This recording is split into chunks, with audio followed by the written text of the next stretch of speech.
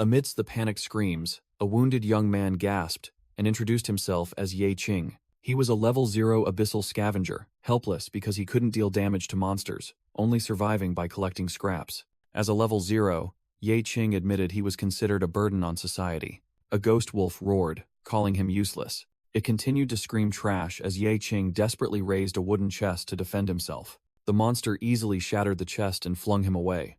Ye Qing thought to himself that people might say he lived like trash. But in his eyes, a steady blue light shone, and he was determined never to die such a meaningless death. The scene shifts to City G. Someone who looks like Ye Qing, wearing different attire, enters the level C abyssal entrance. A panicked figure rushed out from the energy gate.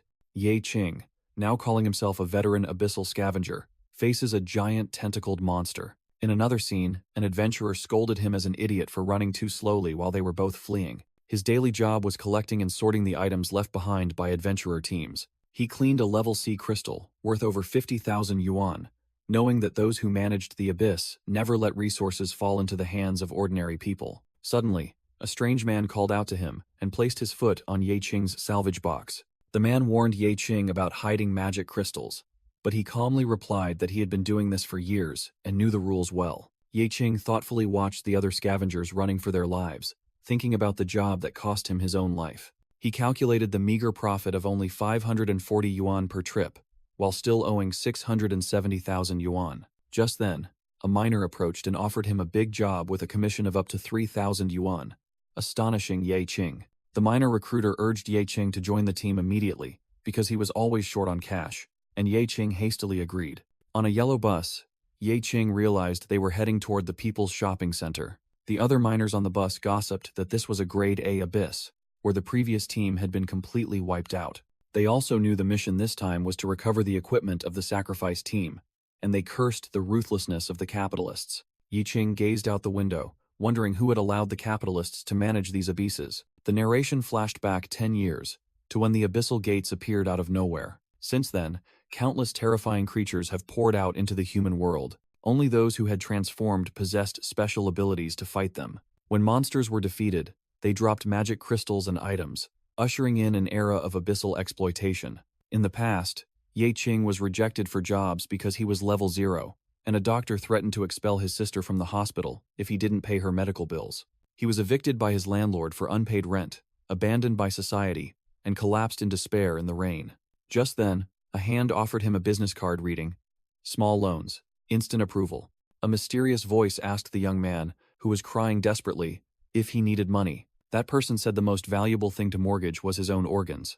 Returning to reality, Ye Qing sighed, recalling the bitter past. A miner on the bus told a story about someone who borrowed 1 million yuan for speculation, and now had to sell a kidney to pay the debt. Ye Qing nervously pulled his hat brim down when he heard mention of his sister and the expensive medical costs. The bus finally arrived, stopping before a massive, dark purple abyssal gate. As soon as they got off the bus, the group of miners was scolded by a white-haired man for being too slow, who warned them he wouldn't be responsible if they died. The blonde-haired expedition leader loudly urged the entire group to hurry into the abyss. Ye Qing looked at the abyssal gate, telling himself that this time had to be different. He was determined to work hard to earn money and return safely. The entire group of miners entered the dungeon, a Grade B abyss located inside a shopping mall. Ye Qing thought to himself that this was his first time entering a Grade B abyss. The professional expedition team was already waiting. A muscular man and a masked person appeared vigilant. Immediately, a pack of ghost wolves with glowing red eyes rushed out from the shadows. The muscular man shouted for his teammate, Lao Chen, surprised that the monsters appeared so early. Lao Chen, a white-haired man, calmly dismissed them as just a pack of level 1 ghost wolves. He summoned fireballs in his hands, ready to engage in combat. A powerful stream of fire was launched by Lao Chen straight toward the wolf pack. The explosion engulfed the monsters in a sea of flames. In just a moment, the entire pack of ghost wolves was completely annihilated. The muscular man warned everyone not to let their guard down, as monsters could ambush them at any time. A glasses-wearing member of the team asked about their destination. Lao Chen replied that the target was the 5th floor, while the glasses-wearing man noticed that the space here was unnaturally distorted. The glasses-wearing man explained that this was the phenomenon of abyssalization and wondered why the previous team hadn't left any traces. The muscular man turned back and yelled at the miners, demanding they go find the corpses properly. Lao Chen bent down to tie his shoelaces, secretly despising level 0 individuals like Ye Qing as utterly useless. Yi Qing flinched and stumbled, causing Lao Chen to angrily shout at him. Grabbed by the collar by Lao Chen, Ye Qing fearfully rushed to apologize. Lao Chen grabbed Ye Qing by the collar and growled, "What a disgusting piece of trash to run into. I thought you were a monster." The tank intervened. "Lao Chen, don't stoop to the level of these scavengers. We still have a mission." Lao Chen's face was filled with anger as he looked at Ye Qing. He shoved Ye Qing to the ground, yelling, "If you know your place is trash, then get away from me." Lying on the ground, Ye Qing thought bitterly, "You scum who always looks down on others." Lao Chen turned to the recruiter, sneering, "Is this the professional team you were talking about?" In this society, level 0 individuals were commonly called derogatory names. Useless, social burdens, trash. However, what they didn't know was that Ye Qing was on a completely different threshold. A notification appeared. His experience points were 99 over 100, almost reaching level 1. Screams echoed as a demonic beast appeared, sending everyone fleeing in panic. Yi Qing was startled to realize that the miner accompanying him had been left behind. Before him was a spirit wolf in critical condition. Yi Qing's eyes gleamed with determination instead of fear. He discovered a level 1 wooden shield and a level 1 wooden staff abandoned on the ground. Noticing the dying wolf, Ye Qing decided to leave the group and act alone. Equipping the shield and staff, he charged straight towards the demonic beast. Realizing this was the opportunity he had been waiting for, Yi Qing stomped his foot to gain momentum, preparing for a direct confrontation. He raised the wooden shield to block the spirit wolf's attack. After blocking the pounce, Ye Qing swung the wooden staff to counterattack. He put all his strength into it, delivering a critical blow to the monster's head and yelling, "Die!" Yi Qing attacked the spirit wolf with all his might, but his strike dealt no damage. From afar, the other miners mocked Ye Qing's foolishness, believing that only those who had undergone class advancement could harm a demonic beast. "Of course I know." Ye Qing gritted his teeth in response, understanding the situation better than anyone. A status window appeared, confirming Ye Qing was only level 0, with all stats at 1. Pushed back by the wolf, he desperately thought that with such weak attributes, he couldn't even break through the defenses of the weakest monster. However, a spark of determination flashed in his eyes as he silently affirmed that he understood his own weakness better than anyone. And precisely because he understood that, he knew what he had to do next. Yi Qing suddenly jumped up, delivering a kick straight to the spirit wolf's jaw. "That's why I have to use even more strength," he yelled. In another scene, Lao Chen laughed loudly before the corpses of monsters, scoffing that level 0 individuals would be scared to death at the sight of an injured demonic beast. The party's tank examined a crystal, disdainfully saying that the low-level trash wouldn't be able to do anything. He ordered the team to keep the most valuable items and leave the rest for the scavengers to clean up. Suddenly, the masked member reported to the leader that a monster had escaped. Elsewhere in the building, screams echoed as someone discovered the demonic beast. Lao Chen ignored it, boasting about a purple item he had reserved and forbade anyone from touching. The roars of battle echoed once more. Back in reality, Ye Qing had been knocked down by the wolf, its teeth sinking deep into his shoulder. Blood gushed from his mouth as pain tore through his body. "I won't die like trash," Ye Qing roared, swinging the wooden staff for a final attack. With all his remaining strength, Ye Qing delivered a decisive blow to the spirit wolf's head. The system announced a critical hit had been dealt, inflicting exactly 1 point of damage. The monster collapsed, its body dissolving as Ye Qing, exhausted, fell to his knees. Gasping for breath, Ye Qing smiled contentedly, despite being covered in injuries. He burst out laughing, releasing all the pent-up pressure. Then, he tilted his head back and let out a triumphant yell. Suddenly, a man appeared and stepped on the head of the dead wolf. The man sneered upon seeing that Ye Qing had defeated a low-level wolf. He grabbed Ye Qing by the collar, angrily yelling if he was tired of living. He roared that they didn't spend money just to retrieve the corpse of trash like him. The system explained that even level 0 members could undergo class advancement upon reaching level 1. But to do that, they had to find a way to earn experience points, a task as difficult as ascending to heaven. Yi Qing recalled the days he risked his life to find a critical hit that would deal at least 1 damage. He had accumulated experience slowly, bit by bit, day by day. Finally, by repeatedly taking attacks to find weaknesses, he managed to deal 1 damage to the spirit wolf and gained 1 experience point. With the experience bar at 100%, he smiled bitterly, realizing this was the only way for him to advance. A notification appeared, confirming Ye Qing was eligible for promotion. The man who was scolding him suddenly froze, unable to believe his eyes.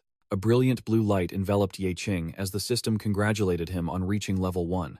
Ye Qing stood stunned amidst the blue light, the system announcing that he had become a level 1 scavenger, which was also the maximum level. The foreman witnessed the scene with a look of utter astonishment. His astonishment quickly turned into a mocking grin, with tears and snot streaming down his face. He burst out laughing, mocking that a scavenger was still just a scavenger, and even had a maximum level of 1. Still laughing, the foreman grabbed Ye Qing's collar, ridiculing him for wasting his class change opportunity on a trashy profession. He announced that everyone else had left, and now Ye Qing had to complete the cleanup mission alone. Ye Qing turned away, thinking to himself that he had to tell his brothers about the incredible thing that had just happened. He looked at his injured hand, wondering if this profession was weak, since a maximum level of 1 would prevent him from increasing his stats. Despite his doubts, he was determined to find out what a scavenger's true abilities were. Ye Qing's eyes suddenly flashed with blue light as he focused on a target. Immediately, the corpse of the spirit wolf on the ground also began to emit a similar glow. A system notification panel appeared before the astonished Ye Qing.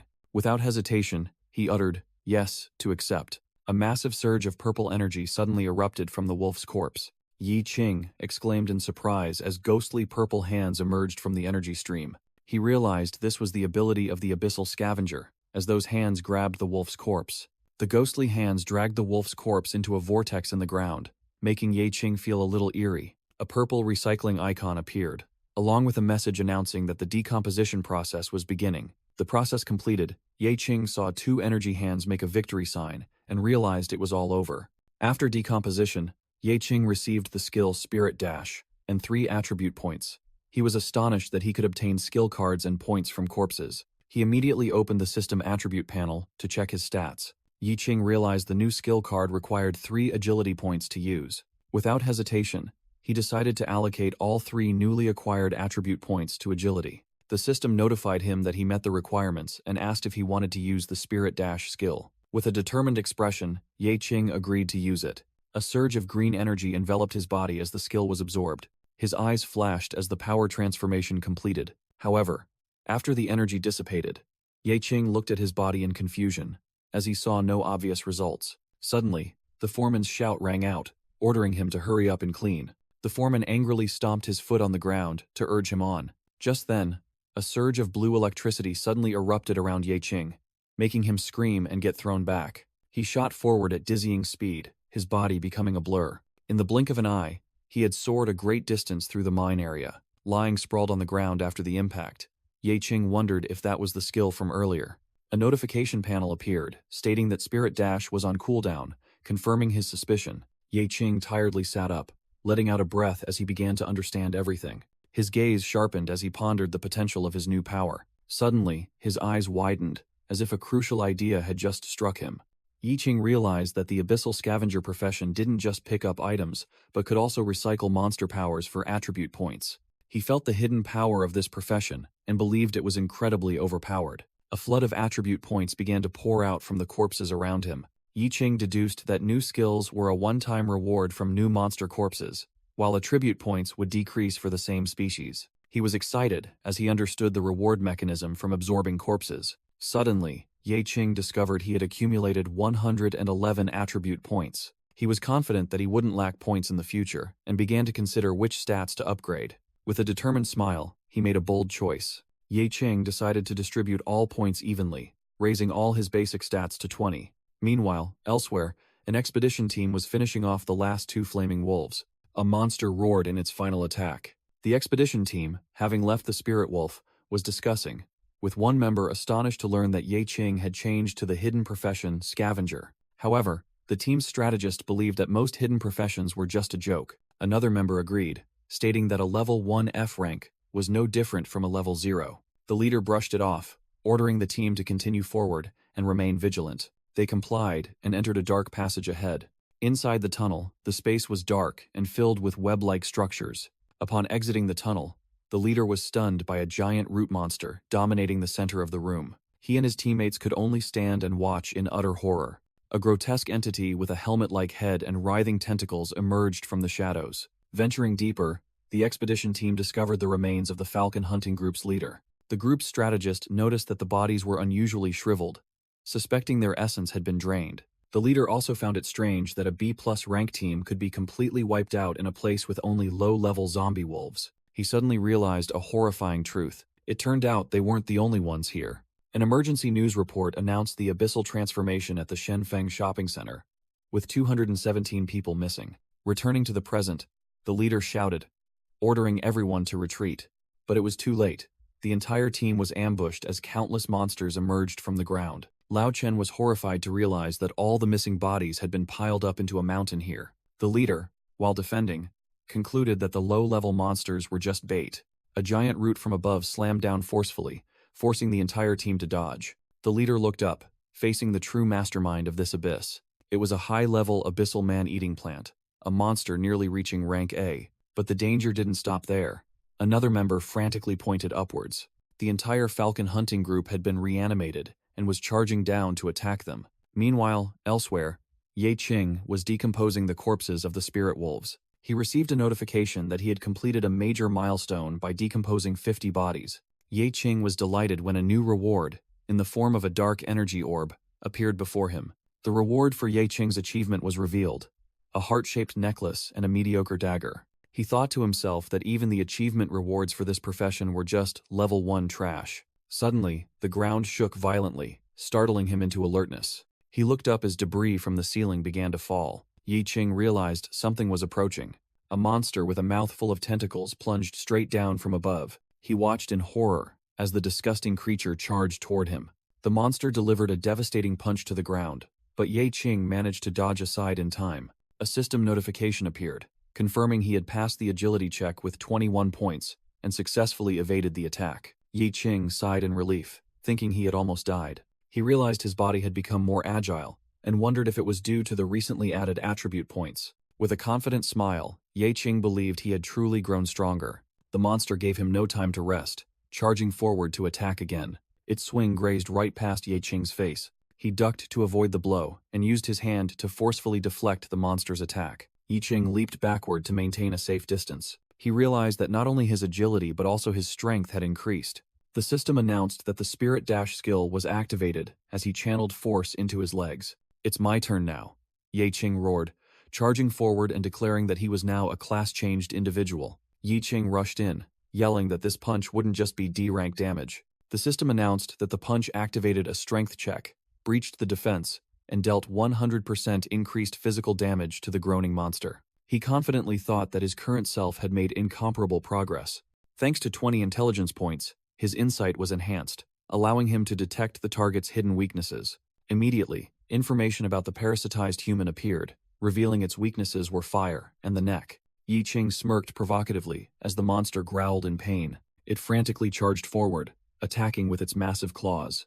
Ye Qing gritted his teeth, narrowly dodging the deadly attack. He swiftly slid across the ground to escape its sweeping arm. Both of them rushed down a steep wall during the chase. Yi Qing recalled the information he had just received, identifying the neck as the weak point. He threw the dagger, and thanks to 20 luck points, the weapon's bleeding effect was activated. The dagger flew straight toward the unsuspecting parasitized human. The blade plunged deep into its throat, causing purple blood to gush out. The system confirmed that Ye Qing had eliminated the parasitized human as he stood over its corpse. The monster's toxic blood got onto his hand as he gripped the dagger's hilt. However, 20 constitution points activated his poison resistance, completely neutralizing the threat. Yi Qing cheered in delight for defeating something by himself for the first time.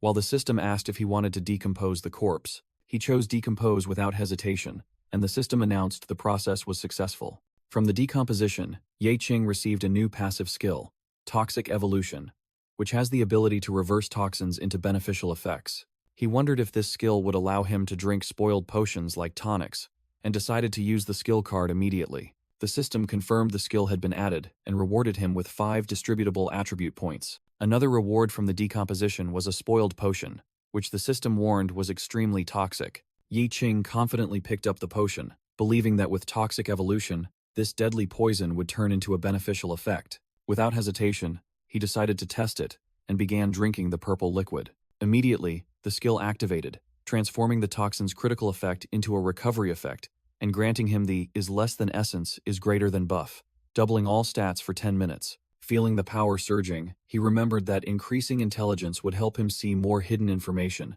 and decided to allocate the 5 new points to this stat. Your status screen updated. with base intelligence increasing to 25 and doubling to 50 thanks to a buff. Suddenly, a growl echoed from behind as Ye Qing walked. He turned back in annoyance, wondering if he had missed any monsters. His eyes sharpened as he identified the source of the sound. Before him stood a whole horde of monsters with glowing purple eyes, waiting. Past insults echoed in Ye Qing's mind.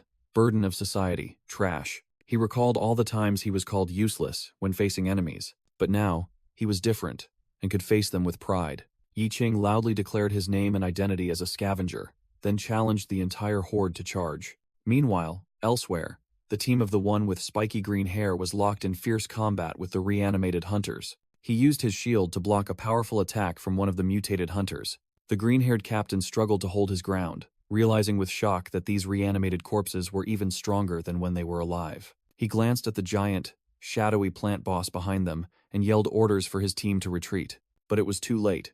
The entire team descended into chaos as they were surrounded by monsters and the boss. The red-haired assassin only had time to call out the captain's name before being impaled through the face by a reanimated hunter. Meanwhile, the strategist was also caught by horrifying tentacles. "Damn it, they just keep coming," the captain roared, acknowledging the enemy's terrifying strength. In the midst of the battle, he unleashed a powerful slash, unaware that Lao Chen had already begun to flee. Lao Chen thought to himself that he came for money and equipment, and dying here would be a waste. Suddenly, a magic spell that slowed him down enveloped the captain. He turned back angrily, shouting, "Chen, what the hell are you doing? We're teammates." Lao Chen coldly replied that he had to slow them down so he could escape. He ran up the escalator, shouting back, "I'll light some incense for you when I get back." "You bastard!" the captain screamed in despair as the traitor was already far away. Lao Chen smugly calculated that he would concoct a story about the team's demise, but then he froze upon seeing a figure ahead. He suddenly fell backward onto the floor, having collided with an obstacle. Ye Qing, with glowing eyes, stood imposingly before Lao Chen, who lay on the ground. Lao Chen was so terrified he was speechless, raising a hand to cover his mouth. "It's you, you piece of trash," Ye Qing said with contempt. "You betrayed your teammates to save your own skin." Lao Chen looked in horror at a shadowy, monstrous figure enveloping a corpse right behind Ye Qing. Lao Chen fearfully questioned Ye Qing about what had happened. Realizing he couldn't let Ye Qing leave alive, Lao Chen decided he had to eliminate him. He lunged forward to attack, spewing insults and launching a kick aimed at pushing Ye Qing to his death. However, the system announced that his kick had failed miserably and backfired. Lao Chen fell backward onto the floor, in pain and bewildered, not understanding what was happening. Ye Qing roared in anger, stating that Lao Chen wasn't even worthy of being called trash. His abilities erupted, and dark purple shadowy arms rose from the ground. Lao Chen was grabbed by these arms, screaming in vain terror. The system began the trash recycling process on Lao Chen's body, but the process failed, and the system announced it was unrecyclable trash. Ye Qing coolly remarked that not all trash could be recycled, as Lao Chen's unconscious body fell to the ground. A notification appeared. The recycling ability had been upgraded, allowing it to take a target's useless skill if they agreed, and Ye Qing received a mage trial card. Ye Qing realized that incapacitating the opponent counted as agreement, and found it convenient. He immediately used the card, gaining the ability to control fire and an enhanced version of a fire spell. Just then, a horde of grotesque abyssal ghouls emerged from the darkness. Ye Qing calmly faced the growling monsters at the top of the escalator. He tried to replicate how Lao Chen had created a fireball. Unexpectedly, a massive explosion erupted from his hands, blasting Ye Qing backward. The colossal firepower, an infernal burst, shot forward with devastating force. Ye Qing stood amidst the wreckage after the horrific explosion he himself had caused. He panicked, realizing the immense destructive power might have obliterated the monster corpses he needed to recycle. Suddenly, a small hooded ghoul wielding dual blades lunged out from the shadows. Ye Qing quickly regained his composure, his eyes sharpening. He easily dodged the monster's lightning-fast attack. The enemy grazed past as Ye Qing continued to move to evade. His face showed no fear, completely focused on the fight. He dodged another attack, causing the ghoul to lose its balance. A blue energy sword materialized in Ye Qing's hand. He used the new sword to block the assassin ghoul's attack. Ye Qing realized to himself that he hadn't learned any close combat skills. At the same time, a large dark entity appeared, seemingly the mastermind. It enveloped the green-haired hunter with dark energy, declaring that it would turn him into its aid. The hunter's ability was transformed into a skill card named Golden Shield. Ye Qing immediately decided to use the newly acquired skill. A gleaming golden shield appeared, firmly attached to his left arm. He raised his shield, neatly blocking the assassin ghoul's attack. Immediately after, Ye Qing used the same shield to strike hard, knocking the enemy away. The small ghoul fell, and Ye Qing stood there with sword and shield, ready for the next challenges. After defeating the enemy, Ye Qing decided to recycle its body to lay it to rest. From this, he received a new skill card, Dagger Mastery. Using it immediately, Ye Qing felt the ordinary dagger in his hand become much more agile. The scene shifted to a dialogue between Ye Qing and an abyssal entity about the mission to find the Falcon team. Ye Qing recalled the entity's warnings. If their bodies weren't found, the mission would fail, and he wouldn't receive the reward. Meanwhile, he also remembered receiving the "is less than brutality, is greater than ability" after a successful recycling. Ye Qing affirmed to the entity that he was well aware of the mission conditions. He reported that he had found the Falcon team, but they had all been recycled. The abyssal entity seemed confused by the word recycled, and Ye Qing merely replied vaguely that he had disposed of them. Ye Qing fabricated a story that they had been dragged into the abyss by that person, implicitly referring to himself but under a different guise. Meanwhile, a new scene unfolded in the interrogation room of the Abyssal Oversight Committee. The foreman who survived the incident was questioned about a non-existent person and the reduction of his level by 1. He frantically screamed that his abilities had been recycled by that person, asserting that it was none other than scavenger Ye Qing. Nevertheless, he still seemed not entirely certain of his accusation before the agents. The interrogators concluded he was hallucinating and dismissed his testimony amidst the foreman's despair. Returning to Ye Qing, he had sold all the magic stones on the black market, but the money was only just enough to pay off his debts. He began to worry that if he continued to use his recycling ability in front of others, he would be reported to the supervisors. Ye Qing was well aware of his danger. Someone who awakened a hidden profession could be taken for research at any moment. Ye Qing clenched his fists, determined to earn a lot of money while he was still free. He arrived before a new dungeon, where a recruiter was announcing double rewards for this mission and requiring B-rank professionals or higher. Ye Qing stepped forward to ask if he was qualified, and the recruiter immediately inquired about his rank. He confidently declared himself a scavenger, level 1. Immediately, the crowd burst into laughter, and a woman mocked him as trash, telling him to go queue with the other scavengers. Ye Qing thought to himself, his plan was to let everyone look down on him, so he would be assigned a support role and could secretly collect corpses without anyone noticing. Angrily, the recruiter grabbed Ye Qing by the collar, intending to throw him out. Just then, a white-haired woman appeared, recognized by the crowd as Miss Liu of the renowned Liu family, who had awakened a god-chosen profession. Everyone buzzed, calling her Liu Xingran, the rising star of the hunting team and the god-chosen child. Liu Xingran glanced at Ye Qing and coldly stated that whether he was a level 1 rookie or not didn't matter, as all of them were just trash to fill the numbers. The recruiter immediately flattered Liu Xingran and agreed to let Ye Qing stay, making him sigh in relief, accustomed to playing the role of a useless person. Ye Qing and Liu Xingran looked at each other in silence. He felt the name Liu Xingran was very familiar, trying to recall where he had met her. Ye Qing suddenly remembered. It was 2 years ago, when he saw Liu Xingran in extreme panic. In his memory, Liu Xingran helplessly faced a giant monster about to attack. At that time, a younger Ye Qing had rushed in to attack the monster, dealing 1 point of critical damage. He had defeated the monster to Liu Xingran's astonishment. The young girl, stunned, asked how a scavenger like him could kill a magic beast. The past Ye Qing joyfully shouted upon receiving his first experience point, while Liu Xingran asked if he was all right. Liu Xingran, her face still stained with blood, asked Ye Qing in surprise why he would risk his life like that to gain experience. Ye Qing calmly replied that it was all for money. The girl didn't believe him, thinking this method could cost him his life, but Ye Qing no longer paid attention, his eyes gleaming at the magic stones from the monster. He retorted angrily, saying that those who had awakened professions like her could never understand the bitter life of those considered trash. Liu Xingran questioned his reckless act of charging alone into a horde of magic beasts, wondering if he was trying to prove something. The girl suddenly shouted, asserting that she also wanted to become stronger, to be the first to conquer that place.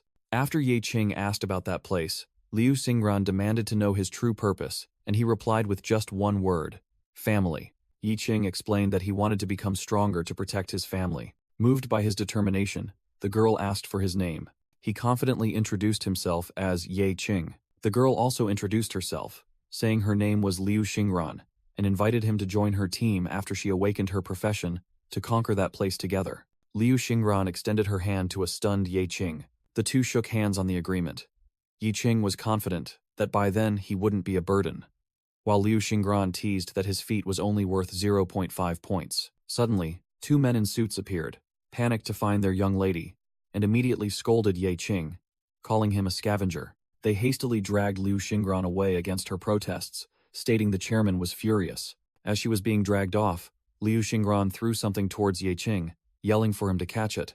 Yi Qing caught the sparkling magic stone in his hand. Liu Xingran turned back with a mischievous smile, calling it his 0.5-point reward.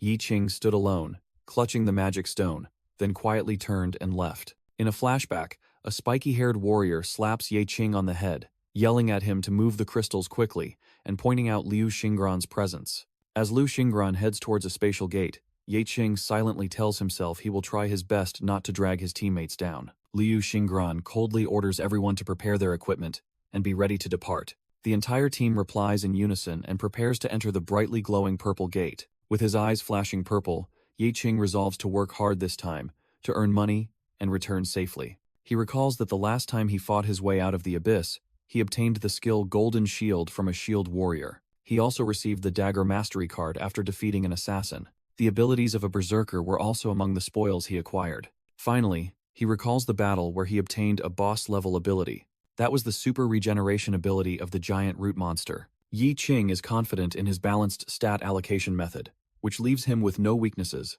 and a total stat exceeding 100 points. Back in the present, as he walks, a horned warrior in armor wonders what level 100 points would equate to. Yi Qing immediately activates Observing Eye to analyze the opponent's stats. He silently assesses that the warrior only has 12 points in strength, while his own 100 points are equivalent to the strength of 100 ordinary people. Upon entering the dungeon, Yi Qing's first step creates a force so powerful it cracks the stone floor. The force from his step causes a tremor that spreads throughout the corridor. Moving ahead a bit, the other team members are startled, wondering if there was just an earthquake. Yi Qing casually presses a dislodged brick back into the wall, chuckles, and blames it on unstable underground structures.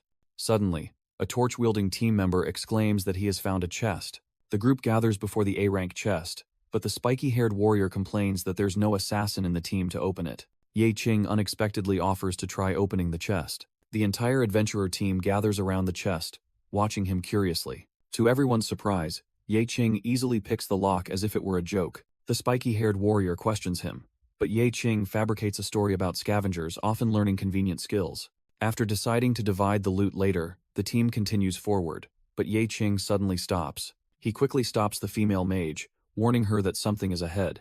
Yi Qing throws a stone down the corridor to test it. The stone hits an invisible wall of sharp spikes, triggering a deadly trap. Questioned again, Yi Qing lies once more, claiming he has trap sense from frequently encountering them while scavenging. Liu Xingran silently observes Yi Qing, her gaze full of scrutiny. Yi Qing's lie succeeds due to his high intelligence stat, making the entire team believe him. The spiky-haired warrior bestows upon him a low-level mace as a reward, but Yi Qing knows they still look down on him. The team enters a large room and finds a single item, mistaking it for a reward room. The item is a stone tablet and a chalice filled with blood, confirmed by the system as a reward room. The horned warrior cautiously picks up the tablet, warning everyone not to let their guard down. The moment he declares they have obtained the final treasure, the liquid in the chalice begins to boil. The system announces blood trial has begun, as the blood in the chalice erupts into the air. A team member screams in horror, realizing this is not a reward room but a trap. The blood energy transforms into the grotesque skull-like monsters of the blood nightmare.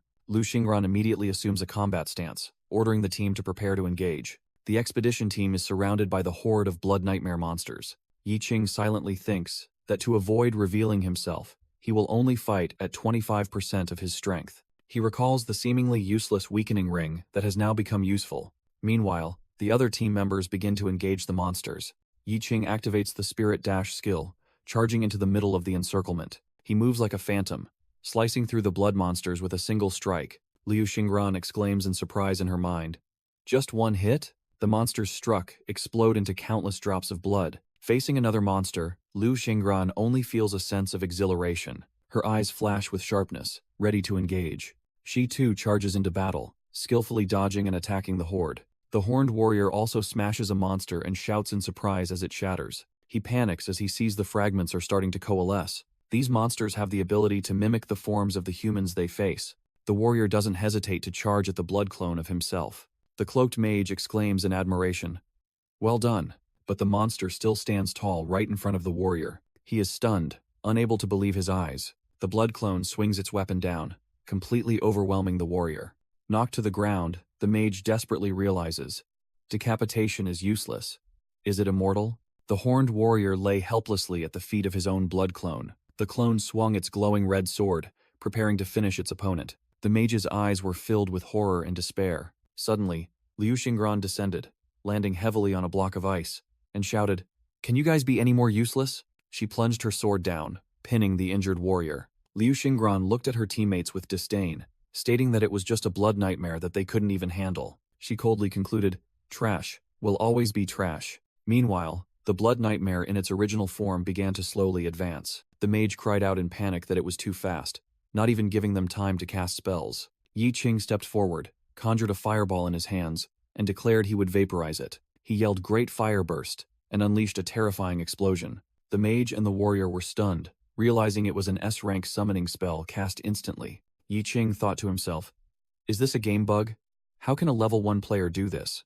As the smoke cleared, the blood nightmare was not destroyed, but had split into two. The two monsters lunged at Yi Qing with blinding speed. Yi Qing was sent flying by an attack. The monster unleashed a stun skill on him. Immediately, Yi Qing activated Berserk mode, increasing his speed and strength by 100%. He charged forward, delivering a punch that shattered one blood nightmare. Yi Qing stood firm with a determined gaze, ready for the next battle. Yi Qing looked in confusion as the fragments of the blood nightmare began to reassemble on their own. They merged into a giant humanoid monster, roaring before him. Witnessing this, the cloaked mage in the team exclaimed in horror about the monster. Yi Qing was also stunned, realizing, "It's been duplicated." He couldn't believe a king-class monster would appear in a B-rank abyss, feeling something was completely wrong. Yi Qing analyzed that the blood nightmare could mimic and grow stronger against powerful enemies, and it had absorbed his attributes to evolve. Instantly, the king-class monster lunged forward to attack. It delivered a devastating punch to the ground, forcing Yi Qing to struggle to dodge. He realized that if its attributes were equal to his, he couldn't win by sheer force. Just then, Liu Xingran appeared, coldly telling him to get out of the way, calling him useless. She declared that such a powerful opponent was hers to handle. Liu Xingran faced the blood nightmare, her sword beginning to radiate cold energy. She easily blocked an attack from the monster, creating a blinding collision. Immediately after, Liu Xingran leaped into the air, her sword enveloped in a frost aura. She brought down a powerful sword strike on the monster's head. A massive ice explosion engulfed the blood nightmare. Yi Qing exclaimed in surprise, "Control over the frost domain." However, the monster was not yet defeated. It broke through the ice and roared. The blood nightmare furiously charged at Liu Xingran to counterattack. Liu Xingran looked worried as she faced the monster that had broken free of the ice. The blood nightmare unleashed a fierce attack, but she blocked it with a frost aura. Pushed back by the opponent's power, Liu Xingran slid across the ground. She gritted her teeth, admitting that the situation was not good, and she was still too weak. In a flashback, agents had warned her about the unstable energy levels of this abyss. Another memory flashed back, showing her wrapping bandages around her arm in preparation. She told herself her goal was to conquer the highest floor of the end tower, but her growth rate was far behind her siblings. She even felt like she could never catch up to them.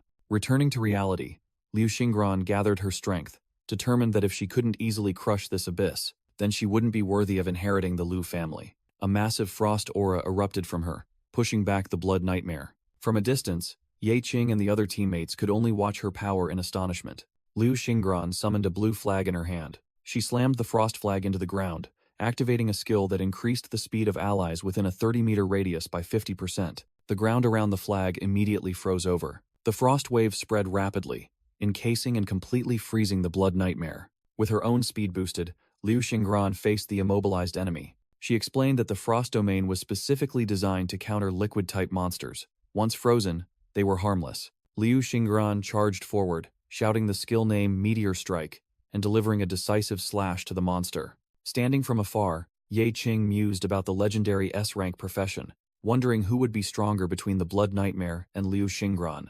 Liu Xingran realized with shock that her decisive blow had no effect whatsoever. The ice prison shattered, and the blood nightmare rose, even more grotesque, looming before her. The monster charged with terrifying speed. Overwhelmed, Liu Xingran struggled to fend off the relentless attacks. thinking her S-rank power was still inferior to her siblings. She recalled her past, always being mocked by her clan as weak and a disgrace. Regaining her spirit, Liu Xingran gritted her teeth, determined to become stronger, even if she had to start from the lowest-ranked abysses. With a resolute cry, she vowed to surpass everyone and face every challenge on her own. Empowered by her will, she charged headfirst at the blood nightmare. Ye Qing was surprised by her sudden change, but the monster launched a surprise attack, filling Liu Xingran with extreme dread. A giant blood arm slammed down where she stood. Liu Xingran was sent flying, spitting blood, and fell unconscious mid-air. Yi Qing was stunned to see Liu Xingran defeated, while other adventurers panicked, shouting that an S-rank hunter had failed and they should flee. The blood nightmare stood triumphantly after defeating its strongest opponent. Yi Qing's expression shifted from surprise to anger.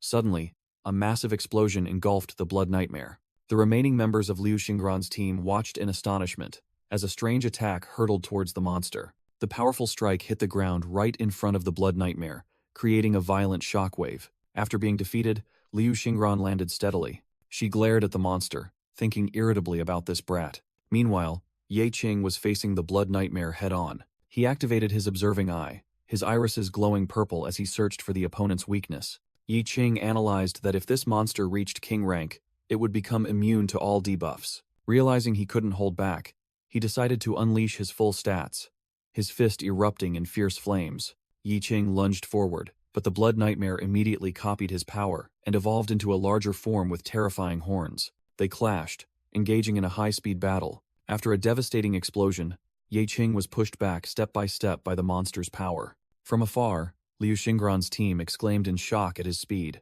While she quickly drank a recovery potion, the blood nightmare unleashed a powerful sweeping attack, flinging Ye Qing into the air. He quickly regained his balance, sliding along the wall to create distance. Ye Qing told himself that his goal was to find this king-rank monster's weakness. He launched another explosive attack but realized it was futile, as the monster could regenerate any destroyed parts. Suddenly, Ye Qing realized a crucial truth.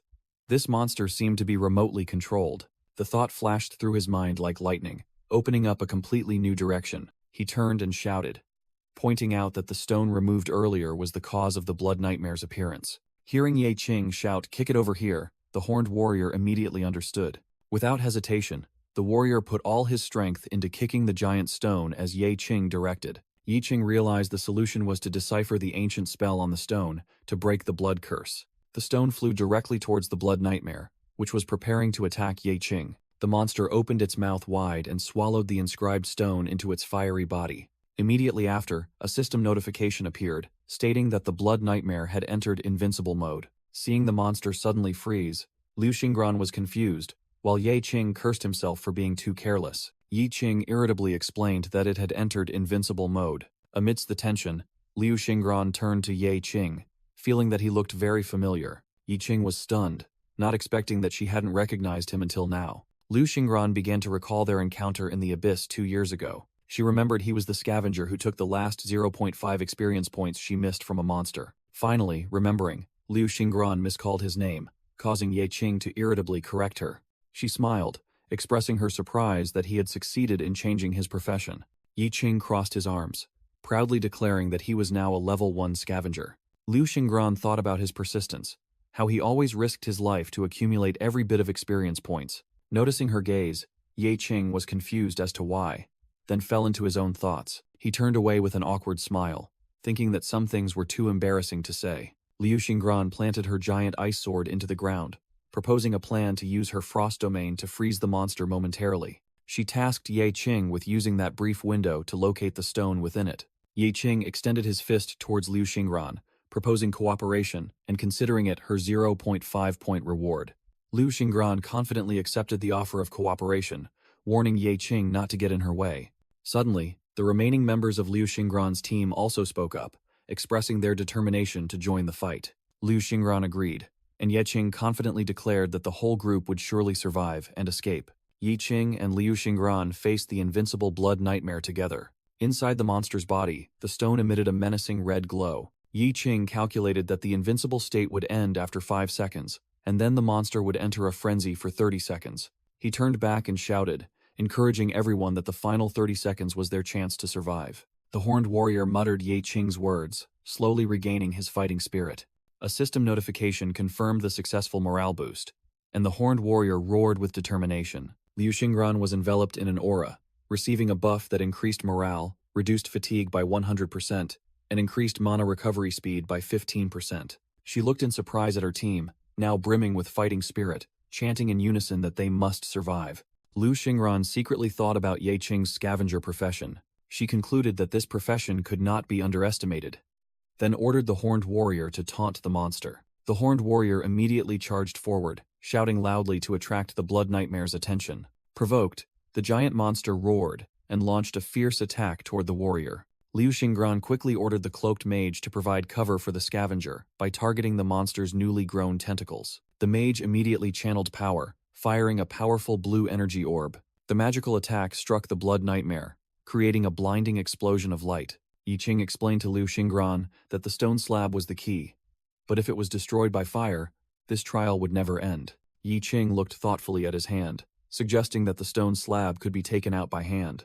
Liu Xingran was utterly astonished, unable to understand how it could be taken out by hand. She realized in shock that he meant they had to crawl inside the Blood Nightmare's belly. Yi Qing firmly corrected her, saying that, precisely, they had to go through its body. Liu Xingran was momentarily stunned by this insane plan. Immediately, she recovered and ordered the archer to aim at the cave ceiling to create stone steps. A member of her team immediately obeyed, drawing his bow. The archer shot a blazing arrow upward. The arrow exploded, causing large rocks from the cave ceiling to fall onto the Blood Nightmare. Liu Xingran declared that she would freeze the monster's lower body and leave the rest.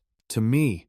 Yi Qing shouted, charging forward amidst the shower of rocks. He sprinted across the ground while Liu Xingran leaped over his head, stepping on the falling rocks. Yi Qing quickly closed the distance, jumping straight toward the giant monster. He moved at blinding speed, dodging the Blood Nightmare's continuous attacks. Thanks to his hyper-regeneration skill, Ye Qing ignored minor injuries and continued pressing forward. At the same time, Liu Xingran forcefully planted her flag of frost into the ground, releasing a wave of cold air. The icy wave spread, completely freezing the Blood Nightmare's lower half. Seeing the monster restrained, Liu Xingran shouted, pointing out the weak spot on its chest to Ye Qing. Feeling he wasn't fast enough, Ye Qing activated a series of skills, boosting his speed and defense. Yi Qing shot forward, yelling that this was his plan to wipe out the enemy. From the Blood Nightmare's perspective, a streak of purple light was hurtling straight toward it. The monster quickly transformed a part of its body into a giant blade, terrifying Ye Qing. He raised his hand to block the devastating attack with a loud crash. Witnessing the scene, Liu Xingran and her teammates were frozen in horror. The extremely powerful impact sent Ye Qing flying backward. However, mid-air, Ye Qing flashed a smug smile, secretly thinking that his plan to feign failure had succeeded. He bitterly admitted that, as expected, he should have continued maintaining a weak appearance, but he couldn't. He gritted his teeth, showing his resolve. Yi Qing suddenly activated his recycling ability while still airborne. He focused on the recycling target, which was himself. A giant purple entity with powerful arms began to form from the chaotic energy. The Blood Nightmare stared blankly at the incredible transformation taking place. Liu Xingran and the entire team were speechless, wondering in astonishment where that entity had come from.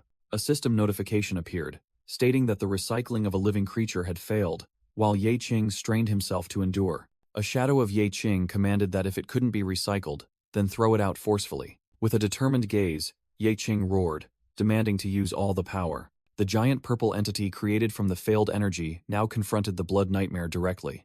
A terrifying explosion engulfed the battlefield as Ye Qing's attack struck the Blood Nightmare. With glowing purple eyes, Ye Qing burst out from the epicenter, his hand tightly gripping a stone tablet taken from the monster's core. He landed on the cracked ground, while the Blood Nightmare's giant body began to disintegrate behind him. A system notification appeared, confirming that Ye Qing had completed the blood trial. The remnants of the king-level monster shattered into particles of blue light, vanishing completely. Standing far away, Liu Xingran's teammates were stunned, unable to believe what had just happened. Liu Xingran stared into the distance, skeptically asking if they had truly won. Immediately afterward, the mage and the horned armored warrior cheered joyfully as the level-up notification appeared. The other team members were also enveloped in the golden light of leveling up, their stats soaring. Liu Xingran was also surprised to find that she had just leveled up after the fierce battle. Contrary to everyone else, Ye Qing only received a failure notification because he had already reached the maximum level. Suddenly, a magnificent treasure chest materialized out of thin air, causing the archer to cheer excitedly. Glowing item cards flew out of the chest, and Ye Qing quickly snatched one.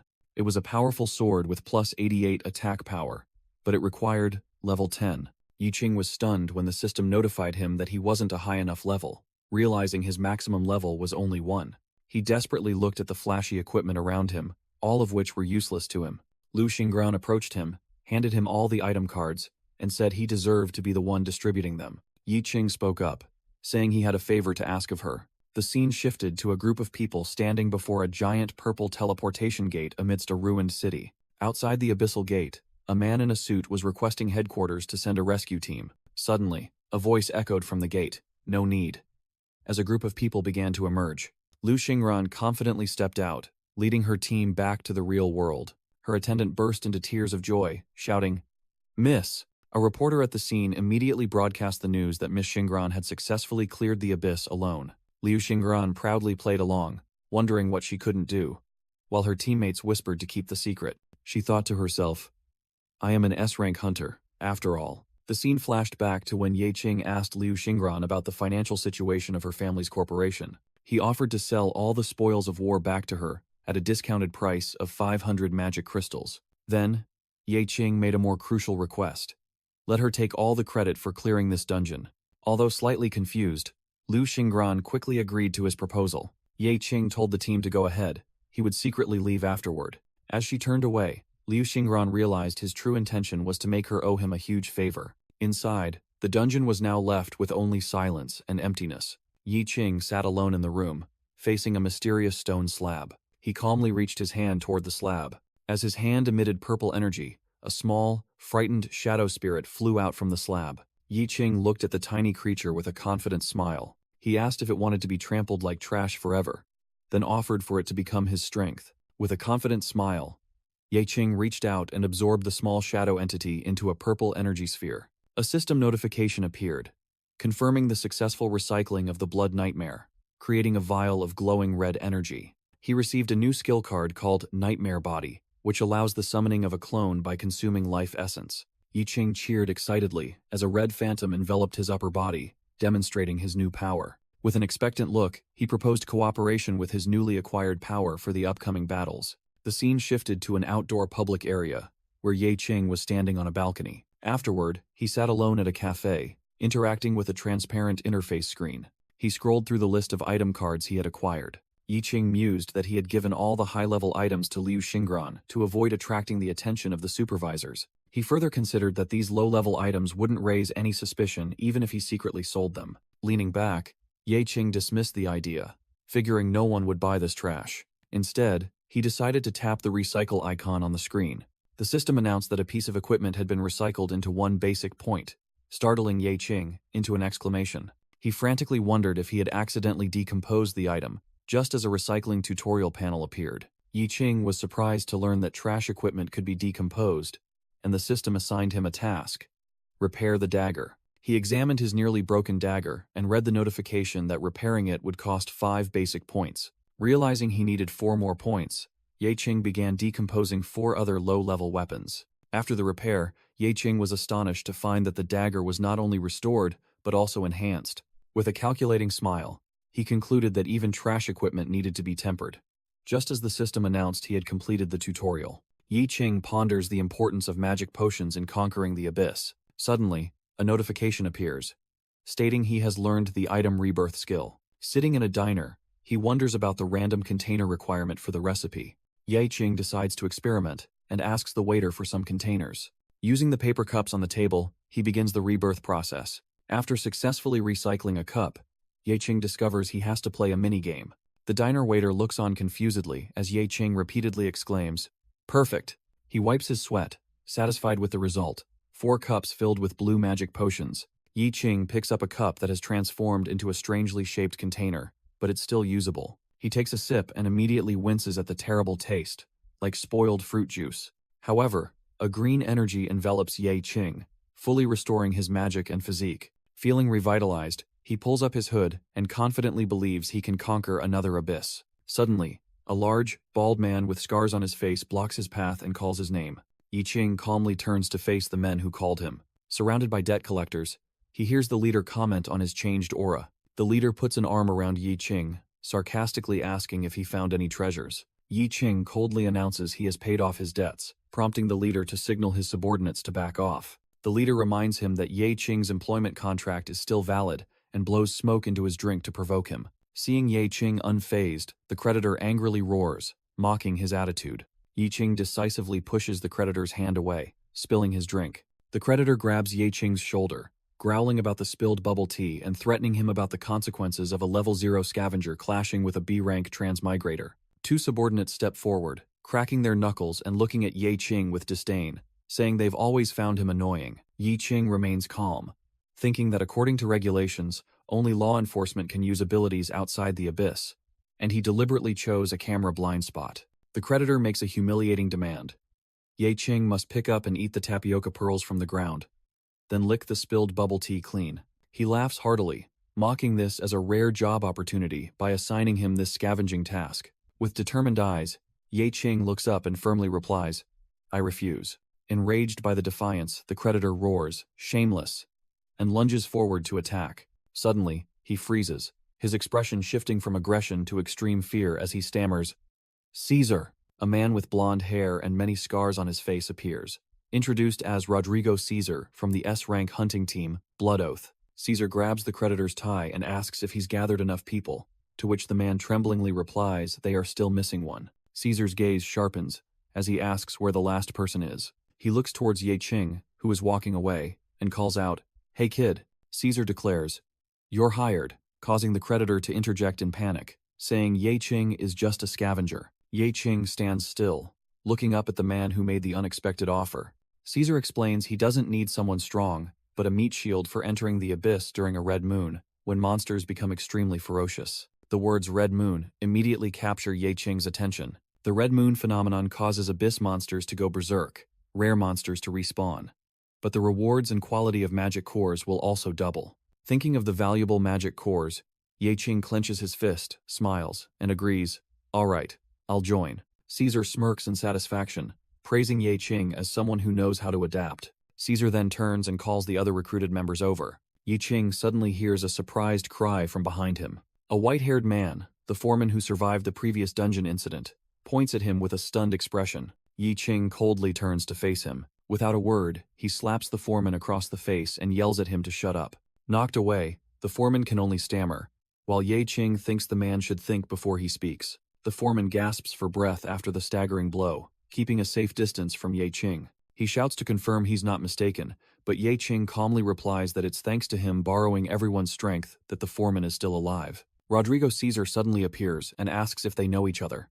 Yi Qing immediately denies it. He even deliberately says that someone who killed his teammates wouldn't have friends, making the foreman turn pale with fear. Yi Qing then coldly asks the foreman how he got out. The foreman angrily recounts how he had to sell all his assets and pay a 1,500,000 fine to avoid prison, losing all his levels and having to start over, then threatens to report Yi Qing. With his eyes glowing purple, Yi Qing warns that if the foreman says another word, he will turn him into trash and recycle him. At the City C subway station, a new expedition is about to begin.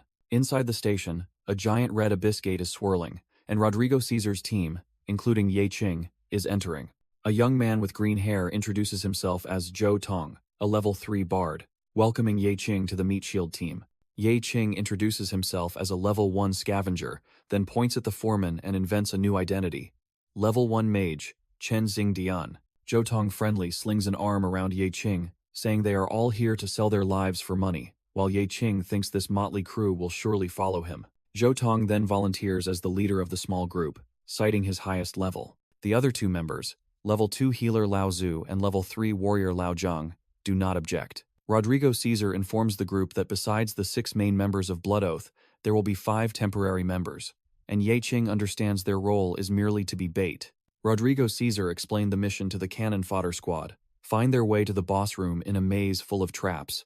He scoffed that he didn't expect them to be capable fighters, and they only needed to run if they encountered monsters.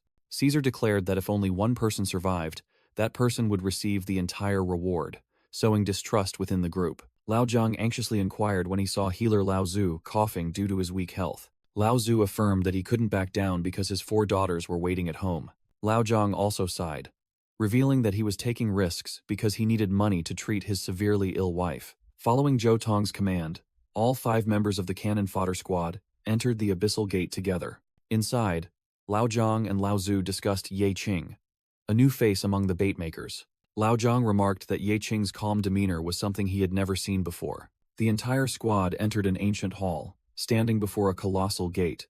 Zhou Tong wondered about the unusual silence, but Foreman, one immediately told him not to jinx it.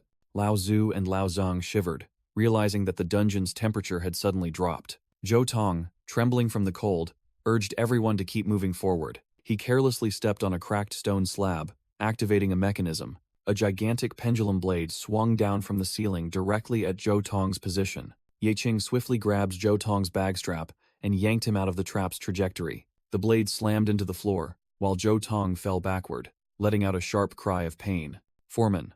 One yelled at a bewildered Zhou Tong that he had just stepped on a trap, while Ye Qing secretly wondered how this guy had survived until now. Zhou Tong just chuckled, thinking he was lucky to have escaped death, while Ye Qing secretly thought he was too careless. Without a care, Zhou Tong cheerfully waved his hand to signal forward and immediately stepped on another trap. Zhou Tong watched in horror as strange, bean-shaped objects fell from the ceiling. The white objects scattered onto the stone floor with heavy thudding sounds. Lao Zhu and Lao Zhang, both now wearing blindfolds, cautiously approached, wondering if they were living creatures. Suddenly, sharp black spikes pierced through the white shells, making both of them jump back in surprise. They completely shed their skins, transforming into a swarm of level 5 demonized spiders, elite creatures capable of spitting venom. Zhou Tong screamed in panic, confessing that what he feared most were these disgusting insects. The foreman didn't hesitate, raising his hand forward and activating his fire skill. He unleashed 2 powerful streams of fire, incinerating the charging spiders. Lao Zhu realized they were elite creatures. The foreman cursed, and Lao Zhang volunteered for the front line. Lao Zhang bravely charged into the midst of the spider swarm, using his sword and shield to block their attacks. While the entire squad was in a chaotic battle, Ye Qing calmly walked towards a spider. He threw a punch directly at the monster's mouth, but the system reported no damage. Nevertheless, the punch sent the spider sprawling backward, and Ye Qing stood watching it with his hands in his pockets. The foreman glanced at Ye Qing with disdain, secretly thinking he was just an arrogant power thief.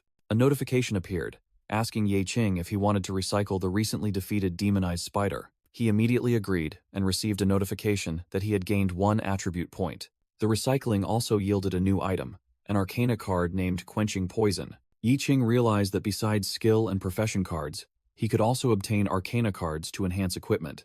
Lao Zhang angrily yelled, telling Ye Qing to get to the back if he didn't want to get in everyone's way. Ignoring the scolding, Ye Qing took out an ordinary dagger, deciding to test his new arcana card. Ye Qing prepared to intervene as Zhou Tong frantically fled from a demonized spider. In his fear, Zhou Tong secretly thought that even as the team's highest level bard, he had a terrifying secret. A demon spider lunged to attack Zhou Tong, who was sprawled on the ground.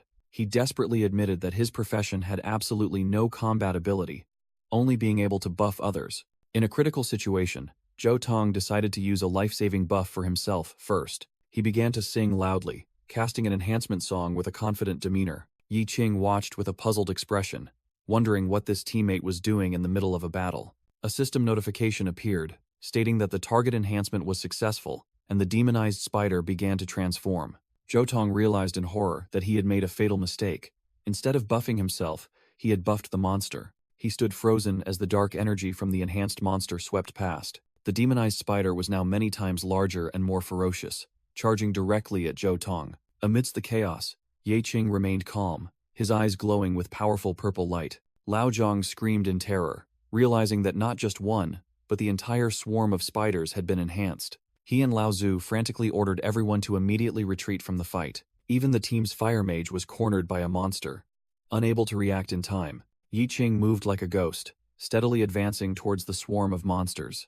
An enhanced spider lunged, aiming directly at the disadvantaged mage. Its 2 sharp legs struck down, seemingly about to end the teammate's life.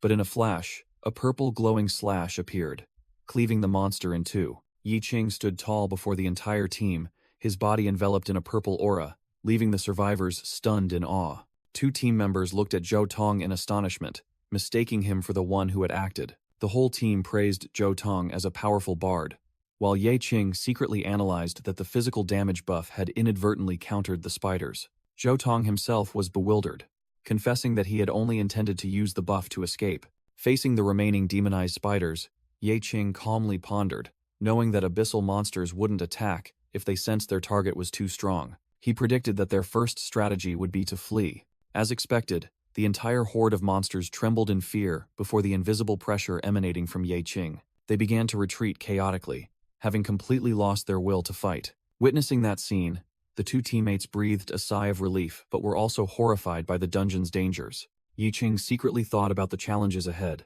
and decided to recycle 27 unnecessary arcana cards. The system announced that he had received 54 basic points from recycling. The fire mage suggested the team continue forward and asked Zhou Tong to light a torch. Zhou Tong reluctantly held the torch, leading the way, while Lao Zhang warned him not to trigger any more traps. Ye Qing secretly scoffed at the warning, as Zhou Tong himself had caused the recent chaos. Suddenly, Ye Qing's gaze was drawn to a mirror emitting a strange blue light at the end of the corridor. A system notification appeared, stating that a hidden frenzy zone had been found. Ye Qing realized this was a new branch of the dungeon, and considered splitting off to explore it alone. He decided to activate a skill, summoning the Blood Nightmare. An identical clone of Ye Qing was created from dark red blood energy. Ye Qing ordered his clone to accompany the team while he would follow behind. The clone quickly joined the group, making Zhou Tong surprised and ask where he had gone. Ye Qing's clone went ahead, warning the group not to fall behind lest they die without realizing it. Suddenly, a mirror at the end of the corridor emitted a dazzling light. Meanwhile, the real Ye Qing stepped through a light portal, entering another area. He stood on a rocky outcrop, observing a colossal cave that had just been discovered. Suddenly, a giant spider monster from the ceiling lunged down right behind him. Ye Qing immediately recognized the imminent danger. He swiftly dodged the monster's earth-shattering stomp. After landing safely, he didn't hesitate for a moment. Ye Qing charged towards the giant spider, preparing for a direct confrontation. He raised his dagger, blocking the monster's sharp leg. The impact force was immense, but Ye Qing's dagger parried the attack. The monster was stunned, not expecting its attack to be blocked. Ye Qing also realized that its physical defense was almost completely immune. The giant spider furiously lunged forward to attack again. He was thrown backward by its power. Ye Qing crashed into the rock wall, creating a large dent. Immediately, he activated a skill, his eye flashing with the purple light of observing eye. Information about the enemy appeared. Broodmother, a rare elite level 20. Instead of fear, Ye Qing smirked, thinking of the rare items he could recycle from it. The broodmother lunged to bite, but bit down on a glowing object Ye Qing had thrown. The monster shot out a stream of spider silk. Ye Qing dodged the attack and soared into the air. He unleashed a fire element skill, Great Fire Burst.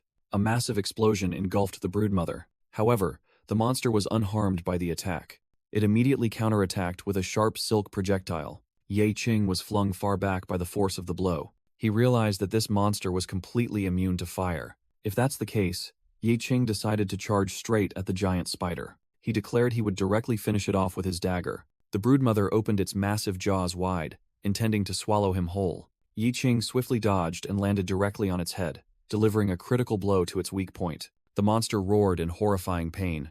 Ye Qing smirked. He had discovered its weakness was poison. Ironically, that poison came from the very demonized spiders it spawned. Facing the colossal monster, Ye Qing remained calm. Suddenly, he realized he had an unexpected option. The broodmother furiously spewed out countless spiderwebs. Ye Qing was tightly bound in the dense web, his speed significantly reduced. Paralyzed, he could only helplessly watch as the monster's sharp legs descended. Cornered, Ye Qing activated his berserk skill. With a burst of power, he tore through the thick spider silk that bound him. Immediately, Ye Qing charged straight into the gaping maw of the broodmother. A deafening explosion erupted, tearing the monster apart from the inside. The blast continued to spread, causing the giant spider queen's body to disintegrate. A notification appeared, stating that the berserk card could be upgraded in 2 directions. Ye Qing pondered, judging that the more stable option was usually immortal fury. But he recalled the recently encountered broodmother, with its high resistance. He considered that the splattering gore option would significantly increase his power, despite the side effect of draining his blood. With confidence in his legendary regeneration, Ye Qing chose splattering gore to pierce through all defenses. Before the broodmother's corpse, loot cards began to fly out. Ye Qing declared he would take them all and use his abilities to collect them. He realized these were items that could be taken out of the abyss, with one item alone selling for 15,000. Deciding to keep the most valuable item, he used his abilities to recycle the rest. After recycling the monster's corpse, He received 20 attribute points. Ye Qing smiled smugly, wondering what skill he would get from this boss. The system announced he had received the rare broodmother card, allowing him to summon spiderlings that could evolve. Yi Qing was stunned by the capabilities of the new card, a type of summon that could choose its own evolutionary path. In another corner of the cave, blue crystals emitted a faint glow.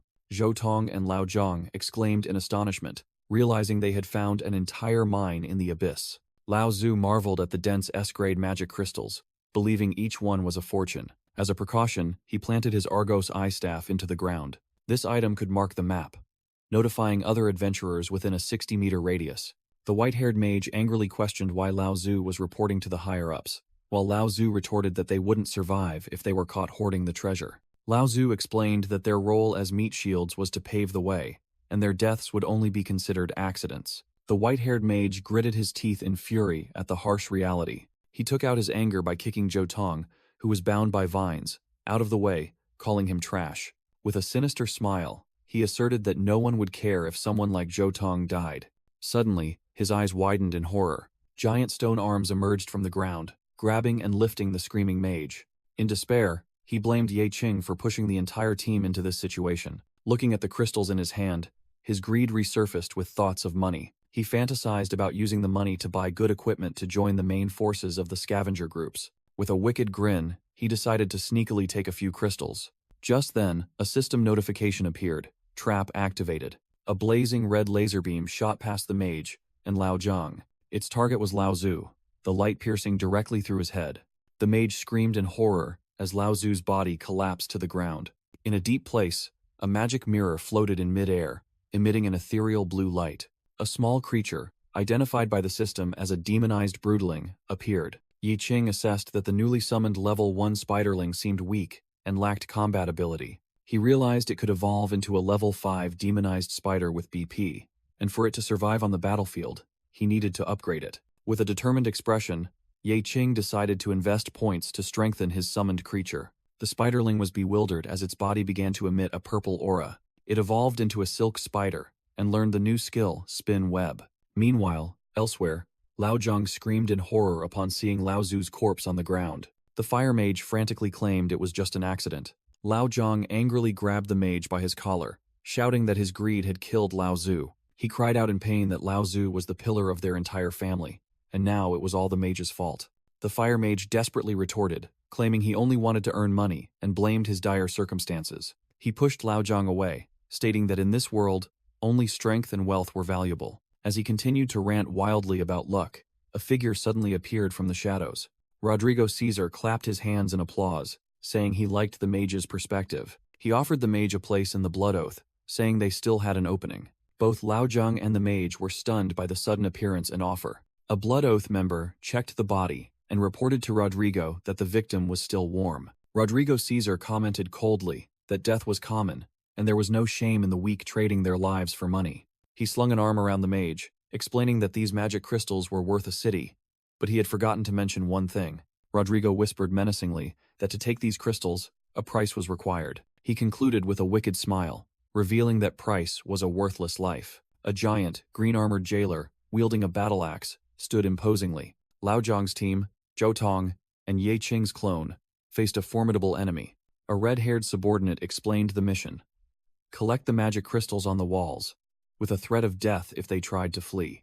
Lao Zhang exclaimed in horror, realizing this was no different from a suicide mission. He recalled Rodrigo Caesar's sinister expression, who had pushed them into this situation. A trembling hand reached out, about to touch the sharp crystals. Lao Zhang retreated in panic, stammering that he couldn't do it. He broke down crying, confessing he joined due to gambling debts and didn't want to die. Rodrigo Caesar watched from afar, tutting and calling Lao Zhang useless. The fire mage realized he was no match for Rodrigo at all. He rushed over, reiterating Rodrigo's recruitment offer and asking to join the Blood Oath.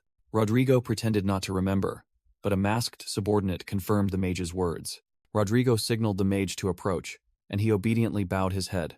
The mage fervently shouted that he was willing to sacrifice his life for Rodrigo. In response, Rodrigo kicked him down and scoffed, saying a comrade killer like him would never get into his elite team. The mage lay on the ground, glaring at Rodrigo as he declared that he wouldn't survive leaving here anyway. Rodrigo revealed his cruel plan. Turn everyone into corpses and have necromancers control them to collect crystals. Zhou Tong gritted his teeth in anger, while Ye Qing's clone quietly collected a shadow spirit. Unable to bear it any longer, Zhou Tong let out an angry growl. But Ye Qing's clone placed a hand on his shoulder, calmly advising against rash action, leaving Zhou Tong stunned. Ye Qing's clone told Zhou Tong, "Leave it to me. You wait over there." On the other side, Rodrigo Caesar wondered if the death trap was useless against Ye Qing, or if it simply stopped working after being triggered once. The clone thought to himself that with his luck stat, he might not be affected by the trap. He calmly used his hand to break off a sharp crystal shard. Rodrigo was astonished to realize the trap was still active, but Ye Qing's luck stat was simply too high, exceeding 60 points. He reassured himself that a level 1 scavenger couldn't have such a high luck stat, concluding the trap must be broken. The red-haired subordinate agreed, noting that this had happened twice already. He picked up the crystal shard and said, "See? Nothing happened." Immediately, a red laser beam from above shot through the subordinate's head. His entire body collapsed to the ground in his comrade's shock. Rodrigo Caesar finally accepted the truth, assuming Ye Qing must have a rare class trait that boosted luck. He asked Ye Qing if he had put all his points into a useless stat like luck, but the clone merely replied that he had distributed the points evenly. Rodrigo smirked, revealing his original plan was to turn everyone into corpses, but now he just needed one corpse with a high luck stat. He ordered his subordinates, "Don't let a single one of them escape." Lao Zhang panicked, realizing their opponent was a member of the Blood Oath, and that they, as fodder, had no chance of winning. Another team member, the white-haired man, gritted his teeth and decided to flee. He ran for his life, desperately trying to escape.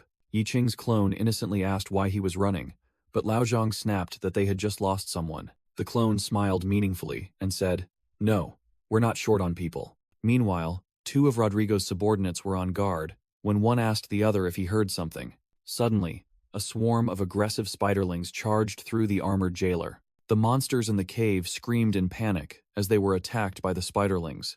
Ye Qing's clone calmly explained to a stunned Zhou Tong that he had subdued a few spiders on the way. Meanwhile, the real Ye Qing was observing from afar, his eyes emitting a purple glow. He identified one enemy as a level 20 necromancer, next was a level 17 berserker, and two level 18 hunters. Finally, a level 19 paladin. Ye Qing inwardly assessed that his spider army could handle these minions. However, his skills couldn't identify Rodrigo Caesar, who noticed the clone's ability to control monsters. Ye Qing immediately realized Rodrigo's stats might be even higher than his own. Nevertheless, Rodrigo taunted, deeming these low-level monsters insignificant, and ordering his subordinates to clean them all up. Ye Qing's clone immediately changed his plan, telling his teammates to run in the direction the old mage had gone. Lao Zhang grumbled about the clone's foolish sacrifice, but still turned and ran.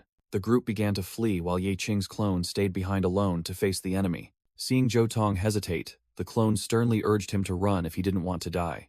Touched by his teammate's sacrifice, Zhou Tong resolved never to forget this. He poured all his strength into his legs and began to run for his life. Just then, his luck stat of 1 seemed to have triggered a trap. The ground beneath Zhou Tong and Lao Zhang suddenly collapsed, sending them both falling into an abyss. The paladin angrily turned and yelled, "What the hell are you doing? You idiot!" Zhou Tong could only stammer an apology, flustered by the string of bad luck that had plagued him since entering the abyss. Losing patience, the paladin swung his glowing hammer and attacked a nearby monster. He confidently declared he would clear out these trash with every swing of his hammer. The monster was immediately sent flying, teeth knocked out, by a devastating blow. It frantically spat out a sticky substance to retaliate, but the paladin managed to raise his shield in time. He irritably wiped the sticky goo off his face. Just then, the paladin was shocked to realize a dark figure was rushing towards him at incredible speed. Ye Qing seized the opportunity and lunged forward, dagger in hand. Ye Qing's punch was blocked by the shield, and the paladin sneered, "You expect to face a rank 19 with your level? Dream on." The paladin remained steady, his sharp gaze fixed on Ye Qing's reflection on the blade. He roared and used his shield to hurl Ye Qing away. Thrown into the air, Ye Qing calmly analyzed that his spiders weren't enough to contend with an organized group like the Blood Oath. The paladin continued with a powerful hammer sweep, but Ye Qing agilely dodged it. However, the shockwave still injured his leg, causing him to cry out in pain. Despite his injury, Ye Qing maintained his fighting spirit, his eyes filled with determination. Immediately, arrows from the Blood Oath hunters flew towards them, forcing Ye Qing to constantly move to evade. Two hunters were astonished to see their target still alive and discussed adjusting their aim for the next shot. One hunter drew his bow, the arrow on his hand gathering energy, preparing for the finishing shot. But just before the arrow was loosed, a mysterious spark flashed on his bowstring. Yi Qing used his golden shield to block the incoming arrow. The energy arrow shattered into pieces upon impact. One of the enemy hunters exclaimed in surprise as his attack was blocked. Yi Qing immediately counterattacked, placing his hand on the ground and shouting, "Great blazing inferno!" A massive fire explosion erupted, engulfing both hunters. Standing amidst the inferno, Yi Qing made his enemies admit he was a formidable opponent. In another development, an armored berserker was slaughtering a red alien monster. Zhou Tong was pushed back by the pressure from the fight. After finishing off the monster, the berserker turned with blank white eyes. He advanced directly towards Zhou Tong, who was fearfully begging for mercy, stating he hadn't attacked him. Lao Zhang saw the scene with a determined expression. He shouted, pushing Zhou Tong aside, and charged to block the berserker's path. Lao Zhang turned and scolded Zhou Tong, blaming him for the team's inability to escape. A white-haired man ordered everyone to rise and fight, while another armored warrior with red eyes charged into battle. The white-haired commander stared at the battlefield with cold eyes. Lao Zhang strained to block an extremely powerful attack from the red-eyed warrior, his shield beginning to crack. With a devastating blow, the warrior shattered the shield and sent Lao Zhang flying. Lao Zhang coughed up blood, severely injured from the impact. The armored warrior landed menacingly, while Zhou Tong watched from afar. Despite this, Lao Zhang struggled to his feet, smiling defiantly at the enemy with his shattered shield in hand. Completely overwhelmed, Lao Zhang desperately thought he shouldn't have come to the abyss, as he would die anyway. He roared a challenge, stating death would clear his debts, and loudly demanded the enemy kill him. The armored warrior silently looked down, seemingly considering Lao Zhang's offer. Without hesitation, it swung its massive weapon down, intending to finish the warrior. But suddenly, the warrior's body froze mid-air, enveloped by a purple energy flow. It realized in shock that it couldn't move, and the culprit was Zhou Tong in the distance. Zhou Tong breathed a sigh of relief as his effect skill finally hit its target, and he quickly shouted for his teammates to attack. However, Lao Zhang was also immobilized by the same skill, and angrily yelled at Zhou Tong. From afar, Ye Qing witnessed the chaotic scene and wondered what this suicide squad was doing. Meanwhile, the necromancer sneered, stating that no matter how hidden their abilities, they couldn't withstand continuous attrition battles. Yi Qing was also aware of this. Summoning the clone and the spiders had consumed a lot of his mana. Suddenly, a cup of blue liquid radiating magical energy appeared in Ye Qing's hand. He casually drank it, prompting the necromancer to ask in surprise what it was. The necromancer quickly regained his confidence, believing it was too late to recover mana. He boasted that necromancer was an S-rank profession, and the creatures they controlled would fight endlessly. Yi Qing sipped his drink and muttered, "Controlling corpses, huh?" Immediately, a massive surge of magical energy exploded from his body, his mana fully restored. Yi Qing declared that the dead should rest in peace as he unleashed a powerful purification skill. The necromancer's corpse minions screamed in agony as they were engulfed by the purple energy and disintegrated. Witnessing his army vanish in an instant, the necromancer shrieked in panic. "What dark magic did you use?" Ignoring the necromancer's pleas, Ye Qing unleashed a punch imbued with dark energy. The punch landed, instantly incapacitating the necromancer. Unexpectedly, Rodrigo Caesar appeared, easily grabbing the defeated necromancer by the head. He glanced at Ye Qing and remarked that his tricks were quite interesting, which is why he noticed him back at the tavern. Yi Qing retorted bluntly, stating that trading lives for crystals, especially using them as cannon fodder, offended him. Rodrigo scoffed, finding Ye Qing ridiculous for thinking he could escape being cannon fodder with just a bit of potential, reminding him that this world belonged to the cruel, a masked man who had begged for his life, claiming he was just a handyman.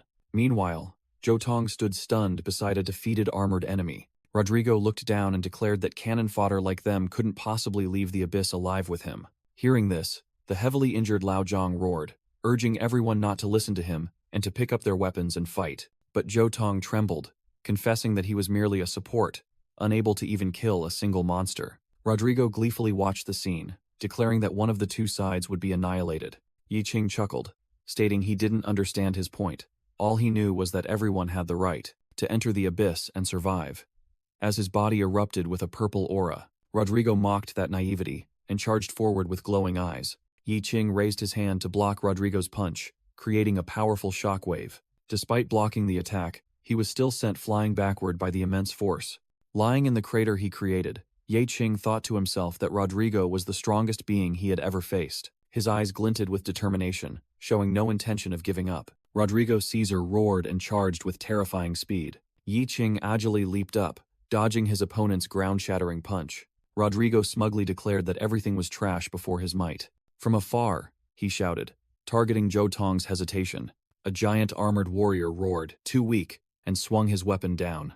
Zhou Tong was sent flying, collapsing onto the ground. He looked up in shock, a dark liquid streaming from the corner of his eye. The horned armored enemy approached, his red eyes filled with killing intent. Just then, Lao Zhang rushed out to block the fatal blow for his comrade.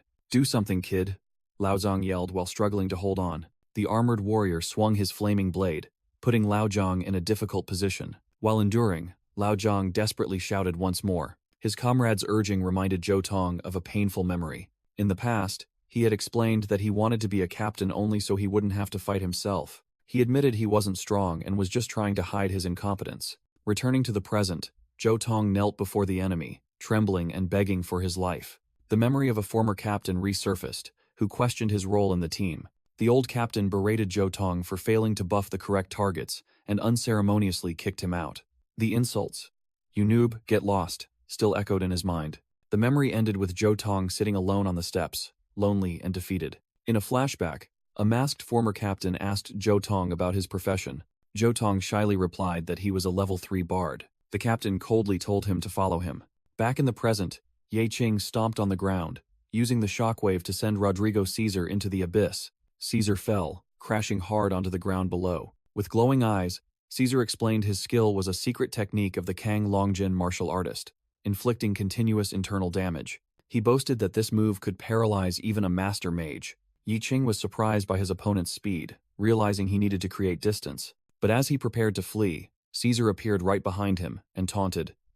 "You thought you could run?" Despite the dangerous situation, Ye Qing analyzed his opponent's skill, thinking he really wanted it. He was particularly interested in the debuff effect that skill could inflict. From afar, Zhou Tong watched the battle in horror. Startled when Caesar called his name, Rodrigo Caesar unleashed a devastating blow, sending Ye Qing flying backward. Ye Qing lay motionless on the ground, seemingly defeated, as Zhou Tong approached. Zhou Tong told Ye Qing that it was futile to try and shed his weakness and incompetence, admitting he himself craved power more than anyone. Lying on the ground, Ye Qing whispered that he too was disappointed by his own incompetence. Zhou Tong's memories flooded back, recalling being overwhelmed by a monster and shouting how useless he was. But now, his eyes became resolute, telling himself he wouldn't run, because weakness wasn't what was truly frightening. In a flashback, he was being crushed by tentacles, and he realized the most terrifying thing was allowing his heart to become weak as well.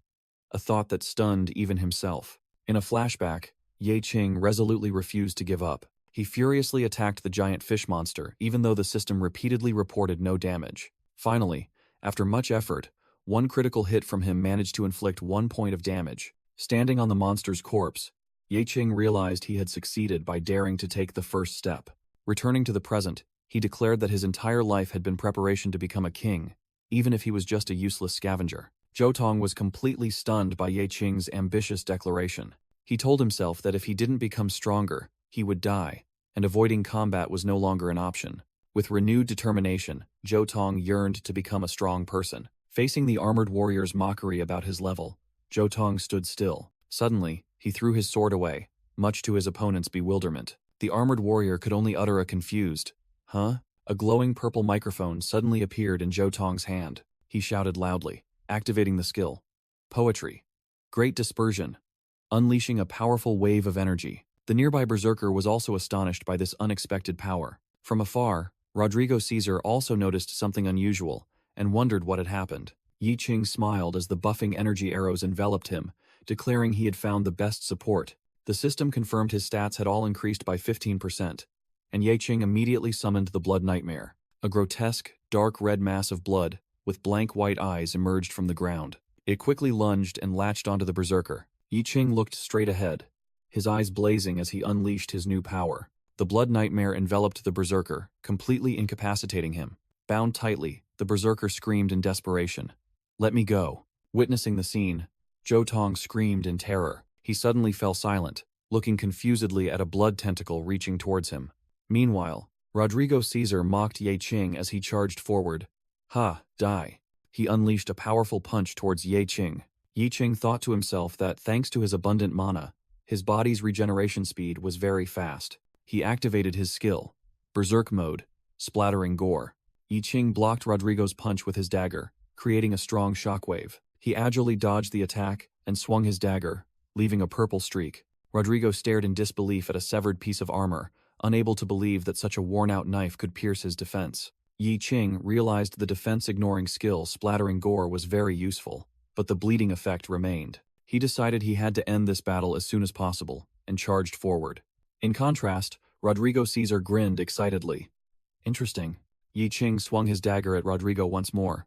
Rodrigo easily blocked it with his bare hands, boasting, "After 20 years of training, how could I lose to a kid like you in skill?" He counterattacked with a devastating blow, roaring.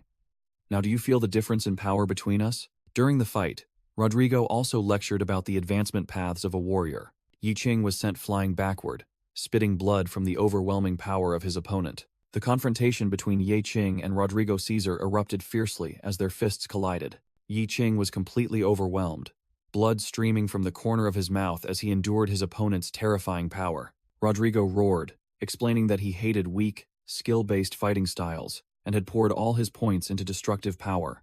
He unleashed his ultimate move, one-hit kill, heaven-shattering fist. The punch created a tremendous shockwave, leveling the surrounding ground. Ye Qing was sent flying and slammed hard into the ground. Rodrigo mocked Ye Qing's foolishness for daring to confront him directly, confident that no one could match his strength. Cornered, Ye Qing made a bold decision. Pour all points into strength. A system notification appeared, confirming that 176 potential points had been added to strength, causing Ye Qing's body to transform, becoming significantly more muscular to Rodrigo's astonishment. Rodrigo was stunned by this sudden change. Ye Qing felt his strength and muscle mass increase instantly. Despite his shock, Rodrigo still roared a challenge and charged forward, enveloped in a dark energy aura. Ye Qing calmly analyzed. Even though he didn't fully understand the warrior's skills, he believed that pouring 300 potential points at once was enough to deliver a decisive blow. Rodrigo was horrified as he saw Ye Qing swing a straight punch towards him. Their fists collided, creating a blinding energy explosion. Ye Qing's raw but powerful punch completely overwhelmed his opponent. Rodrigo was sent flying backward, unable to resist. He looked in horror at his blood-soaked hand, unable to believe that a skillless punch could defeat him. Zhou Tong exclaimed in horror at Ye Qing's terrifying power. Without giving his opponent time to react, Ye Qing lunged down, aiming directly at Rodrigo Caesar lying on the ground. The sky-shattering blow shattered the ground, submerging Rodrigo in the shockwave. Ye Qing stood there, declaring the battle must end quickly, not giving Rodrigo a chance to be surprised. In Rodrigo's eyes, only astonishment and disbelief remained. Memories flooded back of a voice commanding, "From today, you can join the Meat Shield Squad, Caesar," amidst scattered equipment. A blonde rookie was cleaning his weapon, bitterly recalling the rule of the Lionheart Hunters. The weak are only fit to polish the boots of the strong. He told himself he had to prove himself to become an official member, but another voice mocked that he would forever be a meat shield. In one battle, he and another teammate had to face a giant, horned monster. With determined eyes, the young hunter thought that by proving he wasn't incompetent, he could escape the rookie ranks. He promised himself he would prove himself, and then bravely charged to attack the monster. After the battle, he looked at his hands and confidently thought that this wasn't too difficult. But in reality, he still stood before the monster's overwhelming power. The monster unleashed a massive energy slash, sweeping away everything in its path. The blonde hunter could only let out a tragic cry before being completely defeated. In a laboratory, a scientist announced the critical injuries he sustained: a shattered jaw, 8 broken ribs, and damage to his heart and internal organs. He floated in a tank filled with green healing fluid. The scientist explained that abyssal technology would implant monster cells into his body, and his DNA coincidentally matched. With a sinister smile, the scientist declared the bad news. He would become a hybrid. In a flashback, a voice declared the rookie had proven himself worthy of joining Lionheart as an official member. A large armored entity sat on a throne, ordering him to put on the insignia and become his loyal dog. Returning to the present, Rodrigo Caesar roared, wondering about the whereabouts of his teammates. A parasitic entity within him replied that those useless individuals were all dead. Rodrigo realized in horror that this world was a place that devoured humans. He recalled the warning that if one couldn't prove their worth, they would be treated like trash. Rodrigo's power surged, the system announcing his stats had significantly improved as he charged to attack Ye Qing. Ye Qing maintained a calm expression, observing his opponent. He was surprised to realize his body had been restored. Seizing the opportunity, Ye Qing landed a powerful punch to Rodrigo's face. He continued to ascend into the air, preparing to deliver a finishing blow from above. Rodrigo explained that his power came from absorbing the energy of magic stones, which became incredibly potent under the blood moon. Thanks to the implanted monster organs, he could absorb the power of these magic stones. He declared that he could temporarily achieve power exceeding even the abyssal boss level. Immediately, the system recognized Rodrigo Caesar as a newly spawned boss as he completed his transformation. At the same time, Ye Qing's rage mode ended, leaving him in a state of exhaustion for 30 seconds, while Zhou Tong anxiously inquired. Rodrigo roared, saying all that was needed was to abandon human dignity. Ye Qing turned to face the formidable enemy with a determined expression.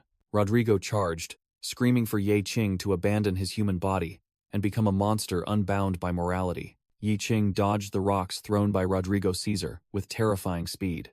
Charging straight towards the enemy, he silently accepted the price for this power. But immediately after, Ye Qing's face showed extreme fatigue. Rodrigo Caesar, in his demonic form, easily swatted him away. Witnessing the scene, Zhou Tong exclaimed in horror in his mind. Too strong, he despaired, thinking that even Ye Qing was no match and could be killed with a single blow. Rodrigo sneered, believing Ye Qing's body had unconsciously succumbed to his overwhelming power. He roared that to become strong, he had to accept this ugly form, then burst into a savage laugh. Suddenly, his crimson eyes flashed with malice as he remembered something. He advanced towards Zhou Tong, who stammered that he was the last meat shield to witness the tragedy. Rodrigo roared, lunging to give Zhou Tong a heroic death. Zhou Tong quickly raised his hand to signal a stop, saying he had a final word. "You talk too much, you trash bard," Rodrigo snapped, grabbing him by the collar. He lifted Zhou Tong up and asked for his last words, oblivious to a dark entity rising from the ground. Zhou Tong calmly stated that his wish was to survive and leave the abyss. He continued speaking as black blood tentacles shot up from the ground. "Also, I might not be the only meat shield to witness this tragedy." Zhou Tong finished his sentence. Rodrigo turned back in surprise, seeing a red dark entity forming behind him. Ye Qing had stood up, his body enveloped in dark energy, revealing that thanks to Zhou Tong buying him time, he had managed to use a drink to neutralize his exhaustion. Ye Qing revealed that he had used the blood nightmare to make contact with Rodrigo's body to gather information. Rodrigo Caesar realized in horror that the one he had just killed was merely a clone, and wondered when the real Ye Qing had been there. Ye Qing calmly explained that all power has its price, like his rage skill costing him 30 seconds of exhaustion. He mocked Rodrigo, saying the abyss would make him pay for greedily seeking power from it. Provoked, Rodrigo roared in denial, claiming it was entirely his own power as Ye Qing approached. With fiery eyes, Rodrigo prepared to charge. He let out a savage roar and swung his massive arm forward. Rodrigo's monstrous arm descended, aiming to crush Ye Qing. Facing the colossal enemy, Ye Qing stood his ground, unfazed. Rodrigo let out one final roar of fury before attacking. He charged with terrifying speed, determined to finish his opponent. Ye Qing lightly leaped, evading the attack and landing a punch on Rodrigo's head. Rodrigo staggered from the blow, while Ye Qing had safely landed back on the ground. Ye Qing silently realized that changing his body's form had reduced Rodrigo's speed. He agilely dodged Rodrigo's clumsy and slow attacks. After landing a punch, Ye Qing realized he needed a weapon to inflict real damage. From a distance, Zhou Tong shouted Ye Qing's name to get his attention. Zhou Tong put all his strength into throwing a dagger towards his teammate and yelled for him to catch it. Ye Qing turned, catching the sharp dagger in midair just in time. Rodrigo Caesar charged forward, shattering Ye Qing's golden shield. Ye Qing agilely dodged the attack, using Rodrigo's back as a springboard to leap up. He landed behind the monster, drawing his dagger and slashing deeply. Rodrigo staggered from the blow, while Ye Qing landed softly. The monster roared in surprise. "Are all your attacks fatal?" Ye Qing coolly retorted that he hadn't even used his full strength. Insulted, Rodrigo screamed in rage, asserting his superiority as a higher existence. Ye Qing zipped past him with incredible speed, effortlessly evading every attack. He reappeared behind Rodrigo, mocking his so-called higher existence. With a burning fist, Ye Qing declared that in his eyes, Rodrigo was just a monster. Rodrigo screamed in agony as flames engulfed his body. The monster's eyes flashed a fierce red, signaling a transformation. Rodrigo let out a sky-shattering roar as his body mutated into an even more grotesque form. Yi Qing calmly observed, realizing Rodrigo had fully mutated and was beyond saving. The monster whispered ominously, asking if Yi Qing could hear the abyss's call. Suddenly, Rodrigo screamed in panic, begging not to be dragged down. He shrieked madly that he wasn't a meat shield and didn't deserve to die. Zhou Tong noticed Rodrigo had completely lost his mind and urged Yi Qing to seize the opportunity. Yi Qing narrowed his eyes, deciding to act. Amidst the dark energy, Rodrigo let out a maniacal laugh. Yi Qing revealed to a stunned Zhou Tong that his body had been swapped with the blood nightmare. As Zhou Tong rejoiced that he was alive, Yi Qing received a challenge: defeat Caesar without killing him for a rare reward. He considered Caesar's situation and decided to take on the difficult task. In a brief flashback, Yi Qing's nightmare clone instructed Zhou Tong to find a way to attract the enemy's attention for 5 seconds. Returning to the present, Yi Qing declared that there was no need to kill Rodrigo. He calmly explained that monsters belong to the abyss and could not leave it. Those who abandon their humanity and fall into the abyss are welcomed by the abyss itself. That is the rule. In another space, Rodrigo wandered, wondering what had driven him mad. He told himself that if he survived this chaos, he would gain great fortune. Suddenly, a white-haired adventurer exclaimed upon finding a treasure. The person joyfully shouted about wealth, freedom, and a new identity. But as the adventurer was gloating, Rodrigo, now a demon, appeared right behind him. The scene shifted to a luxurious bar. Zhou Tong prostrated himself at Yi Qing's feet, begging to call him boss and vowing to follow him forever. Yi Qing appeared awkward, but Zhou Tong insisted he was determined to follow Yi Qing for life. Yi Qing inwardly thought that he was just trying to look cool at the time and didn't have any deeper intentions. But Zhou Tong adamantly stated that it was Yi Qing's encouragement that helped him find his self-worth. Yi Qing asked about Zhou Tong's future plans, to which Zhou Tong recalled a compliment Yi Qing didn't remember. With a determined expression, Zhou Tong declared his ambition to become the support king. Yi Qing mused that with Zhou Tong's agility and luck stats at only 1, having him fight on the front lines would only harm him. Zhou Tong, unaware of Yi Qing's thoughts, eagerly offered to form a team, stating he would provide support from the rear while Yi Qing fought in the front. Doused with cold water, Zhou Tong asked in shock, "Boss, what are you talking about?" Yi Qing frankly explained that a support who needs protection isn't a standard support, and he didn't want Zhou Tong to risk his life further. Zhou Tong was speechless at the blunt refusal. Yi Qing offered 1,000 magic stones, stating the amount was enough for Zhou Tong to live for a long time, and asked him to promise not to enter the abyss again. Zhou Tong bowed his head, admitting Yi Qing was right and that he meant well. But then he suddenly looked up, declaring that he couldn't accept living a life of being looked down upon by others, even if it meant dying.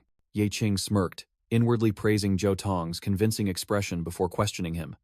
"If you can't protect yourself, how can you protect others?" He summoned a glowing sword and asked Zhou Tong that since his microphone only occupied one hand, what was the other hand for? Yi Qing placed Lao Li's sword before a stunned Zhou Tong. He explained that the Bard class could use magic tools to cast both enhancement and attack spells. Yi Qing said that if Zhou Tong couldn't wield the sword before because of Lao Li, then he should try his best to repay that kindness now. Reinvigorated, Zhou Tong gripped the sword hilt and said he no longer needed the magic stones. Yi Qing smiled and told him to give them to Lao Li and Lao Zu's families, as they would earn more in the future. Zhou Tong cheerfully echoed, "Yes, boss." Meanwhile, in another location, 3 high-ranking commanders were observing an unstable red energy portal. A female official with purple hair reported that after the Red Moon incident, S-rank teams were dispatched and discovered the bodies of Blood Oath members, including their leader Caesar, who had been corrupted. The director listened and inquired about the identity of another recently identified corpse. The female official presented a file, revealing it was Chen Xingdian, a notorious teammate killer during Abyss incursions. A female official reported that Chen Xingdian's body was found with high-quality equipment, speculating that he died fighting a mutated captain, and considered this an unexpected factor. The director questioned if that was the only factor, and she confirmed that it was indeed just him alone. Elsewhere, 2 high-ranking officials discussed the failure of the plan, with one stating that Rodrigo Caesar was just a pawn and they could find another replacement. The scene shifts to Shenfeng People's Hospital. Inside, a person resembling Yi Qing stood in the hallway. An elderly man in patient attire slumped to the floor, desperately pleading for forgiveness and stating he had no other choice. He desperately held up an ancient, intricate key. The key suddenly exploded, releasing a fierce dark purple energy. The dark energy blasted through a section of the hospital building. On the street below, Civilians screamed and fled in panic as the purple energy spread. A man stared up at the sky, in disbelief at what he was witnessing. A massive abyssal gate had opened in the middle of the city, causing everyone to fearfully call for contact with the authorities. In a painful memory, a young boy tried to protect his sister from a horned monster amidst a sea of fire. The boy yelled for his sister to run as another monster with sharp claws pursued them through the debris. The boy cried out in pain as a monster's limb pierced him. He was grabbed by the monster, his face contorted in agony. The little sister could only cry out helplessly for her brother as he was about to be swallowed by a grotesque mouth. Ye-Ching screamed a choked cry on his bed. He sat up, gasping for air and drenched in sweat after waking up. Ye-Ching slumped back onto his bed, frustrated that the nightmare had recurred. Lying in bed, Ye-Ching suddenly remembered something important for today. He quickly went to a roadside flower shop. Inside, he greeted Miss Zhang and ordered a bouquet as usual, and she immediately guessed he was visiting his sister. Miss Zhang expressed sympathy for his sister's situation, while Ye-Ching complimented her new hairstyle. He inwardly thought about how he had been stopped by a muscular man on the street to get his hair cut. Miss Zhang offered to help Ye-Ching arrange the flowers outside, and he gladly agreed. Suddenly, two large armored vehicles sped up and stopped on the street. Ye-Ching noticed many vehicles heading towards the hospital and wondered what was happening. The words hospital made him freeze with worry. Without a second thought, Ye-Ching unleashed his speed. Darting like lightning towards the hospital, he used his equipment to swing across the tall buildings, quickly approaching his destination. Ye-Ching landed in the middle of the blocked-off road, facing a horrifying scene. He was stunned to realize a massive abyssal gate was opening right there. He landed on top of a patrol car, directly in front of a police officer on guard. The officer tried to order him to back away as the area was cordoned off, but Ye-Ching simply brushed past, leaving the officer only able to let out a cry. The police officer could only watch helplessly as Ye-Ching headed straight for the gate. Another colleague ran over, angrily questioning why he let a stranger pass. The first officer explained that the person who just passed was not someone they could afford to mess with. Standing before the dark gate, Ye-Ching silently promised his sister that this time, he wouldn't let her down. Ye-Ching realized the entire hospital had been abyssalized, transported to another dimension. He entered a cleared room, surmising that a prior team had dealt with the monsters. On the floor, he picked up a magic potion, an expensive item not everyone could afford. It was a large-capacity potent magic potion, capable of restoring 85% energy and reducing consumption for 30 seconds. Considering he had to find Zhou Tong alone, he decided to keep the potion to prepare for the upcoming energy-draining battle. Ye-Ching arrived at a large hall and faced a fork in the road. He activated his scouting eye to check the two paths ahead. The system warned that both paths were one way, but he detected traces of the preceding team and chose the other path to increase his chances of rescue. Holding a glowing axe as a torch, he ventured into the darkness, ready to search the entire place if necessary. Sensing danger, Ye-Ching told himself he had to act quickly, as ordinary people couldn't survive long here. He ran along a pristine red carpet, a sign that this path had never been trodden. Looking back, the entrance had been swallowed by darkness, forming an impassable barrier. Ye-Ching took out a magical item capable of mapping mazes. He used the item named Eye of Argos and commanded it to open the map. However, the system informed him that it could not display the map outside this area. He suddenly understood that this was the Rule Abyssal, where the positioning system was ineffective, forcing others to use markings to chart their path. Entering a new room, Ye-Ching cautiously drew his dagger upon seeing strange tentacles hanging from the ceiling, suspecting it was a trap room. He listened carefully but detected no mechanical sounds of traps. The eerie silence of the room made him realize something was amiss, just as a shadow stealthily appeared behind him. A grim reaper-like monster wielding a giant scythe materialized, looming before Ye-Ching. The abyssal reaper swung its massive scythe, enveloped in blazing red energy, and charged straight at Ye-Ching. Ye-Ching nimbly dodged the attack, the scythe plunging deep into the ground right beside him. He immediately counterattacked, leaping into the air and swinging his dagger straight at the monster. However, a notification appeared, stating that the attack was completely ineffective. Ye-Ching stepped back, exclaiming in surprise upon realizing his opponent was immune to physical damage. The monster let out an earth-shattering roar, creating spreading waves of red energy. Ye-Ching was hit by the attack, blood flowing from his ears and nose as the system reported he was afflicted with deafness, significantly reducing his perception. He muttered, admitting he had almost underestimated the danger of the abyss.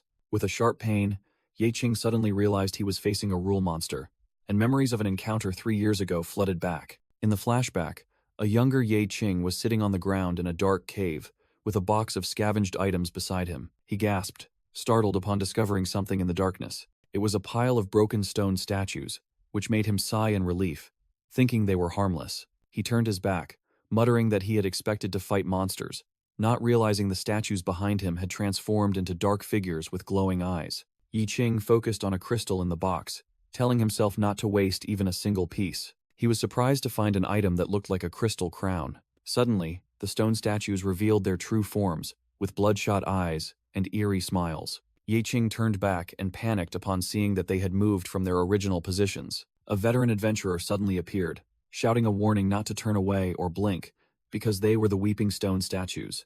The person urged Yi Qing to stare at the monsters, not at him, and he quickly complied. The adventurer explained that monsters in the abyss follow certain rules, and the weeping stone statues would turn to stone and lock onto their target when stared at. In the flashback from 3 years ago, a veteran adventurer warned Yi Qing that if they looked away, the weeping stone statues would immediately rush to kill them. Yi Qing anxiously asked what to do, and the person instructed him to follow him, retreat slowly, and absolutely not blink. Both began to cautiously retreat, keeping their eyes fixed on the motionless statues at the end of the corridor. Unfortunately, Yi Qing tripped over a piece of rock on the floor. He fell backward, dropping the box he was carrying and breaking the rule of not looking away. Immediately, the statues came to life, their eyes glowing with eerie smiles as they began to move. The monsters rushed towards the two with incredible speed. The seasoned adventurer quickly grabbed a nearby rock. He threw it towards the statues to block their path, while Yi Qing still lay stunned on the ground. Yi Qing could only watch in horror as events unfolded. The adventurer scolded him, saying he was very lucky, because if he had attacked these statues, he would have died instantly. He added that even though they were weak scavengers, in terms of experience, they were second to none. Back in the present, Yi Qing recalled those words, his gaze becoming resolute as he faced the Abyssal Reaper. He deduced that if this monster was immune to physical damage, then magic might be its weakness. Yi Qing unleashed his Great Flame Burst skill, aimed directly at the enemy. However, the attack was reflected, and a surge of green energy enveloped Yi Qing. He staggered from the heat, wondering why he couldn't control fire magic normally. As the Abyssal Reaper raised its scythe, Yi Qing regretfully thought that fire was the only magic he knew. Nevertheless, he didn't flinch, his eyes still gleaming with determination. Yi Qing drew a card, on which was the image of a fierce ghost wolf. Yi Qing nimbly retreated, dodging the Abyssal Reaper's powerful scythe swing. He analyzed the situation, realizing this demon was immune to physical damage, yet its attacks were purely physical, a strange combination of rules. The Abyssal Reaper, with blazing red eyes, continued to swing its weapon relentlessly. Yi Qing leaped high, once again escaping the scythe's deadly horizontal sweep. The massive scythe narrowly missed, demonstrating the monster's terrifying speed. Suddenly, Yi Qing used his bare hand to block the Abyssal Reaper's attack. His eyes flashed with purple light as he realized he could successfully parry its attack. Yi Qing finally understood the rule. The demon only became tangible when it performed an attack action. He looked directly at his opponent and declared that as long as the scythe hadn't retracted, it had lost the protection of the rules. Now, physical attacks are your weakness. Yi Qing roared and charged, enveloped in purple energy. Under attack, the Abyssal Reaper roared, its body enveloped in a chaotic surge of red energy. Yi Qing cautiously advanced, observing the cloud of red energy gathering before him. The energy swirled, signaling an ominous transformation occurring within. From within, the Abyssal Reaper emerged in a new form, much more muscular and massive. A second form? Interesting, Yi Qing thought to himself, facing the now stronger enemy. The monster immediately launched a new attack, unleashing countless red energy tentacles towards Yi Qing. Affected by the roar, Yi Qing's hearing and vision were both impaired, and he considered canceling his blood clone to preserve his life. But he quickly dismissed the idea, because the skill he just used required a cooldown, and his magic power wasn't enough for continuous summoning. The Abyssal Reaper moved with incredible speed, appearing right in front of him, and delivering a devastating blow to Yi Qing. Knocked backward, Yi Qing was astonished to realize he couldn't react in time, and could only luckily avoid a fatal blow. Admitting that this was an assassin that couldn't be defeated by superior stats alone, Yi Qing activates a skill to regenerate his body. After his wounds healed, he resolved to strengthen his physique so he wouldn't be defeated by a single blow. The Abyssal Reaper unexpectedly showed distress, a tear rolling down its shadowy face. Yi Qing realized the monster feared glowing things. Even the faint light from his healing magic made it wary. "I get it," Yi Qing exclaimed, a small flame igniting in his palm. The monster looked at the flame with a smug expression, seemingly not considering it a threat. Immediately, the flame in Ye Qing's hand erupted into a blazing fireball. His entire body was enveloped in a raging sea of fire. The intense heat and blinding light forced the Abyssal Reaper to retreat in fear. Ye Qing smirked, thinking that things were finally getting interesting. From the monster's perspective, Ye Qing was now a fiery figure slowly approaching. He deduced that the monster was the soul of someone who died in fire, which was why his fire element skills were cursed. To close the distance, he activated the skill Spirit Dash. If I can't throw a fireball, then I'll become a fireball myself. Ye Qing roared and charged forward. He shouted the name of his move. Great Flame Burst. A terrifying explosion engulfed the entire area in a sea of fire. The Abyssal Reaper was completely incinerated by the flames amidst its screams. The system announced that the monster had been defeated, but Ye Qing's HP had also dropped below 1/10. With his arm severely burned and numb, he accepted the price of victory and waited for his recovery skill. Seeing the monster's burning corpse, he hastily yelled, "Hey, don't burn to ashes, I still need to recycle you." Ye Qing quickly used his recycling skill on the Abyssal Reaper's burning corpse. The result was a new divine artifact card named Soul Reaper, with the ability to summon a demonic spirit for area of effect attacks. He realized this was a soul-binding card, completely different from anything he had seen before. Ye Qing analyzed that this divine artifact was extremely powerful, but also incredibly dangerous. If it failed to kill the target, he himself would suffer a deadly backlash. Just then, the seal on the large door shattered, and his regeneration skill had just finished cooling down. He immediately activated the skill, letting green healing energy envelop his body. After fully recovering, Ye Qing declared, "Xiaozhou, Big Brother is coming." Meanwhile, in a gruesome cellar, an orc butcher was dismembering corpses. He roughly tossed something into a wooden bucket. Ye Qing's younger sister, Ye Xiaozhou, was hiding in fear. The butcher stomped on something on the floor, startling her. He immediately discovered Xiaozhou's hiding spot. She cowered behind the sacks as the butcher approached. He kicked away the sacks, sending her flying out. Ye Xiaozhou fell sprawling on the cold stone floor. She struggled to her feet, hugging her teddy bear, and bravely declared that she wouldn't let anyone bully her brother. Suddenly, a giant, spiked boot was about to stomp down, but Xiaozhou put her hand out to stop it. The attacker was an even larger armored orc, which roared menacingly.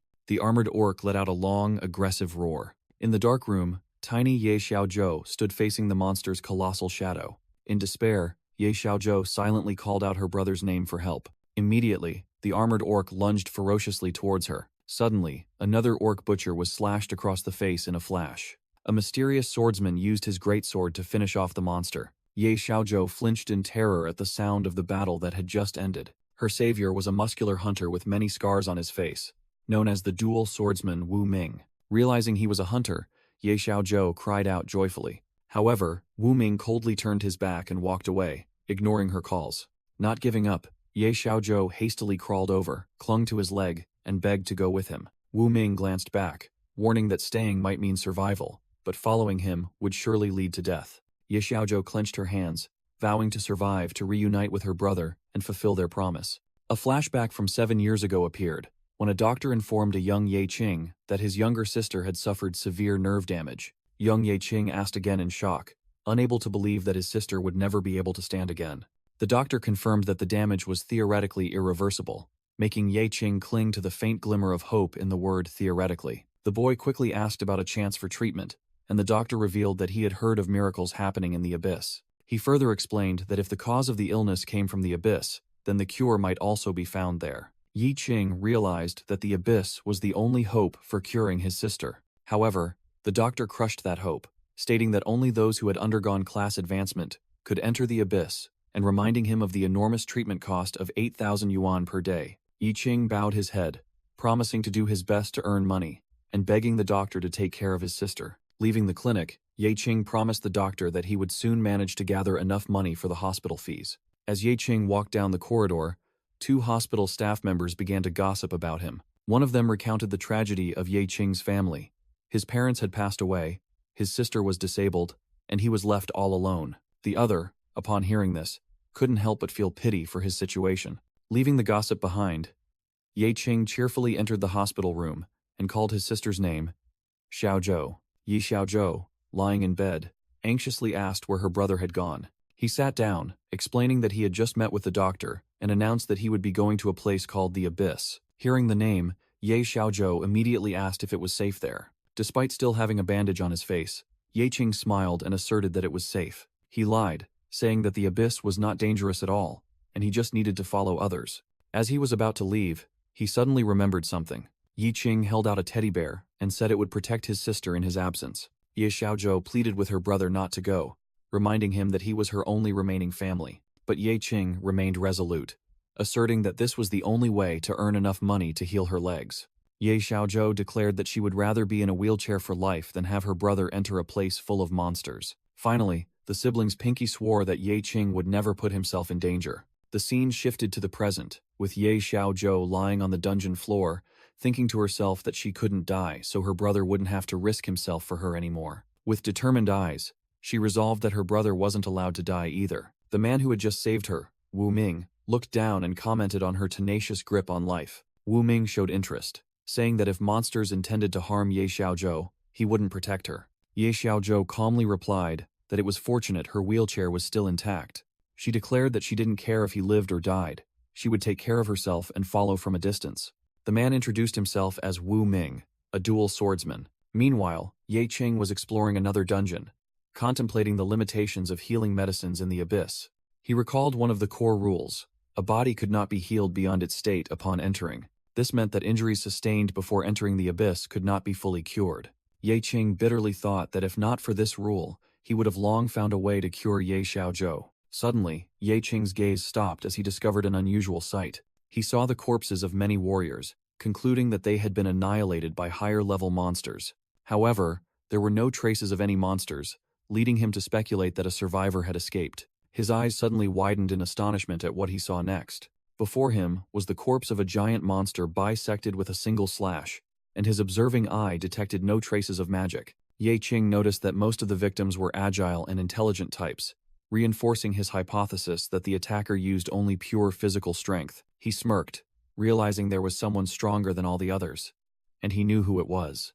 The scene returned to Wu Ming, who was striding ahead, followed by Ye Xiaozhou in her wheelchair. Suddenly, Wu Ming stopped decisively. He sensed an approaching threat as flashes of light appeared in the air. Wu Ming swung his sword, unleashing a powerful energy slash that also pushed Ye Xiaozhou back. Ye Xiaozhou was thrown backward by the force of the slash, comically screaming. Energy converged back into Wu Ming's body, creating bright spots on his chest and shoulders. His eyes sharpened as his full power was gathered. Wu Ming turned to Ye Xiaozhou, who was sitting on the ground, asking, "Shall we go?" Which made her anxiously ask back, "Does it hurt?" Her naive question momentarily confused Wu Ming, stirring an old memory. 4 years ago, in an abyss-level ancient tomb, a giant tomb overlord was gripping a mercenary's head. The monster easily crushed the unfortunate mercenary's head. The younger Wu Ming stood alone, facing the monster and its minions. At that time, he was still a mercenary, holding a glowing sword and ready to fight. Their employer, a wealthy old man, was furiously yelling, scolding the mercenaries for their hesitation. Wu Ming thoughtfully recalled his criminal status, only able to join private hunting groups filled with reckless madmen. He explained that these people specialized in taking on near-suicidal missions in exchange for double the pay. The desperate employer yelled, increasing the bounty for killing the tomb overlord to 200,000 credit points. Wu Ming pondered the gambling nature of this profession, while another teammate excitedly announced the bounty had reached 250,000. Tempted by money, a mercenary wrapped in bandages charged forward, followed by others who also recklessly rushed into battle. The tomb overlord narrowed its eyes, observing the charging mercenaries. It let out an earth-shattering roar, a fiery aura erupting around its body. A muscular mercenary grabbed the monster's arm, frantically shouting about the huge bounty. At the same time, 2 other cloaked assassins charged from behind, preparing to strike. The tomb overlord let out a world-shaking roar, its eyes burning with fury. It swung its arm, easily flinging the charging mercenaries away like moths. Undeterred, Wu Ming gritted his teeth and confronted the giant monster head-on. The boss raised its colossal fist, preparing to unleash a destructive blow. The punch landed with tremendous force, sending another mercenary flying like a ragdoll. As the monster stood tall amidst a sea of flames, the cowardly employer cowered in fear. "Save me! You only get paid if I make it out alive!" he screamed in panic. He continued to bellow, "Remember, I'm the one who bought your lives." Wu Ming ignored the pleas and bravely charged straight into the fight with the tomb overlord. He yelled with all his might, channeling all his strength to withstand the monster's attack. Wu Ming's colossal sword clashed head-on with the overlord's hand, creating a violent tremor. He cried out in pain as the impact caused blood to spurt from the corner of his mouth. After the life-or-death battle, Wu Ming stood tall beside the treasure chest, the loot hovering above. Suddenly, the employer shoved him aside, madly rushing towards the treasure and shouting, "Get out of the way! Let me open the chest!" Wu Ming, covered in wounds, coldly made a new demand. "My payment. Double." The employer sneered in response. "You're about to die. Do you need money to spend in the afterlife?" He burst open the chest lid, laughing maniacally. "I'm going to be rich." It was worth buying information about this hidden abyss. However, a fierce flame suddenly erupted from the chest, engulfing him. The employer's face contorted in extreme horror in the final moments of his life. The employer looked at the empty chest in disbelief, unable to believe his eyes. He sobbed uncontrollably in despair, lamenting the effort he had put in. While he was weeping miserably, Wu Ming simply watched from behind. Suddenly, the employer's body disintegrated into a whirlwind of sand under the effect of a spell. Wu Ming realized with horror that this was a curse as sand began to seep from his own eyes. He wondered in terror if he too had fallen victim to the deadly curse. In this critical moment, Wu Ming took out the undead king's treasure, betting his survival on it. This immortal artifact had the ability to turn its bearer into an immortal being, but would suffer fatal damage from divine magic and healing. The price for this transformation was the loss of the ability to feel pain and any emotional changes. Wu Ming accepted his fate, musing that he had become an unkillable being. Liu Xingran asked in astonishment as his blood turned to sand, worried about the curse he had contracted. Wu Ming remained silent, his soulless eyes showing no reaction. Ignored, Liu Xingran yelled helplessly in anger as he turned his back and walked away. The scene shifts to the present, where the weapons of defeated monsters lie scattered on the blood-soaked floor. A horde of blue-skinned orcs roared and charged forward. Yi Qing rushed into the encirclement, thinking about how he had hastily distributed his 200 stat points too evenly. Nevertheless, he gripped his dagger with a determined expression. Yi Qing moved like lightning, acutely aware that misjudging the situation could cost him his life. He knew that while the monsters in the abyss weren't particularly strong, the endless battles were truly exhausting. Yi Qing unleashed an aerial attack, cleaving a blue-skinned monster in half. He landed on the ground, facing a horde of surrounding monsters. With a shout of dagger frenzy, he charged forward, but a notification appeared stating his mana was below 5%. He realized with annoyance that he had run out of mana and could no longer use skills. As a monster swung its weapon, he decided to meet it head-on. He poured all his strength into his fist. "In that case, I'll have to rely on pure stats to fight," he thought to himself, and unleashed a devastating punch at the enemy. Looking at the snarling dark figures in the distance, he couldn't help but exclaim, "This never ends." Yi Qing told himself that after fighting through 4 consecutive rooms, his body was exhausted, his mana was only half, and all his small potions were depleted. He knew he had to save the large potions for the most critical moments. His fist collided with the monster's face with tremendous force. Its face contorted horribly under the impact of the blow. The monster's skull began to crack, and then its head exploded into pieces. Yi Qing landed as the monster's body dissolved into dark energy. He quickly placed his hand on the remains to recycle it. From it, he received a new card. It was the divine weapon Soul Reaper, a weapon with a significant drawback but also the ability to recover health in the blink of an eye. Just then, another group of fully armed monsters charged in. Yi Qing unleashed a flurry of high-speed slashes, tearing the Abyssal Reaper apart. Immediately after, the divine weapon Soul Reaper activated its effect, fully restoring his health and mana. He breathed a sigh of relief, thinking he had saved his mana potions and didn't have to overuse the legendary regeneration skill. Suddenly, a strange noise alerted Yi Qing, making him wonder if someone was nearby. He looked down and discovered a pair of glasses lying on the floor, right at his feet. Yi Qing immediately turned towards a large wooden barrel and called out to ask who was there. A hand suddenly reached out from behind the barrel, grabbing his leg as a panicked voice pleaded not to be killed. A man peeked out cautiously, anxiously asking if you had seen his glasses. After Yi Qing returned his glasses, the man happily introduced himself as a doctor and researcher named Song Qingshan. Song Qingshan explained that his area had suddenly been overrun with monsters similar to those Yi Qing had just eliminated.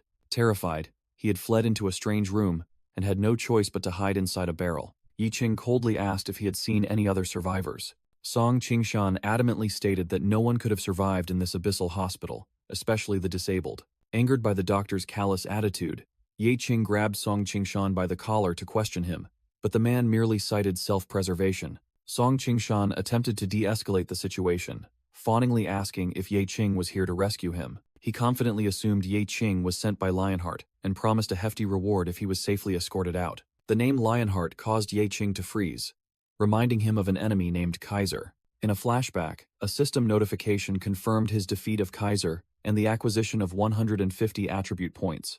Memories continued to flood back, showing Zhou Tong confirming the lion emblem dropped by the enemy was indeed the symbol of the Lionheart Hunter group. Ye Qing mused about Lionheart, a top-tier hunter group that only accepted the strongest. He inwardly lamented the ridiculous requirement to join such powerful hunter groups. Suddenly, Song Qingshan frantically called out to him, pointing out that the exit should be in the opposite direction. The man explained that Ye Qing had just come from the infirmary and advised him not to bother saving the unfortunate souls there. Ye Qing calmly replied that he was heading this way because his sister was there. Song Qingshan was stunned, realizing Ye Qing was not from Lionheart and wasn't here to save him. Ye Qing coldly declared that he only collected trash, he didn't save it. With glowing purple eyes, he stated he had no interest in saving trash. A massive purple energy gate suddenly appeared in the corridor, emitting a dark aura. Song Qingshan hastily warned that this place had become a deep labyrinth, and Ye Qing would surely get lost. He offered to guide Ye Qing to his sister, on the condition that Ye Qing also take him out. Seeing Ye Qing's silence, Song Qingshan took it as agreement, and excitedly pointed towards the portal. Ye Qing moved towards the gate, where the image of a white-haired girl awaited, symbolizing his objective. He stepped into the chaotic purple energy without hesitation. Walking beside Ye Qing, Song Qingshan tried to make small talk and asked which group he belonged to. Ye Qing curtly replied that he was here alone. Song Qingshan expressed skepticism, chuckling at the thought of a solo hunter in this day and age. He rambled on about top hunter groups and offered to introduce Ye Qing to some good ones after they got out. Ye Qing, impatient, ordered him to shut up and just lead the way after stating his sister's name was Ye Xiaozhou. Song Qingshan was rendered speechless upon hearing the name Ye Xiaozhou. In a flashback, the profiles of two teenage test subjects were reviewed. A stout recruiter reassured his colleague that the families of these two children, including Ye Xiaozhou, held no influence. He revealed Ye Xiaozhou's brother was risking his life in the abyss, while the other, Lin Shugu, was a jobless ex-convict. A bespectacled researcher wondered how he managed to convince individuals with such backgrounds. The recruiter smirked, explaining he simply played on their desire not to be a burden. He preyed on Lin Shugu's pain, suggesting even his father was growing distant and saw him as a burden. He then turned his attention to Ye Xiaozhou. He manipulated her by speaking of her brother's sacrifices and asking if she wanted him to be safe. With a determined expression, Ye Xiaozhou hugged her teddy bear and agreed. The recruiter presented an enticing offer of a new treatment that could cure illnesses and free them from being a societal burden. Lin Shugu immediately volunteered to go first, while Ye Xiaozhou also eagerly wished to participate so she could stand on her own. The recruiter, pleased, handed them an agreement to sign. Afterward, he and the researcher stood before a containment chamber, mocking the children's gullibility and calling them trash useful for a greater purpose. The recruiter flattered a masked man referred to as director, praising his research that would benefit society. The researcher revealed the true objective was to create billions worth of abyssal embryos, and the director ordered them to begin. Experiment Hashone commenced as a purple liquid was injected into a blood bag. Inside the containment chamber, a hand began to dissolve in the solution. The director shouted in panic as the test subject screamed in extreme agony. The bespectacled researcher cursed in utter shock. A female staff member reported that the abyssal cells were rejecting the host. Inside the containment chamber, the test subject's body completely disintegrated as the stem cell injection failed. The researcher, who was the director, calmly reassured them that it was just one body, and they had a backup plan. Just then, the female staff member frantically announced an intruder was causing a disturbance outside. Through the surveillance monitor, they saw a man in a patient's gown yelling for his daughter. The director, annoyed, ordered the man brought in, and the bald recruiter eagerly accepted. The recruiter encountered guards beating the patient and ordered them to bring him inside. While being escorted, the father was informed that his daughter was with the director. In the lab, the director greeted the man and confirmed his daughter was right there. The distraught father asked where his daughter, Yuan Yan, was, and the director pointed to a tank that contained only a skeleton. With a fake smile, the director apologized for the incident and promised compensation as agreed. His expression turned sinister as he added that they still needed to retrieve the body for research. Overwhelmed with rage, the father lunged forward, screaming about their inhumanity while being held back by guards. The director cruelly retorted that a disabled person should dedicate their body to society and be grateful for the compensation. The father burst into sobs, asserting that he didn't need money, only his daughter to return alive. Losing patience, the director ordered the insolent patient to be thrown out. As he was dragged away, the father cursed them all to hell, while a voice ordered him to be thrown into the abyss. The flashback ended as the director turned away and asked about Ye Xiaozhou's condition. In the flashback, a voice reported no energy detected from Ye Xiaozhou, who was suspended in the experimental chamber, suggesting further observation was needed. The subordinate asked the director if the girl's brother might cause trouble. The director dismissed it, scoffing that a low-level scavenger like Ye Qing couldn't cause any problems. Back in the present, Ye Qing looked directly at Song Qingshan and asked if he knew his sister. Song Qingshan nervously forced a laugh, stammering that he didn't know Ye Xiaozhou. The doctor secretly wondered why Ye Xiaozhou's brother, an unknown scavenger, could be so strong. In despair, Song Qingshan confessed in his mind that he himself had pushed Ye Xiaozhou into the monster's lair and then fled alone. Trembling, Song Qingshan continued to lead the way under Ye Qing's silent gaze. When Song Qingshan stopped, Ye Qing coldly asked if he had forgotten the way. Song Qingshan hastily fabricated a story, saying he was only worried about Ye Xiaozhou's safety and blamed the monsters that appeared in the ward. He reassured himself that if Ye Xiaozhou was dead, he could blame all the monsters from the abyss. Ye Qing continued walking, his sharp gaze sweeping across the dark corridor ahead. Suddenly, Ye Qing grabbed Song Qingshan by the collar, making him scream in terror. He forcefully threw Song Qingshan aside, just as a giant greatsword slashed down where he had been. Ye Qing realized this aura wasn't from a monster, while Song Qingshan was stunned, not understanding what was happening. A strange swordsman landed, and Ye Qing apologized for mistaking him for a monster. The scarred man introduced himself as Wu Ming, sent by the Lionheart group to rescue Director Song. While Ye Qing assessed the situation, Song Qingshan yelled at his rescuer that he had almost killed him. Ye Qing secretly deduced that this greatsword belonged to the super-strong individual from the Lionheart group he had heard about. Wu Ming introduced himself as a nameless mercenary, one who wouldn't hesitate to sacrifice teammates for a high bounty. While Ye Qing secretly recognized the danger of this type of mercenary, Song Qingshan hastily begged to be rescued. Song Qingshan whispered to Ye Qing that he sensed killing intent from the newcomer's sword and believed he had no intention of saving anyone. Ye Qing dismissed Song Qingshan's fear, asserting that he felt no killing intent, and began to question Wu Ming. He explained that he was here because his sister was in a room right behind Wu Ming. Wu Ming coldly replied that he had seen a girl there before. Ye Qing was stunned, hastily asking where his sister was, while Song Qingshan panicked, fearing his lie would be exposed. Wu Ming simply said, "Here," and threw an object towards Ye Qing. Ye Qing was confused as he caught a teddy bear and didn't understand where it came from. Wu Ming heartlessly announced that the girl was very cute, but unfortunately, she didn't make it. Ye Qing froze, unable to believe what he had just heard. In contrast, Song Qingshan secretly rejoiced, thinking he was safe because the only witness was dead. Wu Ming recounted that he had told the girl he wouldn't protect her, but still promised to pass on a message if he met her brother. He relayed Ye Xiaozhou's message, that she hoped to wait at the main gate, so her brother would see her safe without needing to risk entering. Ye Qing's eyes flashed with a cold, furious glint. He roared, questioning why Wu Ming stood by and watched even when his sister was in danger, then lunged to attack. Wu Ming calmly replied that a mercenary's duty was only to complete the contract. Beyond that, he didn't care about anything else. He easily blocked Ye Qing's attack, and revealed that he carried a curse that caused all who followed him to die. As their weapons clashed, Wu Ming added that, in a way, the girl's death was her own doing. In a fit of rage, Ye Qing lunged at Wu Ming, roaring and demanding to know his sister's whereabouts. As their weapons clashed, Wu Ming offered to show the way if Ye Qing would abandon Director Song, but he flatly refused. From behind, Song Qingshan fearfully spoke up, reminding them that he was still there. Wu Ming coldly declared that he had no compassion, not even for former teammates, and wouldn't hesitate to strike them down. With superior strength, Wu Ming easily knocked Ye Qing's hand away from the greatsword.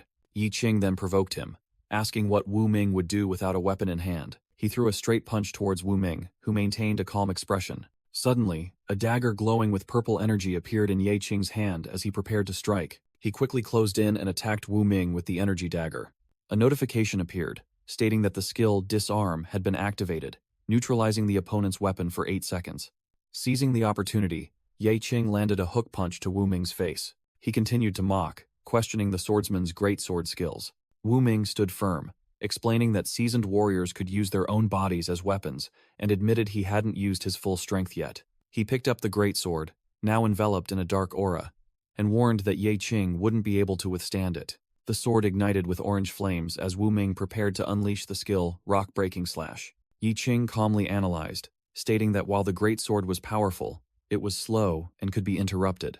Wu Ming unleashed a terrifying slash, creating dark energy trails that swept across the Grand Hall. Ye Qing was stunned to realize the attack speed was far greater than he had anticipated. To evade, he leaped high into the air while simultaneously summoning a swarm of spiderlings from the broodmother card to block the attack. Wu Ming was surprised.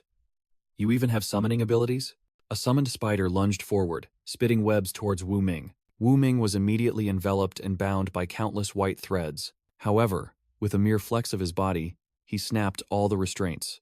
"It would be ridiculous if you intended to stop me with these monsters," Wu Ming taunted as he leaped into the air. He swung his sword, unleashing the Rock-Breaking Slash, a devastating attack from above. "If you think you can defeat me with such tricks, you've underestimated me," Ye Qing retorted, charging forward in a dark aura. Ye Qing thought to himself that his previous punch had absorbed most of its force by Wu Ming's greatsword. Otherwise, it would have pierced his body. Wu Ming assessed, "You are not one of those useless level 0 seconds." He admitted Ye Qing's strength far exceeded his expectations, but Ye Qing was also confident that his combat skills were not inferior. "I'll ask one last time. Where is my sister?" Ye Qing growled, his patience exhausted. A flashback appeared, and Wu Ming recalled the girl in the wheelchair asking him if he was stronger than her brother. Ye Xiaozhou had proudly spoken of her scavenger brother who always fought to change their fate, someone she deeply admired.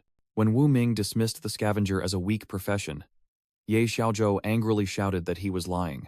Her words, filled with unwavering belief in a true warrior, made Wu Ming genuinely want to meet her brother. Returning to the present, Wu Ming looked into Ye Qing's eyes and realized they held the same courageous gaze his sister had described. From Wu Ming's perspective, Ye Qing stood there, using his last potion to recover. Ye Qing calmly analyzed, noticing Wu Ming's HP was not very high and that he was classified as a dual-wielding swordsman. He decided to stack buffs and land a critical hit on a weak point to defeat Wu Ming in 3 moves. Ye Qing analyzed his opponent, noting that Wu Ming wore no armor and wielded only a greatsword. He deduced that Wu Ming followed an all-out offensive fighting style, neglecting defense.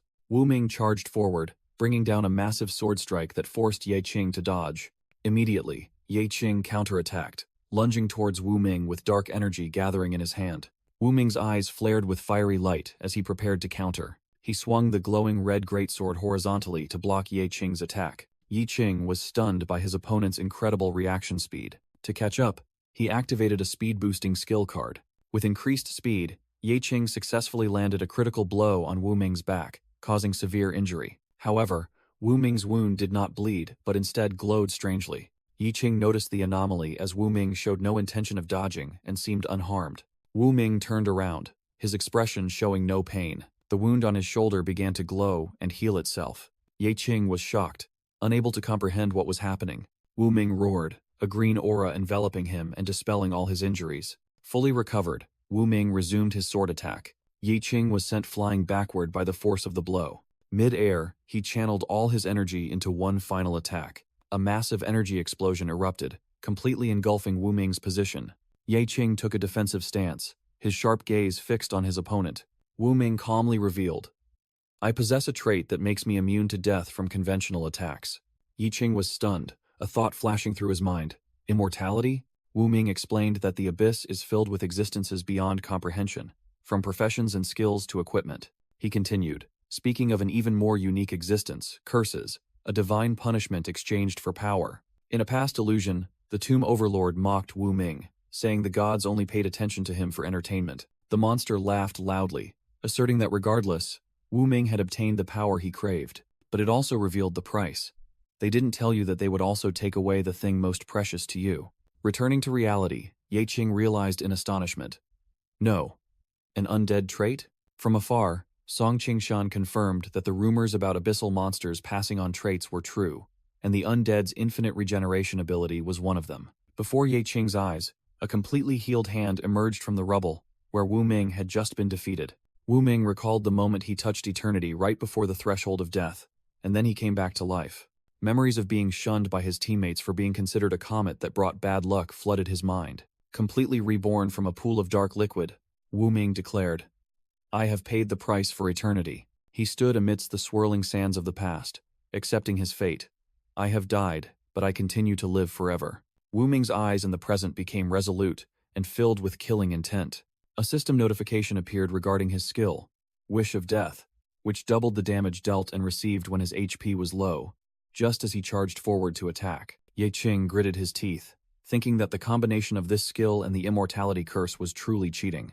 Wu Ming threw a powerful punch, activating a skill that took the form of a hideous, slimy fluid. The strange fluid from the attack splattered, taking the shape of screaming faces. Yi Qing agilely leaped up, dodging the stream of dark energy erupting from the ground beneath Wu Ming. He landed on the opposite side, a purple aura enveloping his body, as both took their stances.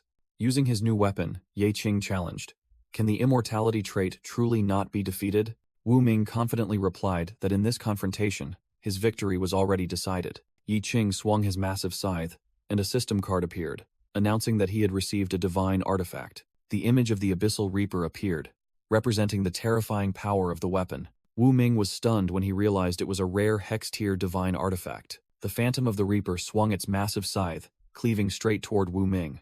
The attack hit its mark, creating a powerful shockwave across the immortal swordsman's shoulder. Wu Ming analyzed the blow, realizing it wasn't a physical weapon but a pure skill effect. Yi Qing explained that the Despair Harvest skill would activate instantly because Wu Ming's body was fundamentally dead. He continued to deduce that the reason the immortal could live forever was due to mana, which meant that was Wu Ming's true HP bar. Wu Ming admitted Ye Qing was right, astonished by his superior information analysis ability. Ye Qing asserted that the Abyss operates by rules, and every seemingly unsolvable puzzle has a way to be broken. He pointed out that Wu Ming's sacrificial fighting style was actually a deliberate trap to conceal his true weakness. Wu Ming countered, arguing that Ye Qing must also have a critical weakness among his 6 basic attributes. But Ye Qing merely sneered, revealing that he was a hexagonal warrior with evenly distributed stats. He thought to himself that he must attack before Wu Ming recovered to quickly end the battle. Wu Ming struggled to parry, his mind shaken because Ye Qing's speed and power far exceeded all norms. He roared, declaring that whether it was abnormal technique or pure power, he had mastered it all. Ye Qing and Wu Ming charged at each other in a fierce engagement. Ye Qing confidently explained his strategy. Physical attacks won't kill you, but constantly draining your mana will slow your regeneration. Keep this up, and you'll run out of mana and die. Provoked, Wu Ming roared in anger and swung his sword to attack. But Ye Qing was prepared. He raised the divine artifact, Soul Reaper. An Abyssal Reaper Phantom was summoned, charging straight toward Wu Ming. Even with one arm dissolving, Wu Ming scoffed. "Can your energy keep up?" Yi Qing retorted defiantly. "If it's a war of attrition, I have a slight advantage." Wu Ming suddenly realized, every puzzle has a solution. Your weakness isn't in combat, but somewhere else. Suddenly, he was astonished to see a small teddy bear fall out, and Ye Qing froze. When did that fall out? Taking advantage of Ye Qing's moment of distraction, Wu Ming immediately lunged forward. He delivered a devastating punch, knocking Ye Qing far away. Wu Ming coldly declared, "I have no mercy for those who stand in my way. Even if they were teammates, I wouldn't hesitate to send them to hell." He grabbed Ye Qing's face. "But you are different, Ye Qing. You still possess human morality. Even knowing the person you protect is trash, you still try to stop me. So, how will you choose? Between your sister's life and Song Qingshan?" Wu Ming delivered the critical psychological blow. Ye Qing was stunned, a flicker of hope in his eyes. "Wait, a choice? Ye Xiaozhou isn't dead?" Wu Ming confirmed. "When did I say she was dead? This bear is just proof that I know where she is." He sneered. "This bear is proof that I know where she is. That girl isn't so easy to kill, just like you, haha." Yi Qing was utterly confused, pressing, "What are you talking about?"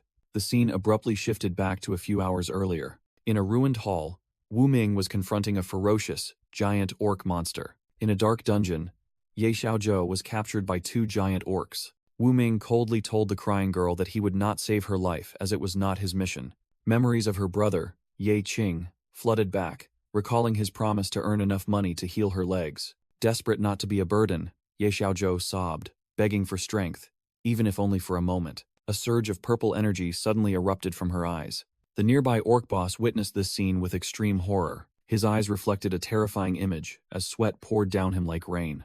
A system notification appeared, stating that Ye Xiaozhou had unlocked a new skill, Shapeshifter, as she began to transform. Immediately, in her new form, she flung away the two orcs who had captured her. At the same time, Wu Ming lunged forward and finished off the orc boss with a decisive sword strike. He stood silently on the battlefield after defeating his enemy. Wu Ming's face remained calm as he observed the situation. He deduced that she was likely a victim influenced by the abyss's temptation, causing her to awaken a skill. The giant teddy bear's eyes welled up with tears, indicating that the girl's consciousness was still present. The colossal creature roared, facing Wu Ming, who stood in a ready stance. Wu Ming recalled that those altered by abyss cells often lose their minds and become monsters. However, the girl in her monster form surprisingly realized she was taller and could walk. Wu Ming, stunned, asked in disbelief, "Aren't you insane? State your name." "Ye Xiaozhou," she stammered in reply, and Wu Ming confirmed it was her. Looking at her reflection, Ye Xiaozhou exclaimed in horror, "Damn it, I've turned into a teddy bear," leaving Wu Ming speechless. Ye Xiaozhou panicked about her monstrous form, afraid to meet her brother, and Wu Ming coldly replied that it was her skill, so he didn't know. Wu Ming stated that if she didn't want to go, he would continue his mission alone. Ye Xiaozhou handed him a small teddy bear, asking him to relay a message that she needed time to prepare herself, which stunned Wu Ming. As Wu Ming's bandaged hand reached out, she said with hope, "If I can see him again." Wu Ming resolutely took the bear, promising he would personally tell her brother. Returning to the present, Wu Ming faced Ye Qing, stating that despite having an advantage, he wanted to see the latter's true strength, while Ye Qing saw no reason for them to interfere with each other. Ye Qing was shocked to hear that his sister was not dead, and he asked Wu Ming back in disbelief. Wu Ming pointed directly at the trembling doctor behind him, revealing that Song Qingshan was responsible for Ye Xiaozhou's dangerous situation. He asserted that it was thanks to Song Qingshan that this abyss had appeared. A flashback began, showing a quiet residential area. In the laboratory, a distraught father declared his final plan, to use a key to unleash the full power of the abyss. He clutched the strange key, which emitted a dark purple energy. With hatred, he vowed to make Song Qingshan pay for his daughter's pain and be imprisoned forever in the abyss. Wu Ming seemed to be recounting the story, asking the father if he was aware of the consequences, and received the answer that it was nothing. Another memory surfaced, and Ye Qing recalled hearing a cold-hearted researcher disregard a patient's life for profit. Ye Qing realized with shock that this meant Xiaozhou had also been treated as a worthless test subject. Song Qingshan frantically denied the accusation, claiming Ye Xiaozhou voluntarily participated in the experiment and offering compensation to appease Ye Qing. Ye Qing let out a bitter and furious laugh at the words compensation. His rage erupted, and Ye Qing roared, "You make it sound so easy," before delivering a devastating punch to Song Qingshan's face. He stood tall over Song Qingshan's fallen body, clenching his fists, his eyes burning with fury. Beaten to a pulp, Song Qingshan stubbornly asked what was so precious about a cripple. He rationalized that he was merely maximizing her value for scientific research. A giant hand made of purple energy suddenly appeared, grabbing Song Qingshan. Ye Qing growled, asserting that Xiaozhou was his only remaining family after the disaster that year. Sensing the killing intent, Song Qingshan stammered that he didn't mean it that way. The giant energy hand descended, aiming directly at Ye Qing.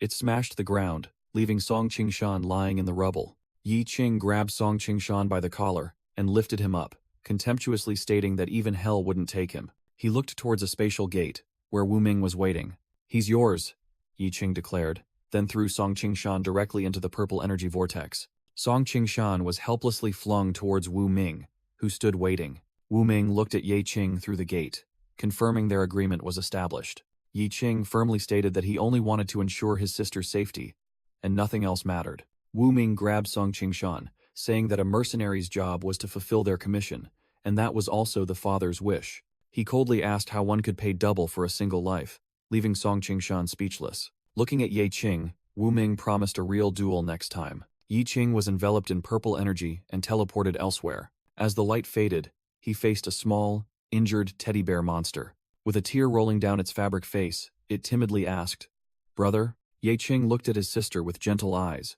apologizing for being late.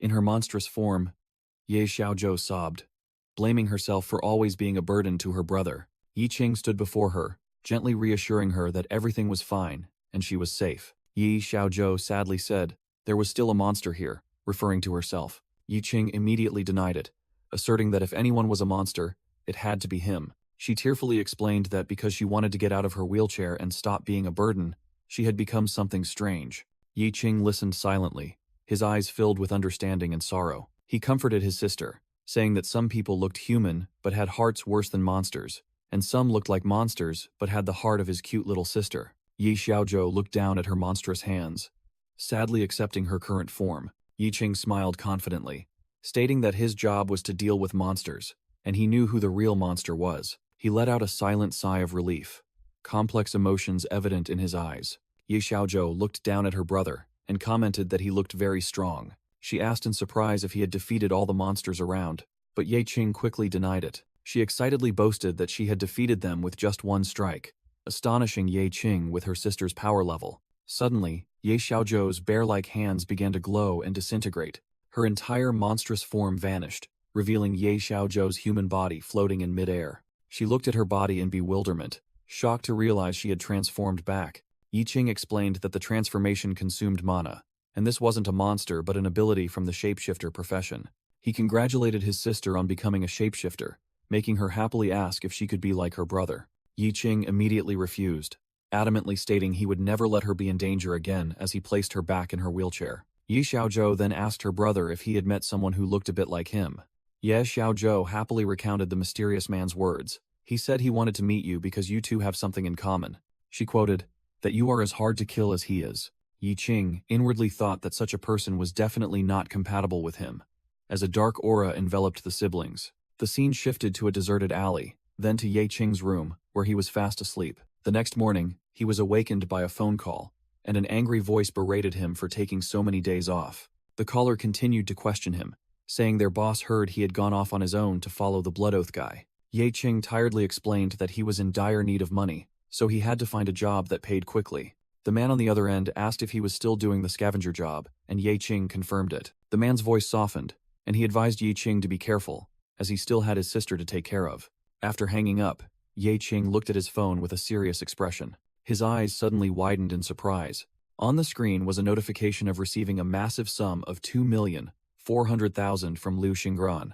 He quickly opened the accompanying message. Liu Xingran messaged that she had sold everything and told him not to forget to thank her, making Yi Qing overjoyed. The scene flashed back to the previous night, where Yi Qing had calculated that selling the loot under Liu Xingran's name was the best approach. At a secret location in the city, he began his actions. He summoned countless high-level equipment he had acquired.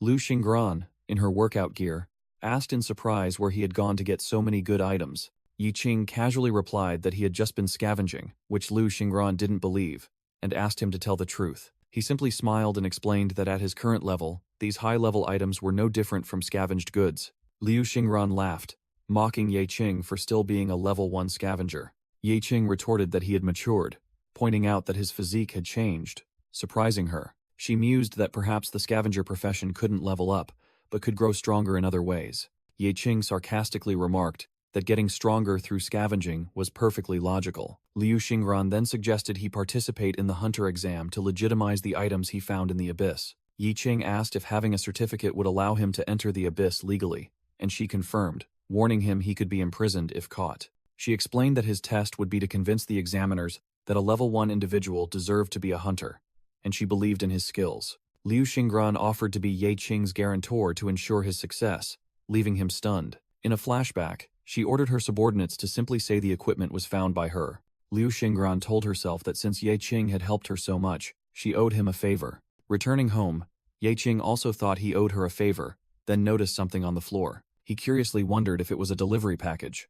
It turned out to be a bento box bought by Ye Xiaozhou, as she knew her brother didn't have a kitchen. Yi Qing was surprised to see his sister up early, but Ye Xiaozhou happily said she didn't want to lie in bed all day. He inquired about her leg condition, and she joyfully reported that her body had changed and she could move a little. Ye Xiaozhou smiled and stood up from her wheelchair to prove her words. Yi Qing was stunned, his mouth still full of food, unable to believe the miraculous recovery overnight. She explained that because she was afraid of turning into a bear and damaging the house, she had carefully focused her magic on her knees. Yi Xiaozhou asserted that she knew her limits and would try to control her power to stand firm soon.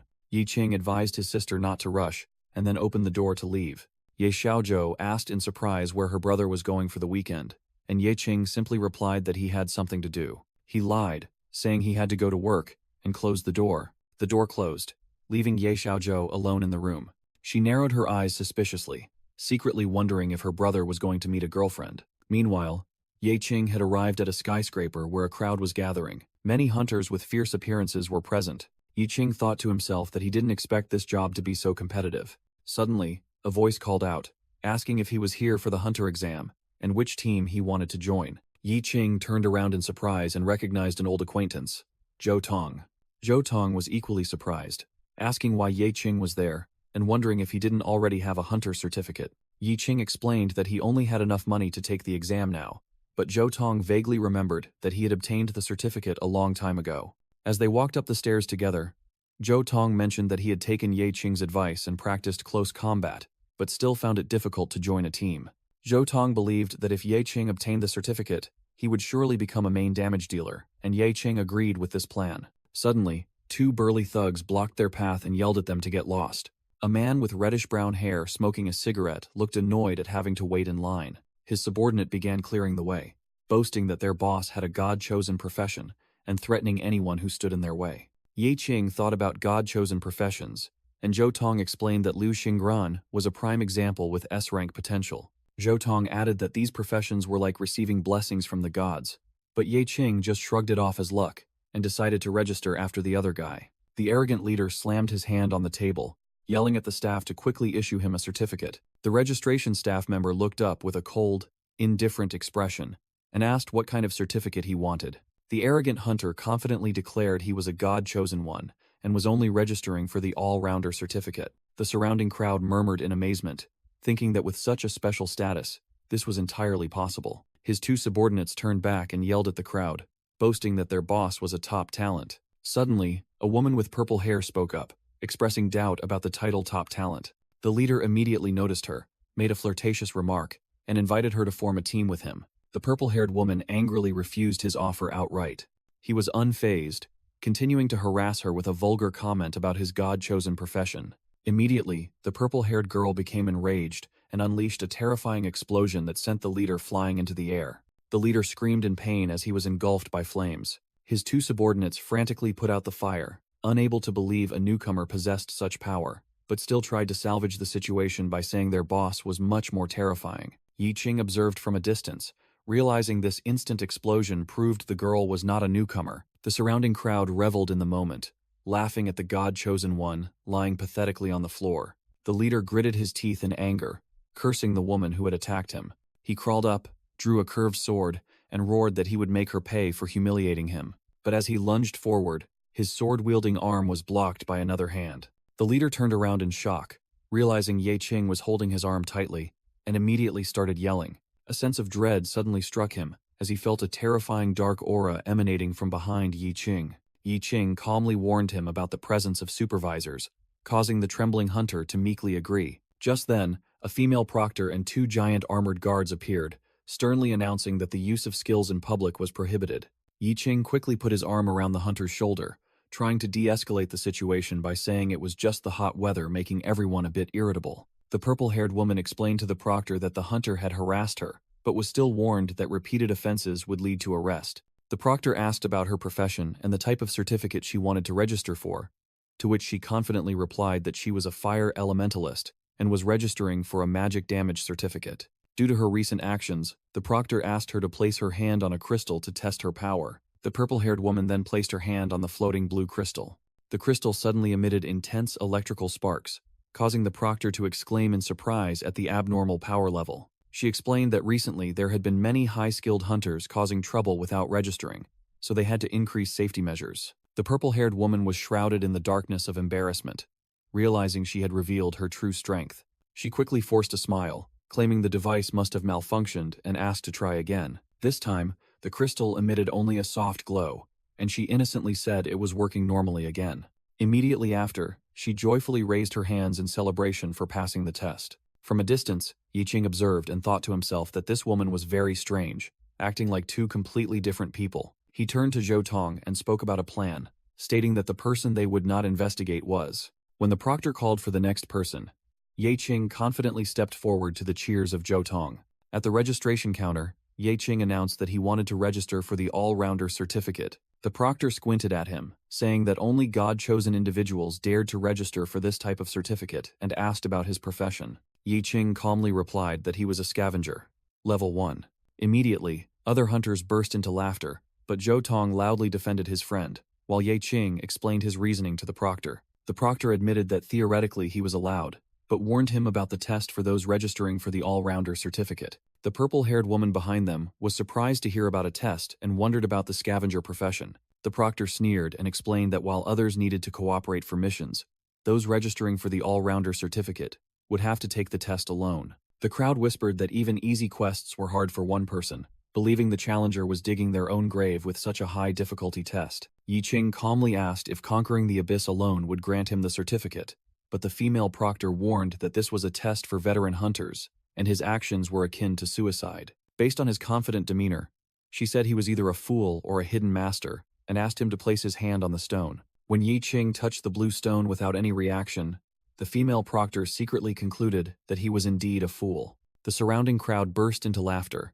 thinking Zhou Tong's brother was a joke for attempting to enter the abyss without magic, causing Zhou Tong to angrily yell at them to shut up. Despite the commotion, Yi Qing ignored it and took the key, astonishing everyone with his stubbornness. The female proctor declared they would not be responsible if he wished to commit suicide, and announced that he could not use the key here because teleportation was forbidden. As Yi Qing was about to reply, Zhou Tong rushed over, calling out to him and demanding to go along. A magnificent dungeon gate appeared, and a voice echoed, wishing the participant a safe return. Just as they were about to enter, a voice shouted to stop them, wondering why a piece of trash could challenge such a high-level dungeon. The arrogant hunter and his two subordinates stepped forward, demanding a similar key so he could also try his luck. The female proctor coldly refused, explaining that each difficulty level only had one key, and if he wanted to try, he would have to reserve it for next time. The leader put his arm around Yi Qing's shoulder, offering to go with him but not as a teammate. The female proctor then proposed a solution, stating that he could participate as a competitor, as the rules did not forbid it. She cleared her throat to get both their attention. Standing between Yi Qing and the hunter, she clearly explained the rules. The only winner would be the one who emerged with the boss's loot. She warned them not to expect secret cooperation, as the dungeon's difficulty would increase exponentially with more people, becoming a nightmare level. The female proctor continued to explain seriously.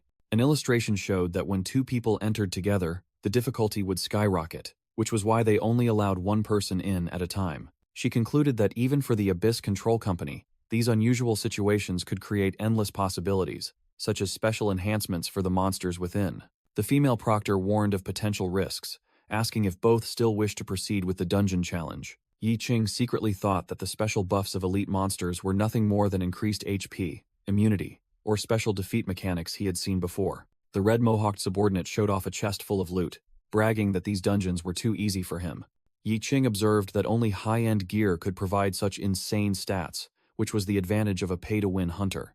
To the female proctor's question, Yi Qing indifferently replied that he didn't mind, as his only goal was to obtain the hunter's certificate. However, another thought flashed in his mind. If the nightmare-level dungeon had rare monsters, he would collect interesting corpses.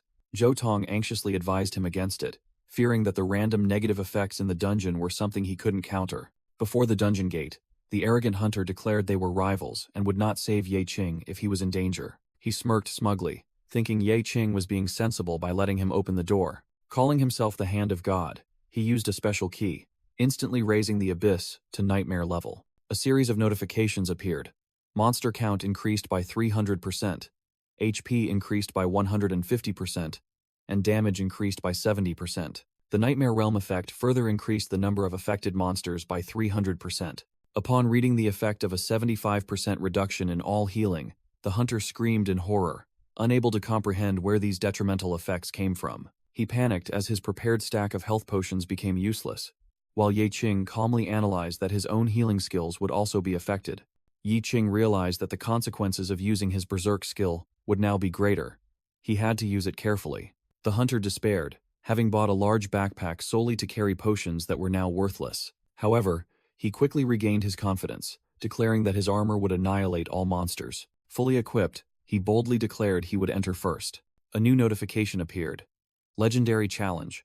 A legendary monster with no fixed room would appear in the dungeon. The female proctor outside was stunned, unable to believe this hunter was lucky enough to trigger a mutation with only a 0.01% chance. In the waiting hall, different hunter groups stood before their respective abyss gates. A team of 4 excitedly entered the easy level gate, determined to give their all. Left alone, Zhou Tong anxiously looked towards the fiery gate Ye Qing had entered, secretly wishing for his brother's safe return. The nightmare-level gate emitted an intense surge of energy, signaling a formidable challenge. Inside, Ye Qing and the arrogant hunter faced a vast hall guarded by 2 colossal statues. The hunter immediately scoffed, finding the statues ridiculous and the space unremarkable. Ye Qing calmly announced that this was the boss room, utterly astonishing the other man. While he was still in shock, the ground began to shake violently. The 2 colossal statues came to life, and a system notification appeared, warning of immortal, extremely fast, and incredibly powerful enemies.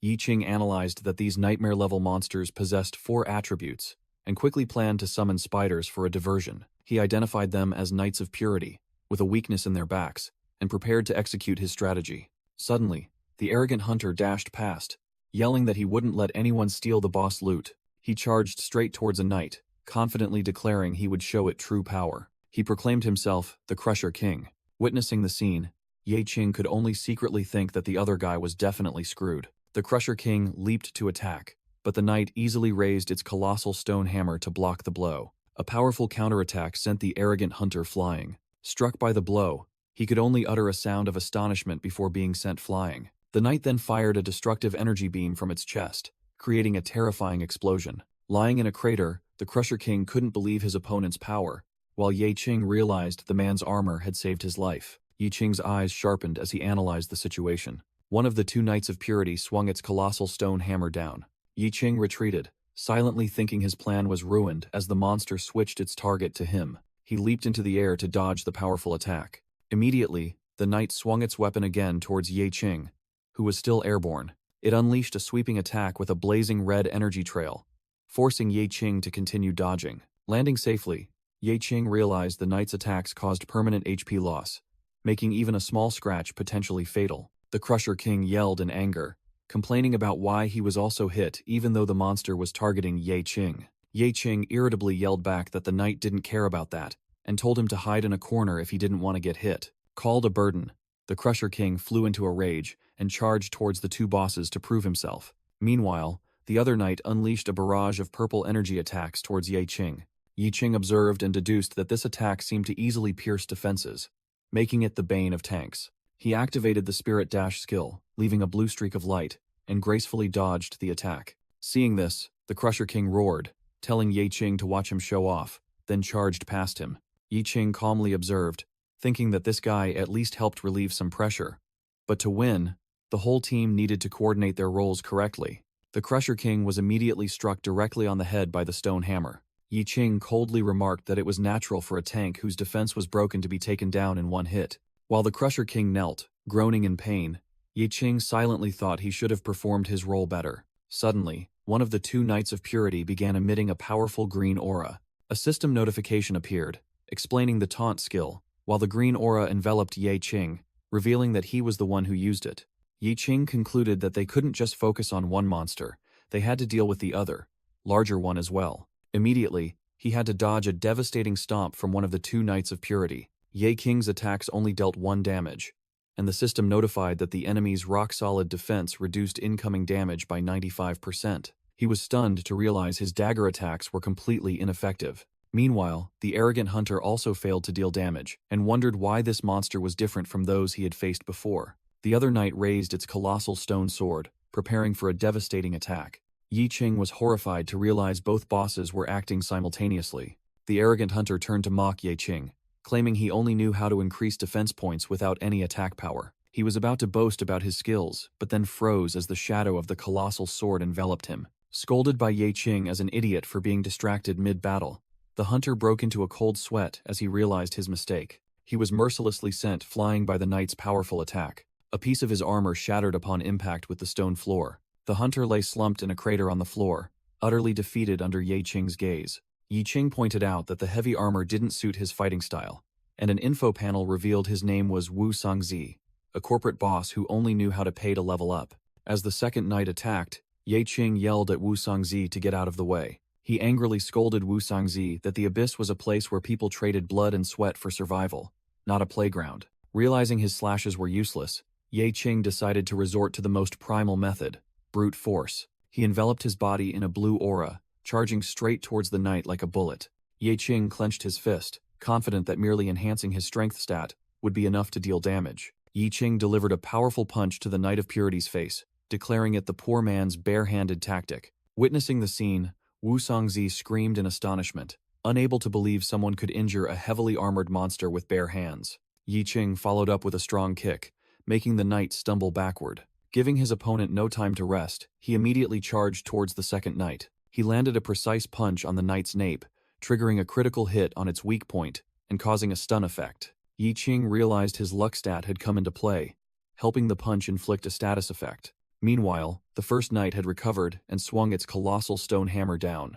Ye Qing swiftly dodged the crushing attack. Believing Ye Qing had been crushed, Wu Sangzi screamed in horror. But in reality, that was when Ye Qing activated his skill, summoning a red shadow entity. The shadow entity enveloped Ye Qing, while he calmly stated that this was just business as usual. He silently assessed that Wu Sangzi was too weak to rely on, and he had to control the battle himself.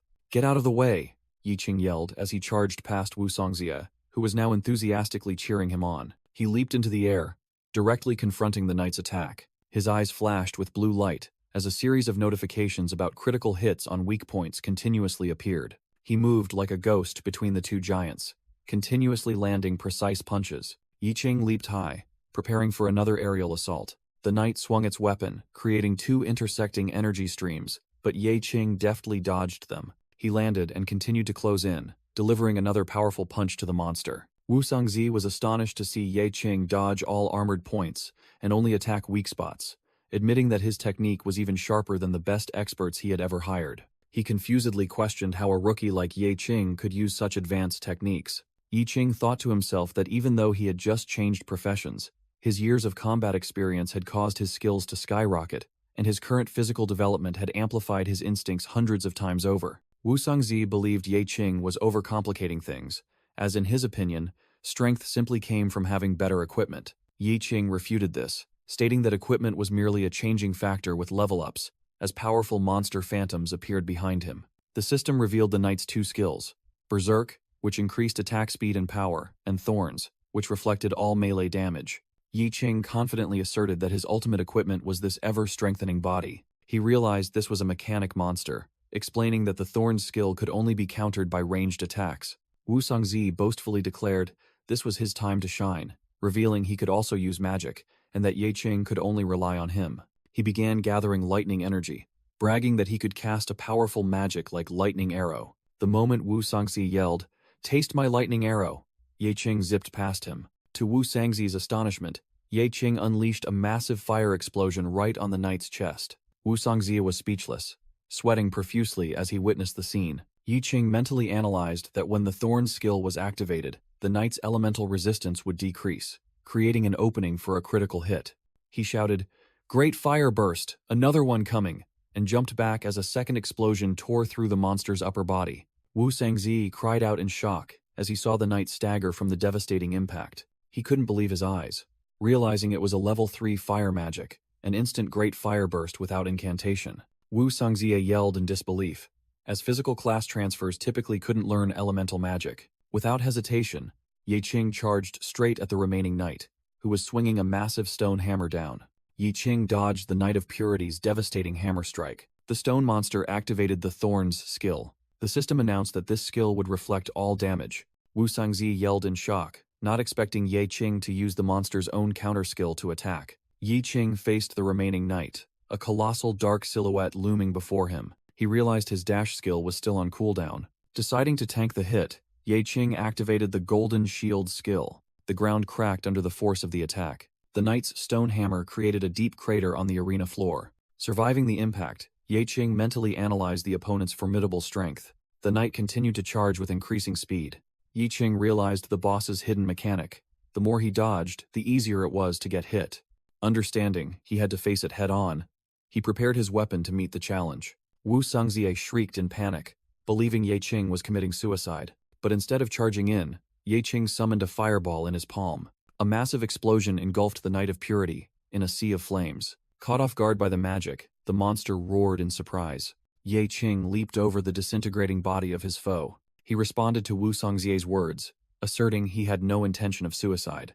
Ye Qing told himself he had to be faster than it. He weaved through the Knight of Purity's devastating punches, determined to become stronger. Witnessing the scene, Wu Songzie exclaimed in shock. Another new skill? A system notification appeared, stating that living beings could not be salvaged. The Knight of Purity unleashed a powerful energy attack. Unexpectedly, the monster was struck by a purple energy beam, causing it to roar in confusion. Yi Qing's shadow reflected in its massive eye as he charged forward.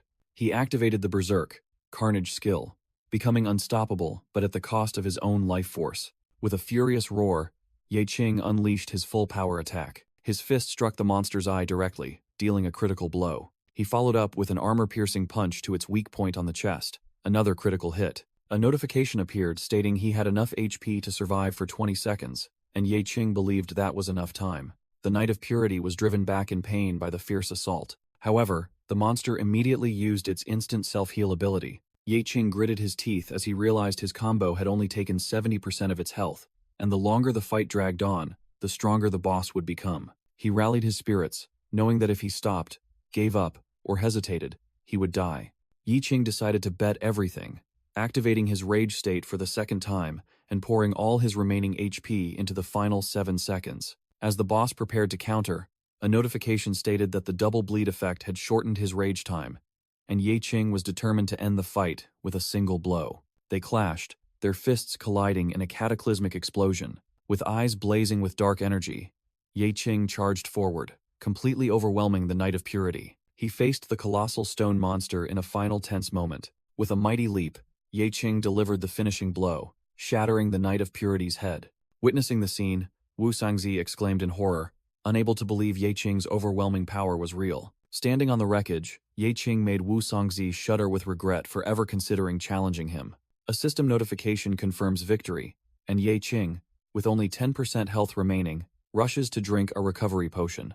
Empty cups clatter to the floor of the desolate arena. Standing up, Ye Qing laughs heartily, mockingly remarking that he almost died again. He turns to look at the corpse of the pure knight, muttering that it's time for a sumptuous meal. Yi Qing declares the start of the recycling operation, unleashing a purple energy wave and countless grotesque demonic arms. The spectral arms grab the pure knight's corpse, pulling it into a vortex of dark energy. Wu Songzie recognizes the arms with horror and screams as the knight's body is consumed by an abyss. He tries to rationalize it as a strange summoning skill, while Ye Qing urges the process to continue. Seeing Ye Qing casually drink water amidst the horrifying scene, Wu Songzie concludes that he is even more terrifying than the monsters. The system announces the successful recycling, leaving behind 2 glowing skill cards. Yi Qing receives 2 new cards, the Pure Knight's signature sword skill and a taunt skill. He analyzes the new defensive skill, recognizing its value despite not fitting his current playstyle, and decides to keep it. Wu Songzie is still in shock, muttering about how 2 colossal bosses were swallowed without a trace. Utter terror is etched on Wu Songzie's face. Blown away by the residual shockwaves from the decomposition, Wu Songzie stares in horror at the energy vortex. Before Ye Qing, a giant monster head-shaped altar rises from the ground, and the system announces a legendary reward event. Yi Qing recognizes it as the blacksmith's altar, while Wu Songzie exclaims in astonishment that it's one of the rarest events in the abyss. Wu Songzie can't believe Ye Qing's luck in triggering this event. Yi Qing silently deduces that the sheer difficulty of the battle, combined with his luck stat, made the impossible possible. He confidently states that the greater the risk, the greater the reward, and decides to test it with his old dagger. Wu Songzie shouts in panic, advising Ye Qing to use his strongest equipment, but he simply replies that he only has level 1 gear. Hearing this, Wu Songzie is stunned into silence, realizing Ye Qing is only level 1 and fought without high-tier equipment. Yi Qing makes a firm decision, stating there's no other choice but to enhance this dagger. The system analyzes the weapon and presents an astonishing success rate, 200%. Yi Qing himself is surprised, wondering if the rate can exceed 100%. The system suggests transforming the weapon into a greatsword, and Ye Qing immediately confirms the enhancement. After a flash of light, 2 new legendary swords appear, but the system's final notification reads, "Trash." Yi Qing smiles with satisfaction, thinking that their quality and appearance are certainly legendary. The status screen reveals the first sword is named Trash Sword, a unique but flashy and useless legendary item. The second sword is Another Trash Sword, a replica with identical stats. Yi Qing picks up the pair of swords with a delighted expression, while Wu Songzi stands behind him, speechless. Wu Songzi bursts into mocking laughter, saying their stats are indeed trash, and that Yi Qing's luck might have its limits. Yi Qing calmly slings one sword over his shoulder, replying, "To you, it's trash, but to me, it's perfect." Yi Qing looks at the astonished Wu Songzi and asks sarcastically, "Have you never seen god-tier equipment before?" Immediately after, he throws one of the swords forward, and the weapon whizzes through the air. Yi Qing raises his hand, activating his ability, and shouts, "Recycle." The flying sword is instantly enveloped by a dark energy wave and begins to disintegrate. He explains his logic. "Weapons can be infinitely recycled. Isn't that precisely the god-tier equipment only I can use?" Wu Sangzi is speechless, wondering if this person's ability is to get stronger by using trash weapons, a true trash god. Yi Qing, unconcerned, turns to the blacksmith's altar and declares that even this is just trash he can take. He gives a command, and giant shadowy arms emerge, grabbing the entire altar for recycling. A swirling purple energy vortex engulfs the altar, and the system announces the successful recycling. Yi Qing receives a new card, allowing him to summon the blacksmith's altar at any time. He happily thinks that he can now enhance his trash swords, and even if they fail, he can just recycle them to make another. Yi Qing picks up both swords, declaring it's time to test his new weapons, causing Wu Songzi to panic, thinking he's going to dual wield. Wu Sangzi mutters about the massive disadvantages of using two unfamiliar weapons, secretly glad this might be his chance to turn the tables. Yi Qing opens his status screen, and the system confirms that his attack speed and accuracy will be reduced by 50%. But then another window pops up, asking if he wants to use 10 basic points to upgrade his dual-wielding proficiency to rank D. Yi Qing realizes basic points aren't just for repairs, but can also increase skill proficiency, and he quickly calculates the cost to max it out. With a determined expression, he shouts that he'll upgrade straight to the maximum, causing Wu Songzi behind him to be utterly terrified. Wu Songzi trembles, completely unable to comprehend what is happening. Reflected in his eyes are a series of system notifications, showing Yi Qing's dual-wielding proficiency skyrocketing through C, B, and A ranks. Yi Qing confidently declares that his dual-wielding skill starts at S rank. After the challenge concludes, Yi Qing and Wu Songzi stand in an empty grand hall before a colossal gate. Yi Qing calmly states that a new gate will appear since they have completed all the challenges. However, Wu Songzi fearfully declares that he has made up his mind and will forfeit this round. He complains that if he had known this abyss was this difficult, he wouldn't have risked it, as dark energy begins to leak from behind. Wu Songzi continues to mutter that he has plenty of money to spend and no reason to risk his life here. Suddenly, a burst of crimson energy erupts, and the system issues an extreme danger warning, activating combat mode. Yi Qing immediately senses something is wrong with this energy mist. As the energy tentacles lunge towards Wu Songzi, Yi Qing yelled for him to get out of the way quickly. He quickly grabbed Wu Songzi and threw him aside to avoid the fatal attack. Wu Songzi screamed in pain from his injured arm, while Yi Qing blamed himself for being a step too slow. Yi Qing deduced that the two knights were just appetizers, and the real boss was what they were guarding. The dark energy began to swirl violently, coalescing into a central mass. Yi Qing stood firm, facing the massive vortex of energy forming before him. As an enemy's silhouette appeared within, Yi Qing readied his two swords, which began to glow purple. He lunged into the air, unleashing a powerful swirling slash at the dark energy mass. Yi Qing continued his assault, creating streaks of purple light that cut through the chaotic energy. After landing, he noticed the energy core solidifying and warned that something was about to break free. From the darkness, the Dark Elf King Damaster emerged, along with a notification listing its fearsome abilities. Yi Qing was sent flying backward by an extremely powerful attack. Meanwhile, Dark Elf King Damaster redirected his attack toward the terrified Wu Songzi. Yi Qing decided to use dual swords to increase his attack frequency and draw the boss's full attention. He rushed forward, using his two swords to block the fatal attack aimed at Wu Songzi. Yi Qing shouted a provocation and unleashed a flurry of consecutive slashes upon the monster. However, a system notification appeared, stating that his attack was ineffective because Damaster was in a target lock state. The boss remained unharmed, continuing to swing its weapon with immense power. Yi Qing was stunned to realize his attack had no effect, as Damaster was still locked onto Wu Songzi. Before anyone could react, Damaster's weapon struck down upon the desperately screaming Wu Songzi. Elsewhere, Two high-ranking officials were monitoring the battle through an energy circle. One person announced that a life signal had vanished, leaving only one remaining. The other scoffed, believing that the level 1 rookie must have certainly died in a level 30 dungeon on legendary difficulty. They mused that the death was worthwhile because they had located the legendary monster, and they could collect a rescue fee if the remaining person survived. The other agreed, saying everyone coveted the legendary runes that only these creatures possessed. Back on the battlefield, Damaster absorbed the energy from the life it had just taken, and grew stronger. Its eyes turned fiery red, signaling a new power. With the previous target dead, the boss's attention immediately shifted to Ye Qing. Ye Qing smirked, thinking that although he had drawn the boss's attention, it was now even harder to deal with than before. He reached out toward Wu Sangzi's corpse and apologized, saying he needed to borrow it for a moment. Dark energy enveloped the corpse, and Ye Qing immediately learned a new skill: two-handed sword parry. A series of notifications appeared. Ye Qing had learned Whirlwind Slash, Disarm, and Meteor Strike. Equipped with dual swords, he roared a challenge.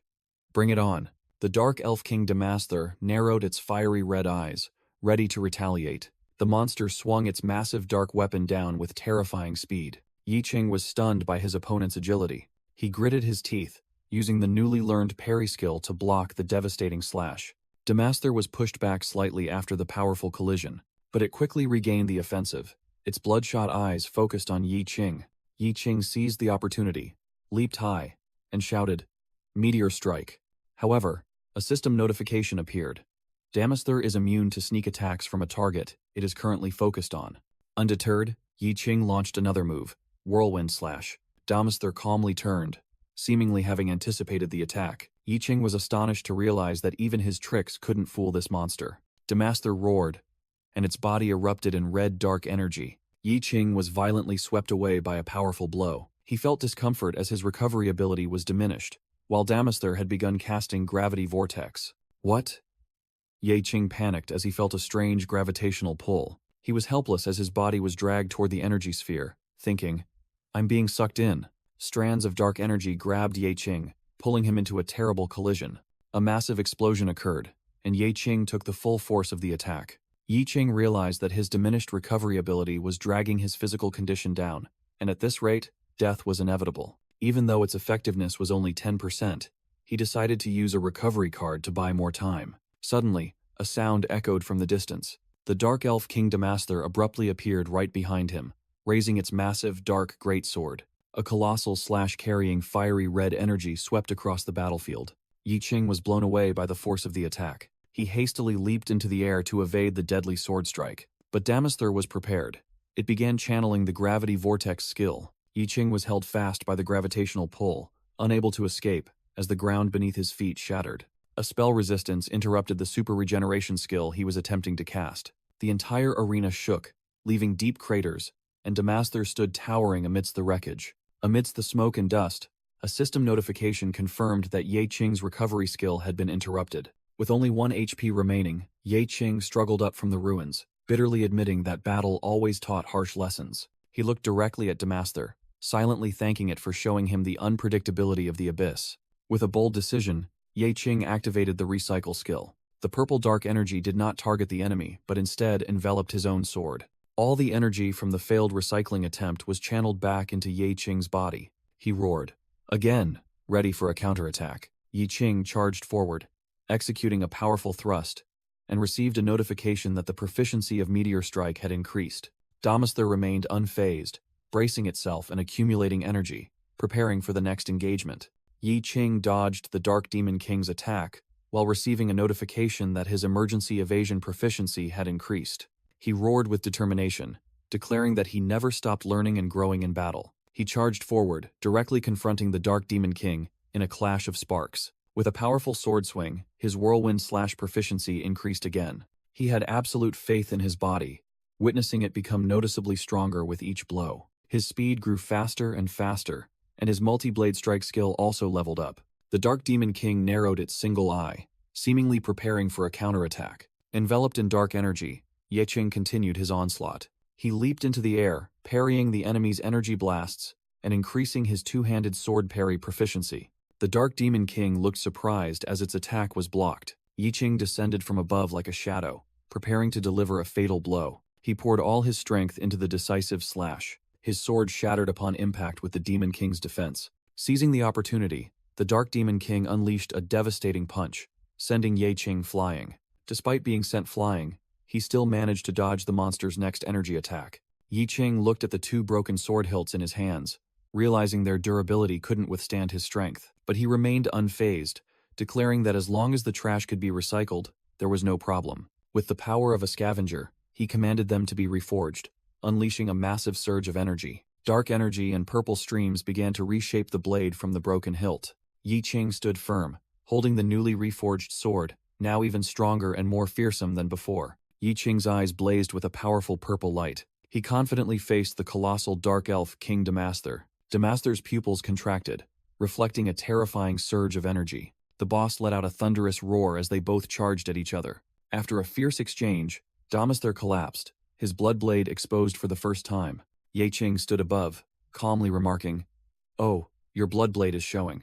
With a smug grin, he declared, "Damaster, you're nothing to fear now." A system notification sounded, indicating that Damaster's rage had reached its peak. The boss's colossal weapon slammed down onto the ground. Meanwhile, in another dungeon, a group of adventurers emerged victorious from the teleportation gate. The green-haired warrior thanked his teammates, specifically praising the purple-haired mage, who had dealt 90% of the damage alone.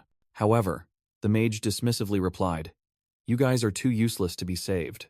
At the same time, a group of high-ranking officials approached the abyssal gate where Ye Qing was fighting, questioning the chaotic situation. An official with glasses reported, "The last life signal has disappeared.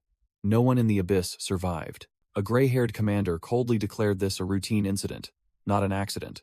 Another female official ordered the cleanup crew, "Clear this abyss before nightfall and retrieve the legendary monster's item." Hearing that there were no survivors, Zhou Tong questioned an armored guard in shock. He desperately pleaded for them to at least try to rescue those inside. A moss-green-haired official sneered, "Rescue those penniless trash?" He continued mockingly, suggesting only the wealthy deserved saving, while Zhou Tong furiously shouted that his boss would definitely return alive. An armored assistant coldly grabbed Zhou Tong, ordering the dead contestants to be buried like trash. Meanwhile, a blonde female official instructed the cleanup crew to prepare to enter the abyss. Suddenly, a voice echoed from within the fiery gate. "No need." A figure slowly emerged from the ashes, stepping onto the cold floor. Ye Qing appeared, enveloped in dark energy, his purple eyes blazing as he asked, "Retrieving the item counts as passing the test, right?" Zhou Tong burst into tears of joy, shouting at the assistant, "Boss, I told you he'd do it." The entire hall fell silent, everyone staring in disbelief at Ye Qing, the sole survivor. With a bruised face, Ye Qing held up a golden ancient script stone and repeated his question. The female supervisor stammered in utter disbelief. "Impossible. How is anyone alive? Are you that level 1 scavenger?" She suddenly paused, realizing something even more terrifying. Her gaze fixed on the item in Ye Qing's hand, this golden ancient script stone. "How did you get it?" Ye Qing decisively threw the stone towards her. "Take it. My mission is complete." The trembling female supervisor explained that the stone only dropped from legendary monsters, then asked in horror if he had killed it. Ye Qing confirmed with a ferocious expression, "Yes, I massacred my way to the very end of the abyss. Not a single monster survived." The female supervisor couldn't believe her ears, telling herself this must be a staged act. She adamantly stated that a level 1 scavenger couldn't possibly kill a legendary monster and return alive. A moss-green-haired official sneered, offering another theory. Ye Qing was a killer who stole someone else's achievement. The female supervisor immediately chimed in, accusing Ye Qing of killing Wu Songzia, the god-chosen one, to claim the credit. Zhou Tong furiously shouted, defending his brother and asserting that Ye Qing survived through his own strength. But the female supervisor merely scoffed, claiming a trash scavenger couldn't possess such power and must have betrayed Wu Songzi. Zhou Tong roared in anger, demanding they investigate the Chosen One's corpse themselves to prove Ye Qing's innocence. However, Ye Qing indifferently declared that they would find no corpse at all. Just then, a balding commander rushed out from the gate, confirming that the abyss was completely empty, not a single monster corpse remaining. The official who accused Ye Qing was stunned, stammering if this was a system error. Ye Qing retorted coldly, pointing out that without evidence, they had no grounds to accuse him by their own rules. The female supervisor gritted her teeth, realizing she had been cornered. Ye Qing smiled defiantly, extending his hand and asking directly if he had passed the test. The official grudgingly admitted it, though he didn't want to. He reluctantly congratulated Ye Qing on obtaining his hunter certificate and a rare Omni license. Suddenly, a voice echoed from above as Liu Xingran appeared, sarcastically remarking that Ye Qing must be very pleased. Ye Qing looked up, suspecting that things were not as simple as they seemed. The committee agents were stunned, realizing the presence of the Liu family heir. The official rushed over, obsequiously asking why someone of her stature was present. Liu Xingran ignored him and declared that with the golden rune stone, Ye Qing could form his own hunting team. She turned to ask Ye Qing if he had mentioned her name upon arrival, and he bluntly replied, no. Ye Qing realized with horror that he had forgotten, causing Liu Xingran to scold him as an idiot in anger. With fiery eyes, she explained the importance of the upcoming hunting team registration. The official hastily clarified that he had intended to reserve the precious item for someone stronger, considering it a waste to give it to a scavenger. Zhou Tong snatched the microphone, roaring his objection to it being a waste, and accusing the official of attempting to seize it by force. The incident ignited the dissatisfaction of other hunters, who collectively protested the unfair rules and the organizers' deceit. The official grabbed Ye Qing, shouting that only a B rank could form a hunting team, and everyone would just see him as a thief. Another official held up his phone, mocking that with his previous D rank strength, the elders would laugh him out of the room. Suddenly, he froze, as his subordinate reported a massive energy fluctuation from the energy stone, with stats skyrocketing to S rank and nearing the limit. An unexpected energy explosion occurred, leaving the official and his agents exclaiming in shock. What? The official looked up with a bewildered expression, not understanding what was happening. Ye Qing appeared confused, asking why everyone was suddenly crowding him. The official stared at the golden token in confusion, believing the measuring device must be broken as the numbers kept rising. It was then that Ye Qing spoke, stating he had heard enough insults and just wanted his certificate peacefully, as a purple aura began to emanate. Sensing the immense pressure, the official trembled, asking if Ye Qing dared to attack the supervisor. Ye Qing replied coldly that he was simply reclaiming what was rightfully his. He unleashed a powerful vortex of dark energy from his palm. Purple energy tendrils shot towards the golden token, terrifying the official. The energy enveloped the item and easily pulled it back into Ye Qing's hand. Refusing to accept the reality, the white-haired official demanded another measuring crystal, believing the previous one was faulty. But when the new crystal was presented, it also immediately glowed intensely, signaling it was about to explode. With eyes blazing with energy, Ye Qing challenged, "If you still doubt my worth." The crystal immediately exploded, sending the officials flying as a horrified voice confirmed the final stat was S+.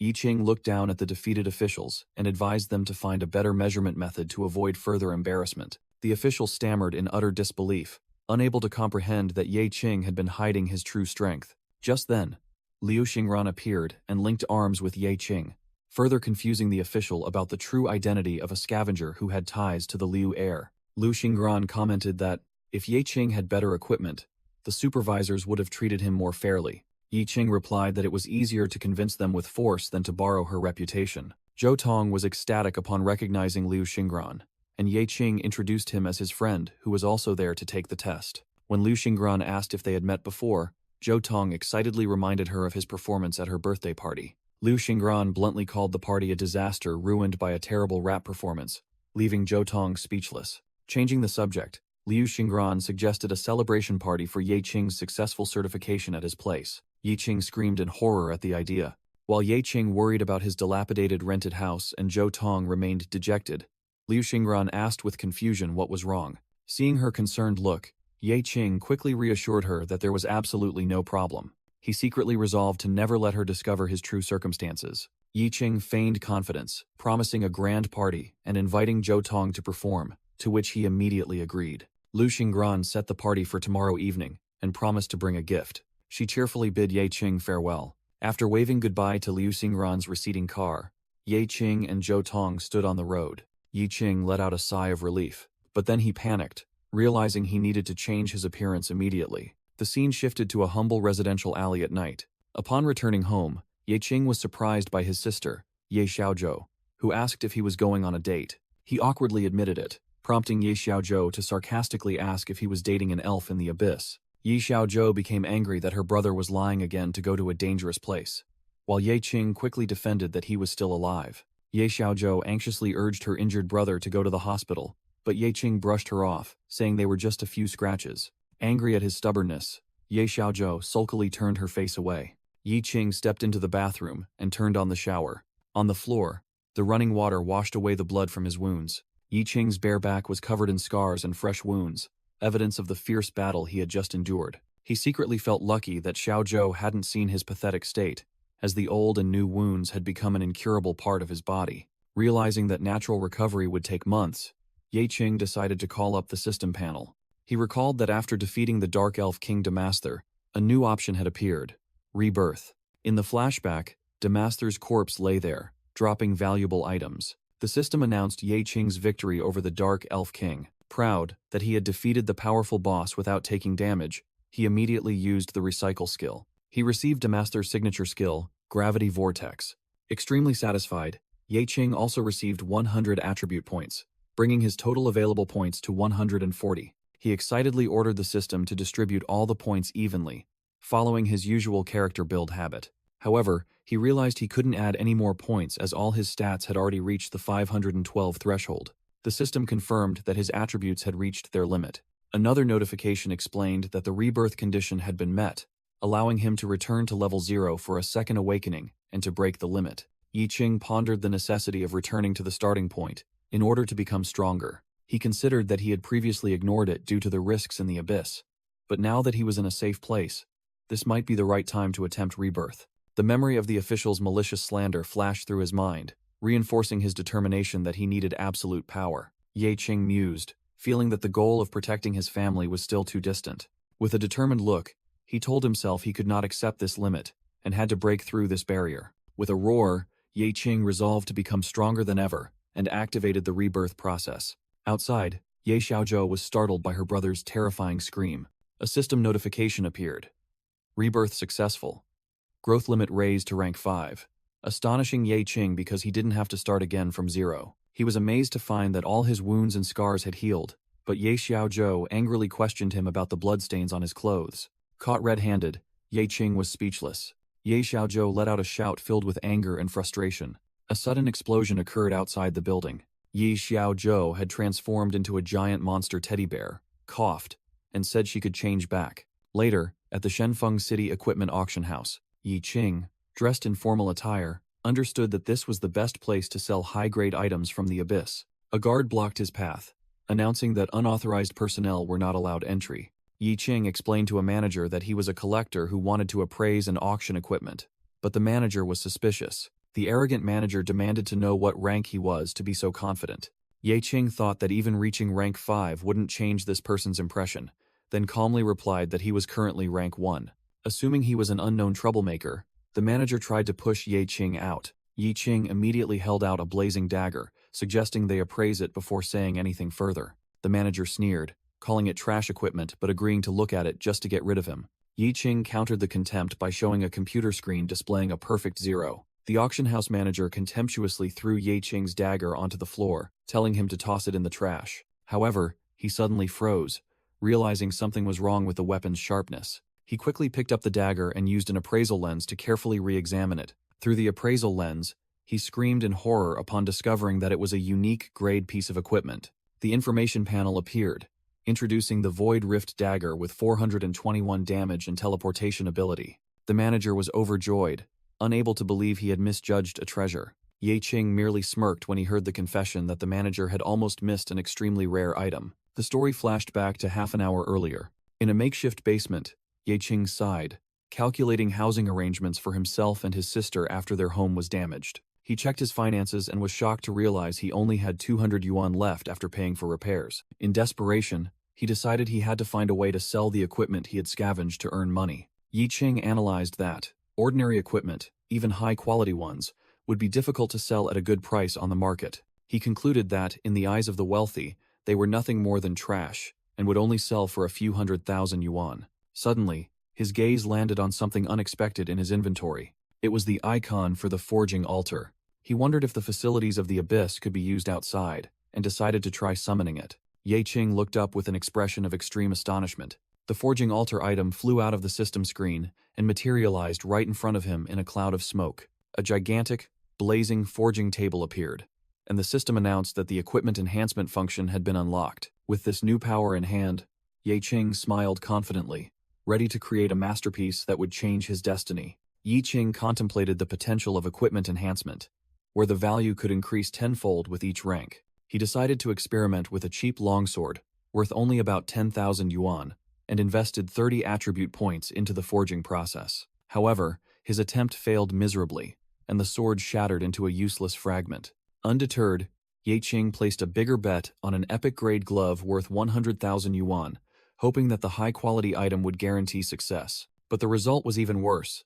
The expensive glove also shattered, leaving behind just another piece of junk. Yi Qing nearly cried as his 100,000 yuan vanished into thin air after a single sound. He began to suspect the problem wasn't the materials, but the forging table itself, as the system reported it as an unidentified item. A thought flashed through his mind, wondering why a forging table would have such a suffix. Yi Qing decided to use his observing eye to appraise the true nature of the forging table. Immediately, a blue stream of energy erupted from the altar, revealing its true form.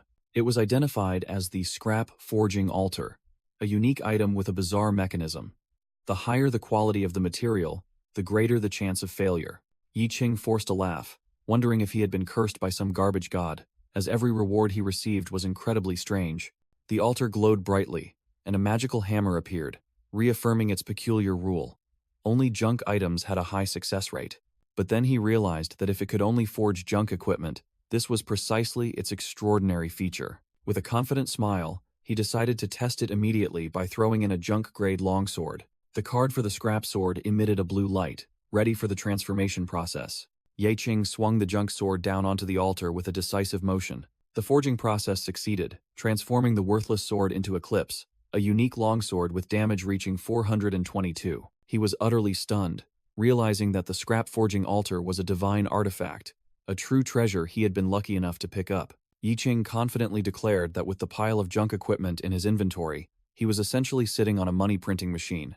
He excitedly yelled, "Start printing," and swung the hammer to initiate the mass forging process. The first item produced was the unique Bow Nocturne, with 397 damage and the ability to inflict sonic damage. Another successful forging notification appeared. Next was the unique staff, True Word, with 400 damage and the ability to add magical damage to physical attacks. A continuous stream of success notifications appeared, showing that Yi Qing was creating countless powerful pieces of equipment. After using up all the materials, Yi Qing sat down to rest, calculating that he had forged dozens of unique items. Suddenly, a notification appeared stating he had reached Scavenger Level 1.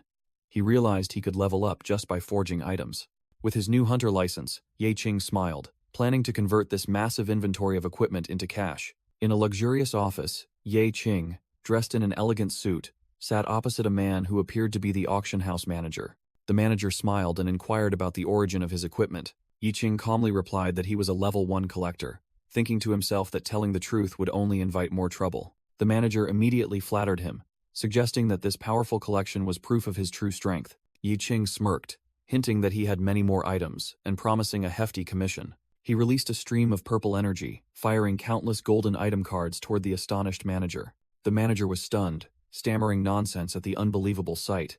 Completely overwhelmed, he shouted orders to prepare the highest-tier VIP room and process the platinum membership application. Yi Qing was escorted by 2 armored guards through a magnificent hall. Holding the gold card in his hand, he wondered, is this all there is to a platinum VIP membership? While walking through the hall, Yi Qing was suddenly bumped from behind by a man. The burly man turned around and aggressively scolded Yi Qing for not watching where he was going. Yi Qing politely apologized, but the other man secretly judged his mediocre attire and concluded that he didn't belong there. The man demanded to know Yi Qing's hunter guild, and grew even more contemptuous upon hearing he was just a freelance hunter. He arrogantly showed off his badge, introducing himself as Lang Xiaofeng, the Mad Blade of the A+ ranked Tatus Guild. Yi Qing thought about the reputation of the Tatus Guild, a group of battle maniacs whose battlefields he used to clean up, and decided it was best not to cause trouble. He apologized once more, trying to end the argument. However, Lang Xiaofeng grew angrier, grabbing Yi Qing's collar and insulting him for sneaking into the high-level member pathway.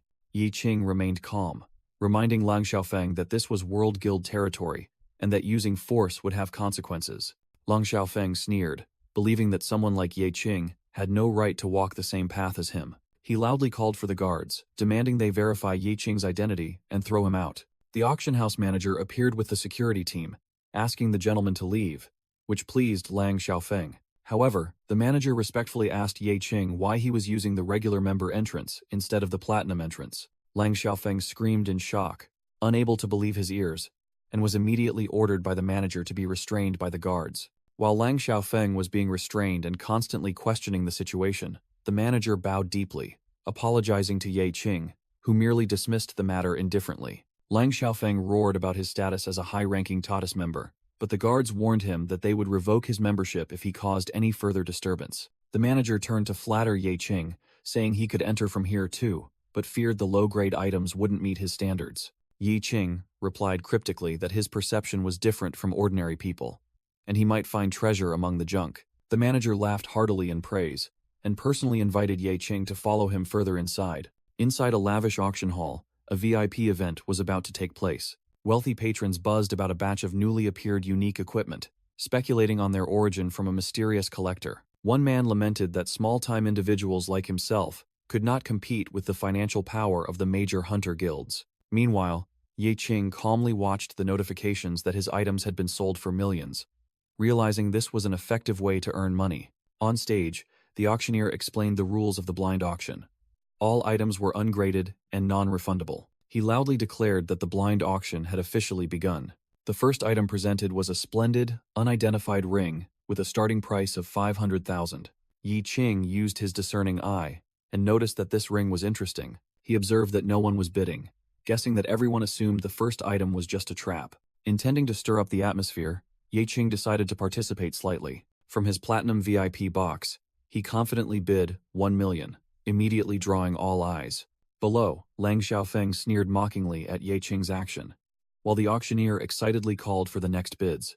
The crowd began to murmur, suggesting that a platinum VIP wouldn't bid so high if this wasn't a bargain. Influenced by Ye Qing, the man from earlier timidly raised the price to 1.1 million. Immediately, others joined in, quickly pushing the price up to 1.4 million. Without flinching, Ye Qing casually offered a shocking price of 2.5 million. Convinced by Ye Qing's actions that the ring was a treasure, Lang Xiaofeng angrily decided he must participate too. He slammed his hand on the table and shouted a price of 3 million, determined that he would be the winner. With a smirk, Ye Qing calmly countered with a price of 4 million, while the 79 million balance in his account showed he was just playing around. Being pressured by Ye Qing again, Lang Xiaofeng roared in anger while his subordinate tried to dissuade him, arguing that 4 million for an unknown ring was too expensive. Lang Xiaofeng brushed him off, believing that since his opponent had status and also wanted the ring, it must be a top-tier item, and he couldn't let Ye Qing have it. Ignoring the advice, he shouted the new price,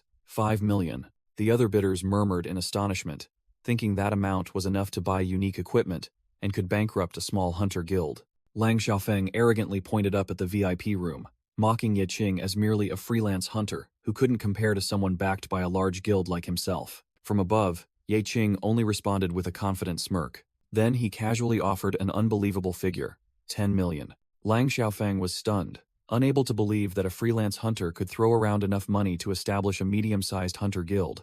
Overcome with rage, he rushed toward the stage, demanding Ye Qing's account balance be checked, claiming this was disruptive behavior and he should be thrown out. The auctioneer confirmed the bid was valid, leaving Lang Xiaofeng aghast as he realized he had provoked a true hidden tycoon. Humiliated, Lang Xiaofeng gritted his teeth, refusing to accept defeat against someone he despised. He reminded himself of his identity.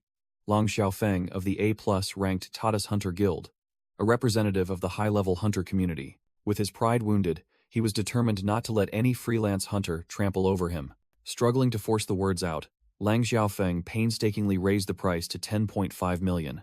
Ye Qing jumped up, reached forward, and shouted an insane number, completely ending the battle, 100 million. The enormous figure caused Lang Xiaofeng to fall backward, utterly defeated. Ye Qing calmly sat down, mocking that he could throw money out the window today, because he would create another unique piece of equipment tomorrow. The auctioneer began the countdown for the 100 million bid. Having been spectacularly tricked, Lang Xiaofeng now believed that Ye Qing was so determined because the ring truly was a unique treasure. Lang Xiaofeng convinced himself that this must be a heaven-defying treasure. Otherwise, no one would bid 100 million. The auctioneer began the final countdown for the 100 million bid.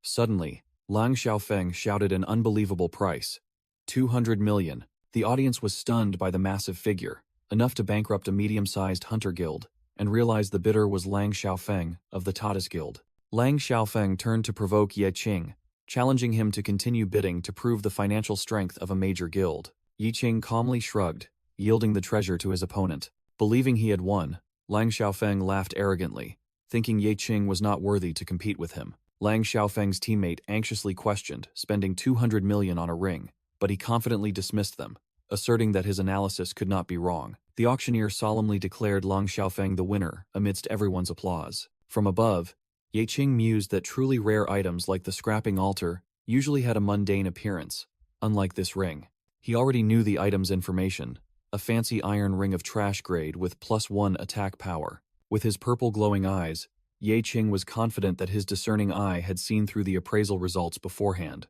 Below the stage, Lang Xiaofeng excitedly held up the ring, demanding it transform into a divine artifact to show everyone what they had missed. He began the ring appraisal process. The first result appeared, calling it an ordinary-looking iron ring. Lang Xiaofeng's smile froze when he read the word iron. He was utterly shocked upon realizing he had bought a worthless iron ring. Losing all composure, Lang Xiaofeng yelled, blaming Ye Qing for making him lose judgment and demanding a refund. He desperately pleaded with the auctioneer, saying the 200 million bid was just a joke, and hoping it could be treated as a mistake. The auctioneer sternly announced the rules, warning that if Lang Xiaofeng failed to pay, his Taoist Guild would face severe penalties, and he himself would be sent to a labor camp. He declared that he would have men escort Lang Xiaofeng to the guild for payment, despite the loser's desperate screams. In the crowd, a patron secretly cursed, placing all the blame on the man named Ye, who was observing from the VIP room above. That patron fearfully told the person next to him that this platinum VIP was terrifying, capable of destroying an entire hunter guild without shedding a single drop of blood. The auctioneer quickly regained his composure, cheerfully announcing the continuation of the auction with the next item. A necklace named Wild Transformation was introduced, featuring immunity to control effects and self-healing upon transformation. Ye Qing recognized that this necklace was perfect for his younger sister Ye Xiaozhou and decided to buy it as a gift. With a confident smile, Ye Qing offered the starting price of 1 yuan. The previous guest worriedly whispered, believing that Mr. Platinum was about to harvest a new victim, and reiterated the rumor about Lang Xiaofeng being tricked into buying junk for 200 million. The auctioneer on stage began to panic, thinking to himself that no fool would dare to raise the price because they surely all believed this platinum guest was an insider planted by the auction house. Sweat pouring down, he desperately screamed in his head, begging someone to make a bid. Another guest with a stern expression affirmed that this was clearly a scam, and only a fool would participate. Ye Qing smirked, realizing that everyone's misunderstanding had become a unique advantage for him. Having no other choice, the auctioneer stammered, declaring the price closed and congratulating the mysterious platinum VIP guest for winning the necklace for 1 yuan. Another attendee in the hall was filled with regret, blaming himself for being too foolish not to try shouting a bid once. Ye Qing looked at his phone, thinking to himself that winning for $1 was ridiculous. The phone screen displayed auction revenue of 180 million, and he contentedly thought he had made a decent sum. Now, Ye Qing was confident that he could buy truly good things for himself. The scene shifted to a magnificent skyscraper, described as a luxurious 10,000 square meter apartment on the top floor of the city's busiest downtown area. A condescending real estate agent explained that the high-end apartment cost around 100 million yuan, and suggested Ye Qing a more realistic option. Without hesitation, Ye Qing declared, "No need to look further, I'll buy that penthouse." The agent unpleasantly replied that with his current credit rating, Ye Qing could not borrow 100 million yuan because that penthouse was for the wealthy elite. Ye Qing calmly responded, leaving the agent speechless. 100 million in cash, paid immediately. He added that he had one request. Everything must be prepared so he could move in immediately before noon. That very afternoon, Ye Xiaozhou sat in a wheelchair in the new mansion, astonished as she asked her brother about this sudden change. Ye Qing explained that the house was spacious enough for her not to worry about transforming, and he had bought it in her name. Zhou Tong was overwhelmed by the vast space. Pushing his sister's wheelchair to the window to admire the city, Ye Qing gently promised that from now on, he would never let her suffer again. After the housewarming party, Zhou Tong and Ye Xiaozhou sprawled on the sofa, complaining about having eaten too much. On the breezy rooftop, Liu Xingran had arrived for the barbecue party, and approached Ye Qing, who was gazing at the city lights. Ye Qing remarked that even after buying the best house in the most prime location, the air still felt polluted. Liu Xingran congratulated Ye Qing on officially becoming a hunter, and encouraged him to be happy with what he had achieved. When Ye Qing only responded with a brief thank you, Liu Xingran playfully scolded him not to wear a gloomy face on their celebration day. She held out a gift, a necklace with a brilliantly glowing blue crystal pendant. Yi Qing exclaimed in surprise as he recognized the familiar stone. Liu Xingran smiled and explained that she wanted to return it, but this time as a gift, revealing that she had carefully kept it for many years whenever she entered the abyss. She said that the stone always reminded her of those who never accepted their fate, those who dared to challenge destiny even at the cost of their lives. Liu Xingran believed it had brought her good luck, and Ye Qing agreed that survival indeed had an element of chance. But then, she recalled what Ye Qing had once said and smiled knowingly, realizing that survival wasn't due to luck, but to strength. Ye Qing affirmed his philosophy. Direct action is more effective than empty words.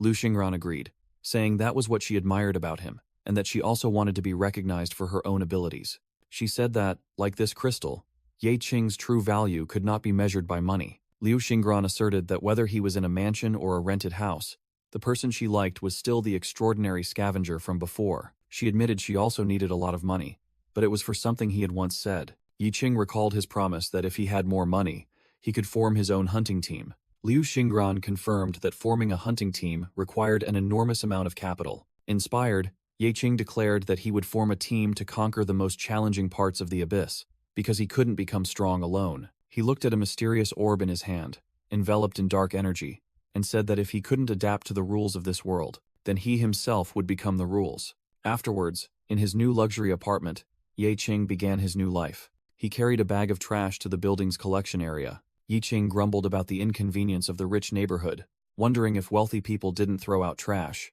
An arrogant voice from behind questioned him, assuming he was a servant and not following regulations. A large, arrogant man scolded Ye Qing, saying that servants belonged in their own area so as not to spoil the image of the residential complex. Yi Qing calmly replied that he was not a servant, but the new owner of this area. The other man was stunned, speechless. Immediately, Ye Qing snatched the banana peel from the man's hand. He pushed the man back and mocked him, repeating his own words.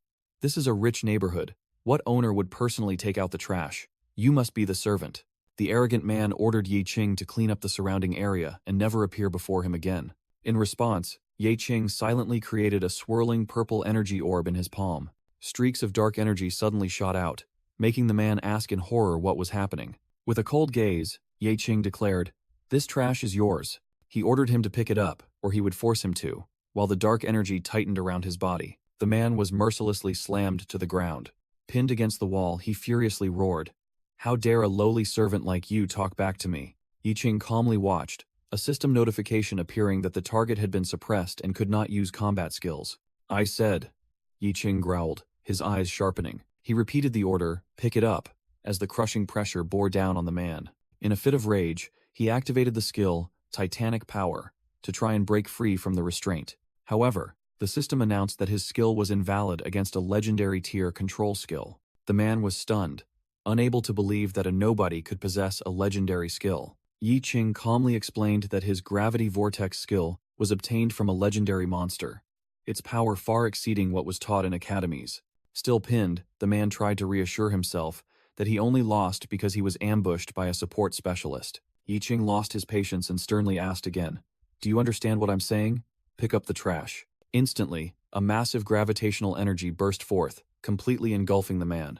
Overwhelmed by shock and pain, he finally screamed tearfully, "I'll pick it up." After the neighbor was subdued, Ye Qing stood there as his energy dissipated. Ye Qing stood silently on the pile of trash, leaving behind the arrogant neighbor who had been subdued. He looked at his phone and thought to himself that even though he lived in a wealthy neighborhood, trouble still found him. In a call with his sister, Yi Qing lied that he was going out to buy something, but in reality, he was on his way back to his old house to retrieve some mementos. He returned to the old neighborhood, where there were low-rise buildings and lush greenery. The door opened, revealing the simple apartment he used to live in.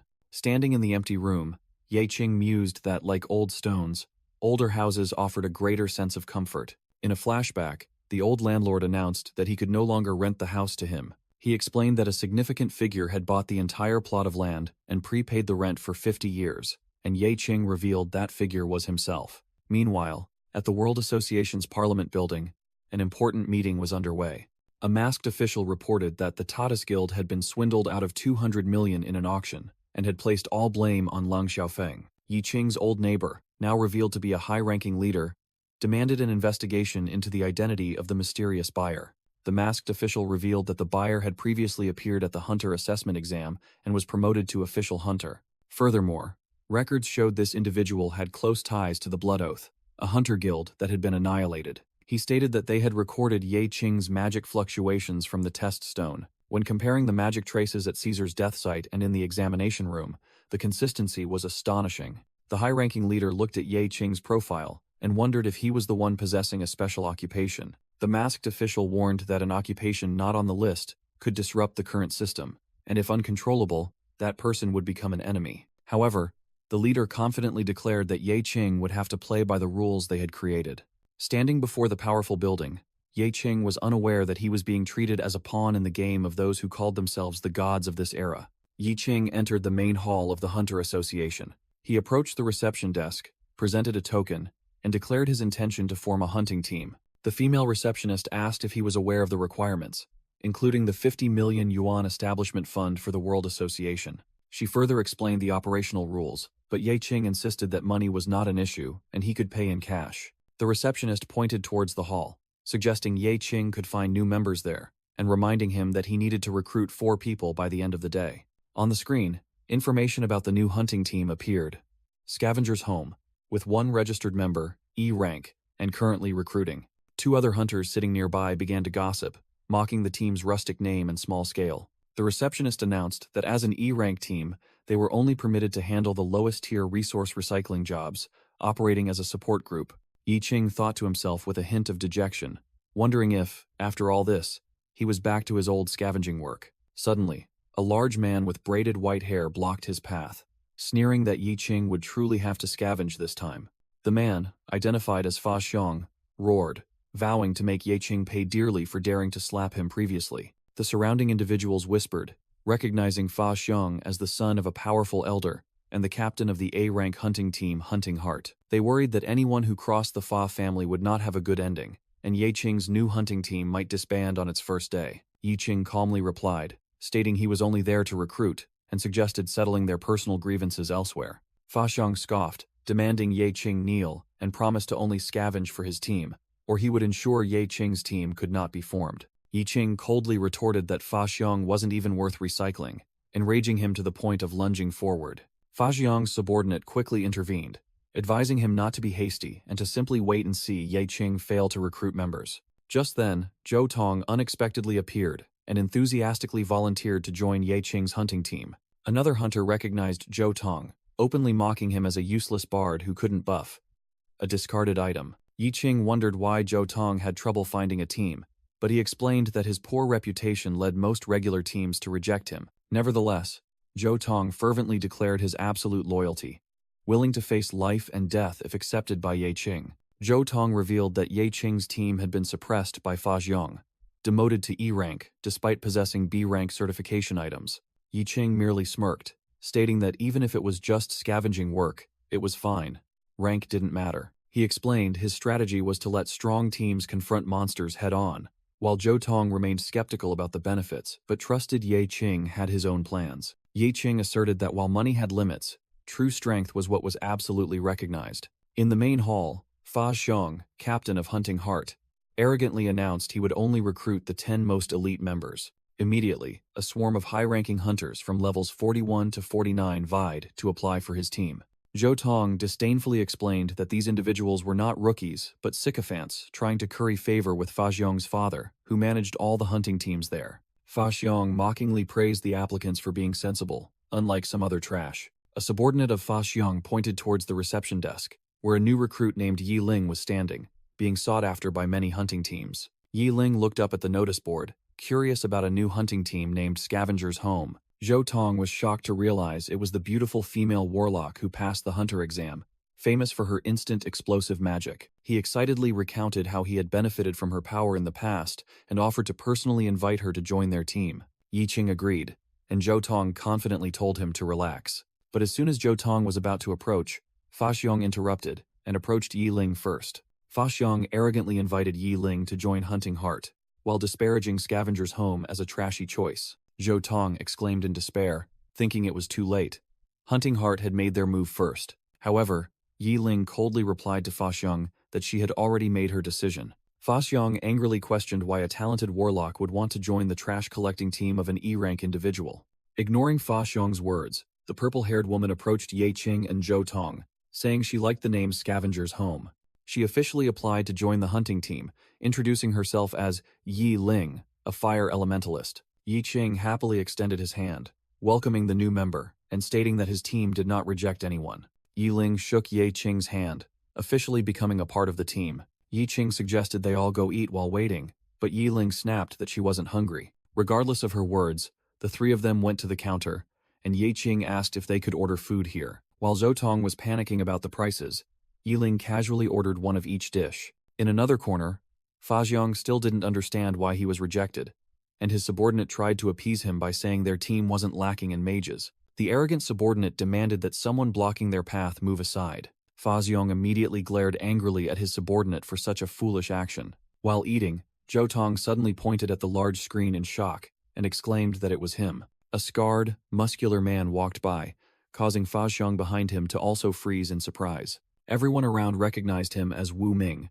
the cursed individual who had killed all his teammates. Yi Qing also recognized Wu Ming, his gaze turning sharp. Wu Ming walked straight towards Ye Qing, reminding him of an unfinished battle between them. Yi Qing smirked, asking in return if Wu Ming was interested in joining his team's recruitment drive. Wu Ming's appearance startled Yi Ling, causing her to drop her pastry. Wu Ming confirmed his interest but challenged whether Ye Qing dared to accept someone carrying a curse of misfortune. In a luxurious room, Ye Qing explains to his team members about the influence of bad luck in the abyss. Elsewhere, Fa Xiong and his subordinates mock Wu Ming, claiming no one wants to team up with such an unlucky person. Yi Qing directly asks Wu Ming if his bad luck makes item drops worse, and Wu Ming reluctantly admits it does. Wu Ming explains he doesn't care about equipment as he lives off quest rewards, as long as they are lucrative enough. Hearing this, Ye Qing is delighted, and exclaims "wonderful," causing Wu Ming to become flustered.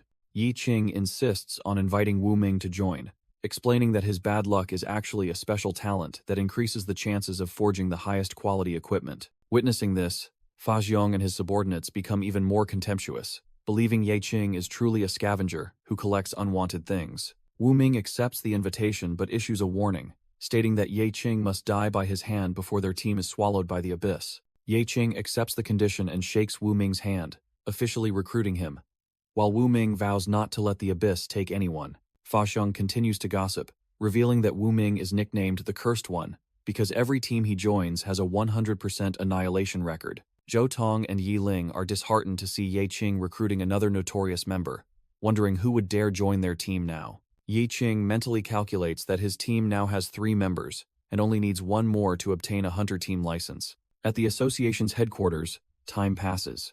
The team sits in silence, the atmosphere somber as no one else has come to apply for membership. Zhou Tong sadly remarks that their reputation doesn't seem to be very good. Yi Qing bluntly replies that the presence of Wu Ming and Yi Ling is the reason their team's reputation is affected. Just then, Fa Xiong appears, gloatingly announcing that he has used his authority to interfere, ensuring Ye Qing's application will be rejected. He declares he will also restrict Ye Qing's hunter status as punishment for his insolence, and asks if he regrets it. Yi Qing calmly replies that his hunting team already has enough members, much to Fa Xiong's surprise. Fa Xiong looks at Zhou Tong with contempt and calls him a weakling. Yi Ling silently contemplates the current team composition. Wu Ming also realizes the team is still one person short, as he can clearly distinguish between the numbers 4 and 5. Yi Qing smirks and assures Fa Xiong that his team has all 5 members. Just then, someone suddenly appears, explaining they narrowly escaped the abyss. Liu Xingran boldly declares she will join the team. Fa Xiong and his subordinates are stunned to realize the 5th member is Liu Xingran.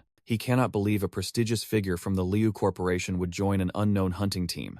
Yi Qing explains that Liu Xingran is a rebel who rejected her family's plans and no longer receives special resources. Fa Xiong dismisses it, believing Ye Qing only has a few tricks, and orders his men to leave to carry out their rank A mission. The association staff member announces that the Scavenger's home team has been successfully formed with 5 members and ranked E. Yi Qing immediately applies to follow Fa Xiong's Hunting Heart team into the rank A abyss as a cleanup crew. Fa Xiong angrily questions how an E-ranked team can take on an A-ranked mission, but Ye Qing points out there are no level restrictions for scavenger teams. The application is approved, and Ye Qing successfully exploits the loophole in the rules to Fa Xiong's outrage. Yi Qing feigns friendliness, suggesting they put aside their prejudices and cooperate, as this is a rich A-rank abyss. Fa Xiong roars, grudgingly accepting but declaring Ye Qing is just his trash collector. He threatens to leave a pile of trash for Ye Qing to clean up and leaves in a huff. Yi Qing smiles and replies sarcastically that he will follow the orders of the Hunting Heart team leader. As they leave, Zhou Tong wonders why Ye Qing agreed to work like a slave, but Ye Qing reveals it's the only way to participate in high-level, unrestricted missions. Yi Qing further explains the advantages of being a scavenger, leaving Zhou Tong in awe, while he secretly thinks this cooperation is merely a coincidence. Finally, Ye Qing reveals the true reason. The Hunting Heart's mission coincidentally contains the Black Tower key, astonishing the entire team. Yi Qing explains that according to the association's reports, the Black Tower key is located within the Abyss Hunt mission that the Hunting Heart team received through special privilege. Wu Ming clarifies that the Black Tower key is a ticket to a challenge, where the reward could be the removal of curses, or the cure for incurable diseases. Yi Ling adds that it can even resurrect those who died in the Abyss, but very few hunting teams can find the key and enter the tower. Liu Xingran asserts that without exception, those who succeeded became the strongest existences, just like her siblings. Feeling left behind, Zhou Tong naively asks if the key can instantly turn him into a superstar, but is met with the cold reality that it can only be achieved through strength. Disappointed, Zhou Tong resolves to become stronger to silence everyone. Yi Qing confidently outlines the plan, stating they can use Hunting Heart as a vanguard to buy time to find the room containing the key. The team looks at Ye Qing in amazement, secretly admiring how the plan seemed to account for their very appearance. However, Ye Qing sheepishly admits he didn't plan it,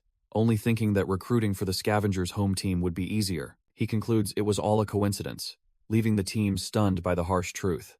On the day of the Rank A Abyss mission, a swirling dark energy portal appears in a desolate canyon. The Hunting Heart team, led by Fa Xiong, is present, standing before the Abyss entrance. Upon entering, Zhou Tong is astonished to find he can see the sky inside the Abyss. He cannot hide his excitement at the unbelievable sight, as he assumed the Abyss was a closed space like a dungeon. Wu Ming explains that sometimes there are open-world abysses with no rooms or directional markers, and getting lost in them is extremely dangerous, grumbling that he hates sand. Yi Qing turns to ask Yi Ling and Liu Xingran about their strange attire, and they both state in unison that they must shield themselves from the harmful sunlight. The two teams begin their journey through the desolate land, with the Hunting Heart team leading and Zhou Tong enthusiastically reciting poetry in the rear. Fa Xiong complains that he hates this kind of open terrain the most, as they will have to travel a long distance to find the mission objective. A team member reports that, according to intel, there is an oasis fortress located in the center of this abyss, surprising Fa Xiong. Fa Xiong appears suspicious, as they haven't seen any vegetation or monsters throughout their journey, which is highly unusual for a Rank A abyss. A large member of the Hunting Heart team warns of a suspicious flock of birds circling overhead.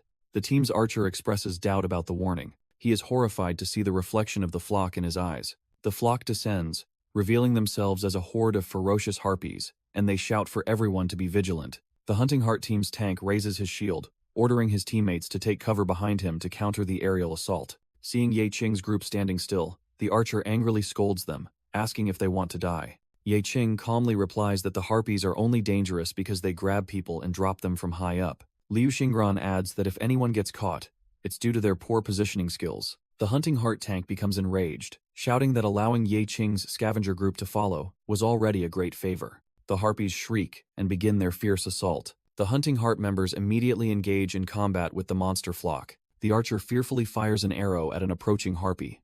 However, he is quickly grabbed by a harpy and lifted into the air. Taken into the sky, the archer desperately screams for his teammates to save him. Ye Qing stomps on the ground, seemingly preparing to act. The Hunting Heart tank leaps into the air to save his teammate, but misses. Yi Ling, who had remained still from the beginning, quietly observes the situation. Suddenly, a massive explosion erupts in the sky, incinerating both the archer and the harpy. The Hunting Heart tank looks on in horror as the charred remains of his teammate fall to the ground. Yi Qing stands on a rocky outcrop, looking down at the crater created by the impact, and sarcastically remarks that he once thought all members of Hunting Heart were elites. Yi Ling mockingly adds that it seems some people here are just for show. The Hunting Heart archer angrily retorts, blaming the disturbance for his inability to hide. Yi Qing coldly comments that they have both poor positioning and a talent for blaming others, questioning if this is how the main hunting heart force behaves. Just then, a massive flock of harpies descends from the sky to attack. The tank quickly raises his shield, while the archer, still angry, ignores the danger to challenge Ye Qing. Ye Qing simply watches the unfolding situation in silence. A harpy lunges like an arrow towards two hunting heart members. Suddenly, Ye Qing moves, charging directly into the attacking harpy swarm. The tank is stunned, not understanding what just happened, as he sees a dead harpy at his feet. The archer is also surprised but tries to act dismissive, claiming Ye Qing was just lucky to hit a weak spot.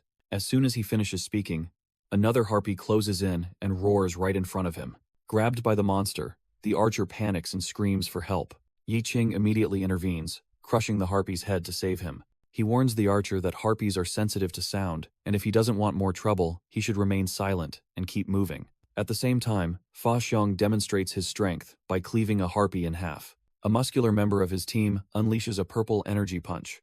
Their mage flies into the air, casting a wide-area lightning spell. The powerful attack throws the harpy flock into chaos. The entire monster flock panics and quickly flies away to escape.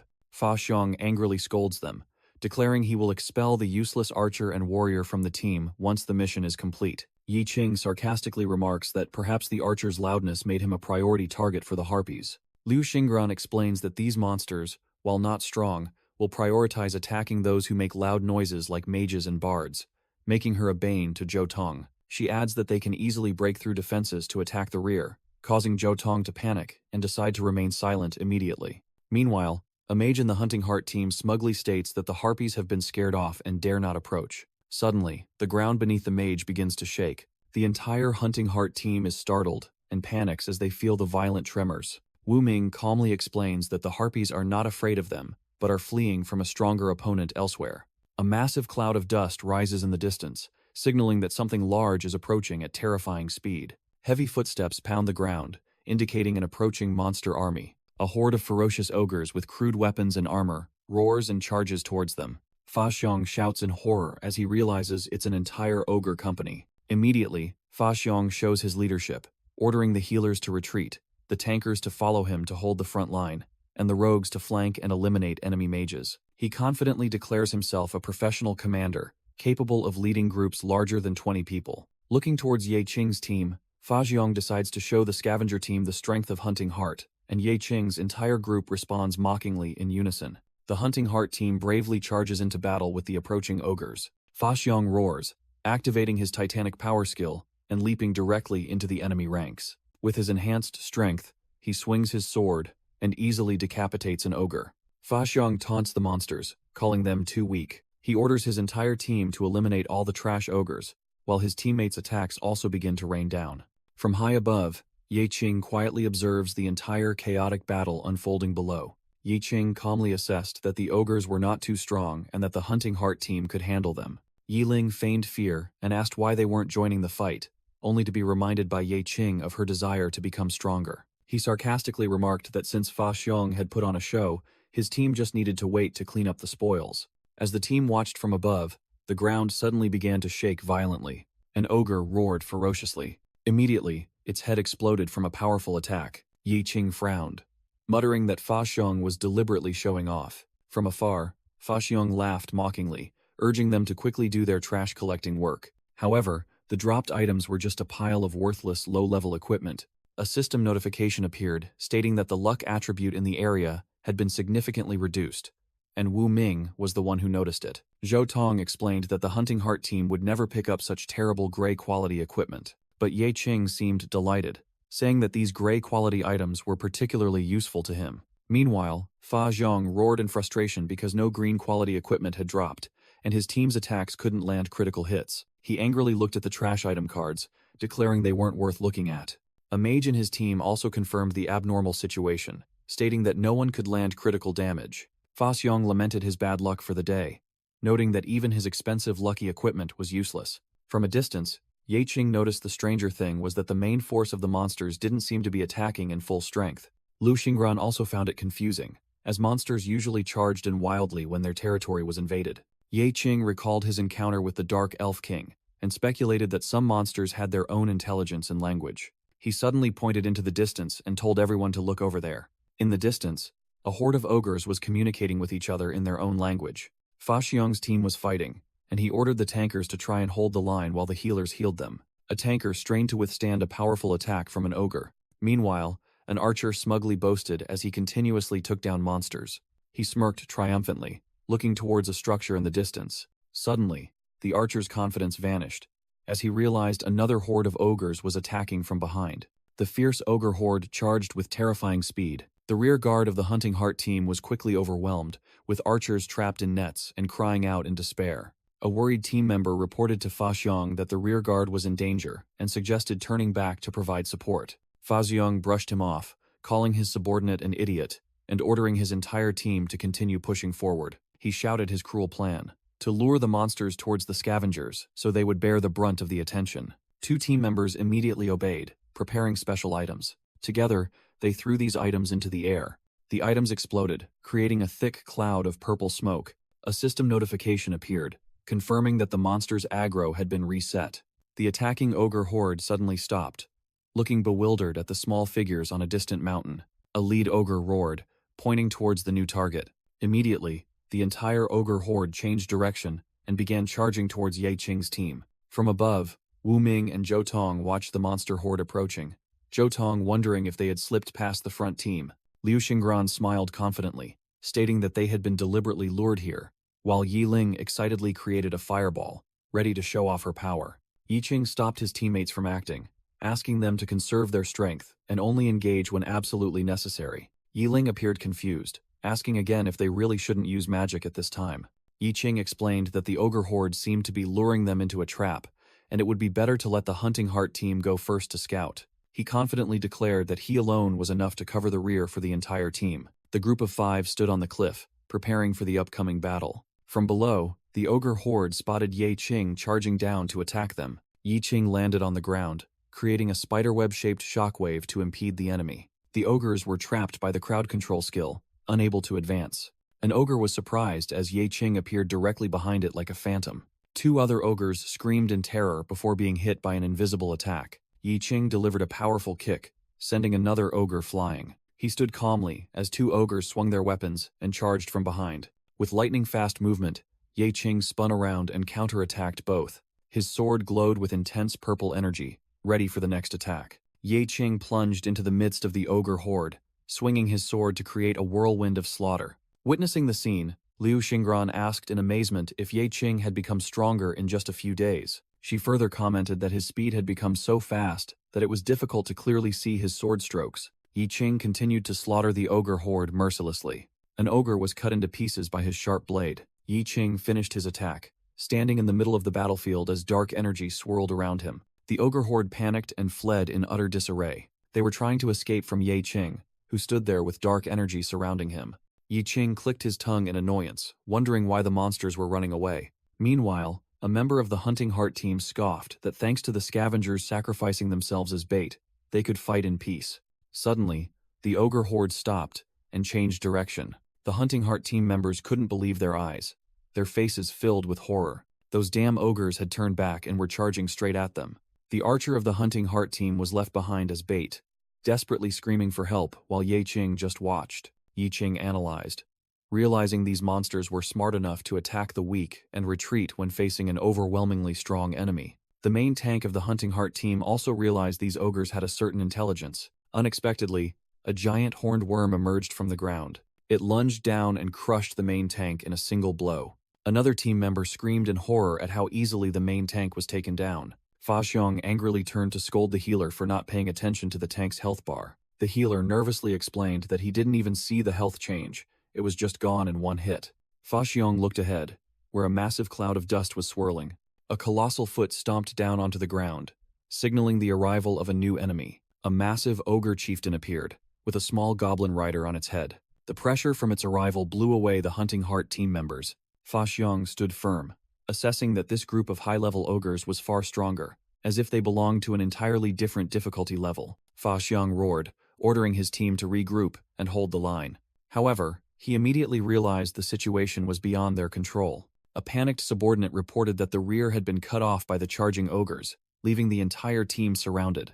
From afar, Ye Qing calmly assessed that those ogres were just bait.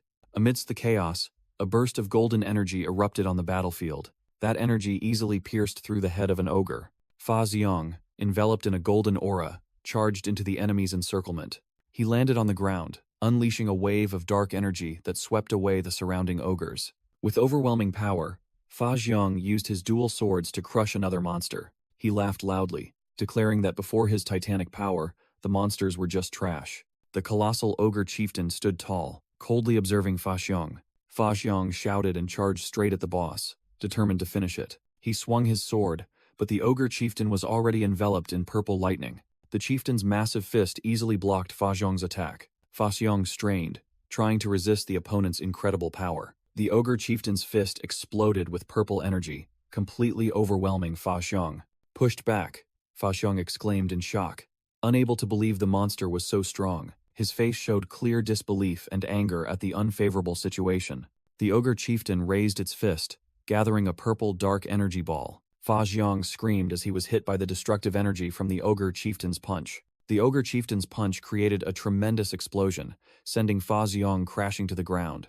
Fa Xiong collapsed, blood flowing from his mouth and nose as he was crushed by the weight of the attack. Fa Xiong's team members screamed his name in panic. They realized the dire situation and yelled that they needed to support him. The entire team charged forward, determined to protect their captain from the ogre chieftain. Fa Xiong got up while his teammates tried to hold off the ogre chieftain and its energy balls. An archer in Fa Xiong's team yelled a curse and shot an arrow at another ogre. The arrow hit its mark, but the ogre immediately emitted a fierce red energy wave.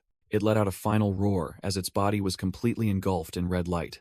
The ogre's face contorted in rage just before its body exploded. The archer was caught in the explosion, screaming in horror, unable to understand why the dead monster could still attack. A female warrior in the team exclaimed in shock, wondering why the corpse could still move. She realized it was dark magic and shouted a warning for everyone to stay away from the other corpses. Immediately after, a series of other ogre corpses also exploded violently. Fa Xiong desperately shouted that their recovery rate couldn't keep up with the damage at all. He ordered his entire team to deploy smoke screens to cut off the enemy and retreat quickly. From afar, Yi Qing observed the rising smoke and assessed that this was a type of dark magic that turned corpses into bombs. He turned to warn his teammates to stay away from all dead bodies. A surviving ogre charged directly at Yi Qing while he was standing and observing. Yi Qing calmly ordered recycling as the monster lunged. Yi Qing's hand, with its glowing rings, grabbed the ogre's head and began the decomposition process. Dark energy erupted, turning all the corpses of the ogre horde on the battlefield into ash. When the energy dissipated, the desolate ground was left clean, without a trace. Yi Ling exclaimed in shock that all the corpses were gone, while Zhou Tong excitedly praised his big brother for being absolutely amazing. Wu Ming commented that Ye Qing possessed an interesting ability, but Ye Qing quickly explained that they had to clean them up before the enemy mage could resurrect the entire horde. Yi Qing thought to himself, "It's a shame I had to recycle everything before I had a chance to thoroughly examine this pile of junk." Suddenly, Fa Xiong and his subordinates appeared, shouting loudly and calling Ye Qing's team a bunch of scavengers. Fa Xiong approached, stating that he would generously grant them an opportunity. Yi Qing calmly replied, "Let's hear it." Fa Xiong proposed that he would credit them in the A-rank mission report, an action he claimed could help raise the rank of Ye Qing's hunting team. Ye Qing sarcastically refused, while Zhou Tong tried to mediate, reminding Fa Xiong that they should cooperate. Fa Xiong immediately changed his demeanor, solemnly inviting Ye Qing's team to join Hunting Heart as a cooperative squad. Yi Qing's entire team, including Ye Qing, Zhou Tong, Yi Ling, Liu Xingran, and Wu Ming, simultaneously showed expressions of boredom, disgust. The scene shifted back to a few minutes earlier, when large plumes of smoke were rising over the battlefield. In the flashback, Fa Xiong and two subordinates looked annoyed, and he let out a curse. The ogre chieftain and the goblin rider on its head were still standing firm, forcing Fa Xiong to admit that this monster was not easy to deal with. A strategist on the team suggested that they didn't need to fight head-on, and could instead bypass the area to reach the objective point. Fa Xiong objected, saying that the monsters would actively attack if they tried to go around. The strategist smirked, suggesting a sinister plan to use that trash as bait. He convinced Fa Xiong that no one would dare hold them accountable if Ye Qing's team died, since Fa Xiong's father was an influential figure, leading Fa Xiong to agree with the malicious plan. Fa Xiong cheerfully extended a sincere invitation for cooperation to Ye Qing's team. Zhou Tong whispered to Ye Qing, warning him that they only wanted to use the team as a sacrifice. However, Liu Xingran countered that this was a good opportunity to train against strong monsters, even though she knew it was a trap. Fa Xiong continued to persuade them, promising to treat them like an A-rank hunting team and even provide an extra reward upon settlement. Yi Qing unexpectedly agreed, causing Zhou Tong to shout in protest while Liu Xingran cheered excitedly. Fa Xiong joyfully declared that they deserved their choice and would charge forward together to prove their camaraderie. Immediately afterward, Ye Qing called for an internal meeting and told his teammates bluntly that Fa Xiong intended to eliminate them. Zhou Tong frantically asked again, unable to believe that Ye Qing actually intended to cooperate with that person. Yi Qing then handed Zhou Tong a shield, instructing him to use it to save himself at a critical moment, which astonished Zhou Tong, as he realized it was a legendary grade item. Regarding Zhou Tong's worry about repair costs, Ye Qing casually declared that if it broke, he would throw it away and give him a new one. Next, Ye Qing turned to ask Liu Xingran about a knight's healing ability, and she admitted she wasn't skilled in that area. Yi Qing immediately assigned Liu Xingran as the team's babysitter, which she vehemently protested, as she was used to acting alone. He explained that her mission this time was not to fight but to protect the rear, as she was the only one with defensive skills to keep the whole team safe. Zhou Tong immediately entrusted his life to Liu Xingran, while Yi Ling confidently stated that she was not fragile at all. Ye Qing patted her shoulder, entrusting the mission to Liu Xingran, and she reluctantly accepted. He instructed Yi Ling to use fire magic to prioritize eliminating approaching monsters, preventing them from exploding after death. After finishing the arrangements, Ye Qing silently looked toward Wu Ming. Wu Ming asked why Ye Qing was looking at him since he couldn't die anyway, and Ye Qing simply told him to do whatever he wanted. With a determined expression, Ye Qing declared that their remaining objective was simple. He asserted that the team would destroy Ogma and Ogtella themselves, without the help of the Hunting Heart team. Fa Xiong instructed Ye Qing's team that they only needed to draw the boss' attention, while also warning them about the small creature capable of detonating corpses. Seeing Ye Qing's team advance just like that, a strategist from the Hunting Heart team mocked them as fools for not accepting the power-up buffs. The team's figures quickly disappeared behind the hazy dust of the canyon. Fa Xiong immediately ordered his team to prepare, planning to attack as soon as the bait squad was eliminated and the monster's attention shifted to them. Amidst the dust, Ye Qing faced two gigantic ogres alone and shouted a provocation at them. The two enraged ogres charged straight toward Ye Qing with terrifying speed. A fierce explosion suddenly erupted, completely engulfing the two monsters. Ye Qing stood calmly in the middle of the battleground as fragments of the ogre corpses rained down around him. A red shadow entity with a sinister smile appeared behind another frightened ogre. The goblin rider perched on the ogre chieftain's head spoke in an incomprehensible language. Ye Qing smirked, secretly ordering the system to analyze the nonsensical language. A notification appeared, confirming that Ye Qing had passed the intelligence test and could now understand the monster's language. The goblin rider grandly declared that they were the ogre tribe tasked with guarding the emperor's resting place, and any intruder must die. It unleashed a stream of fiery red energy, buffing the entire ogre horde. Yi Qing quickly realized this was high-level mind control magic, and determined that this shaman was the key to the battle. 3 other ogres joined forces, carrying a gigantic battle axe as they charged forward. Hiding behind the shield, Zhou Tong cried out in horror at the size of the blade. The gigantic hand of an ogre gripped the axe handle tightly, preparing for a devastating attack. The ogre chieftain stood tall, its passive skills displayed, health recovery and resistance to crowd control effects.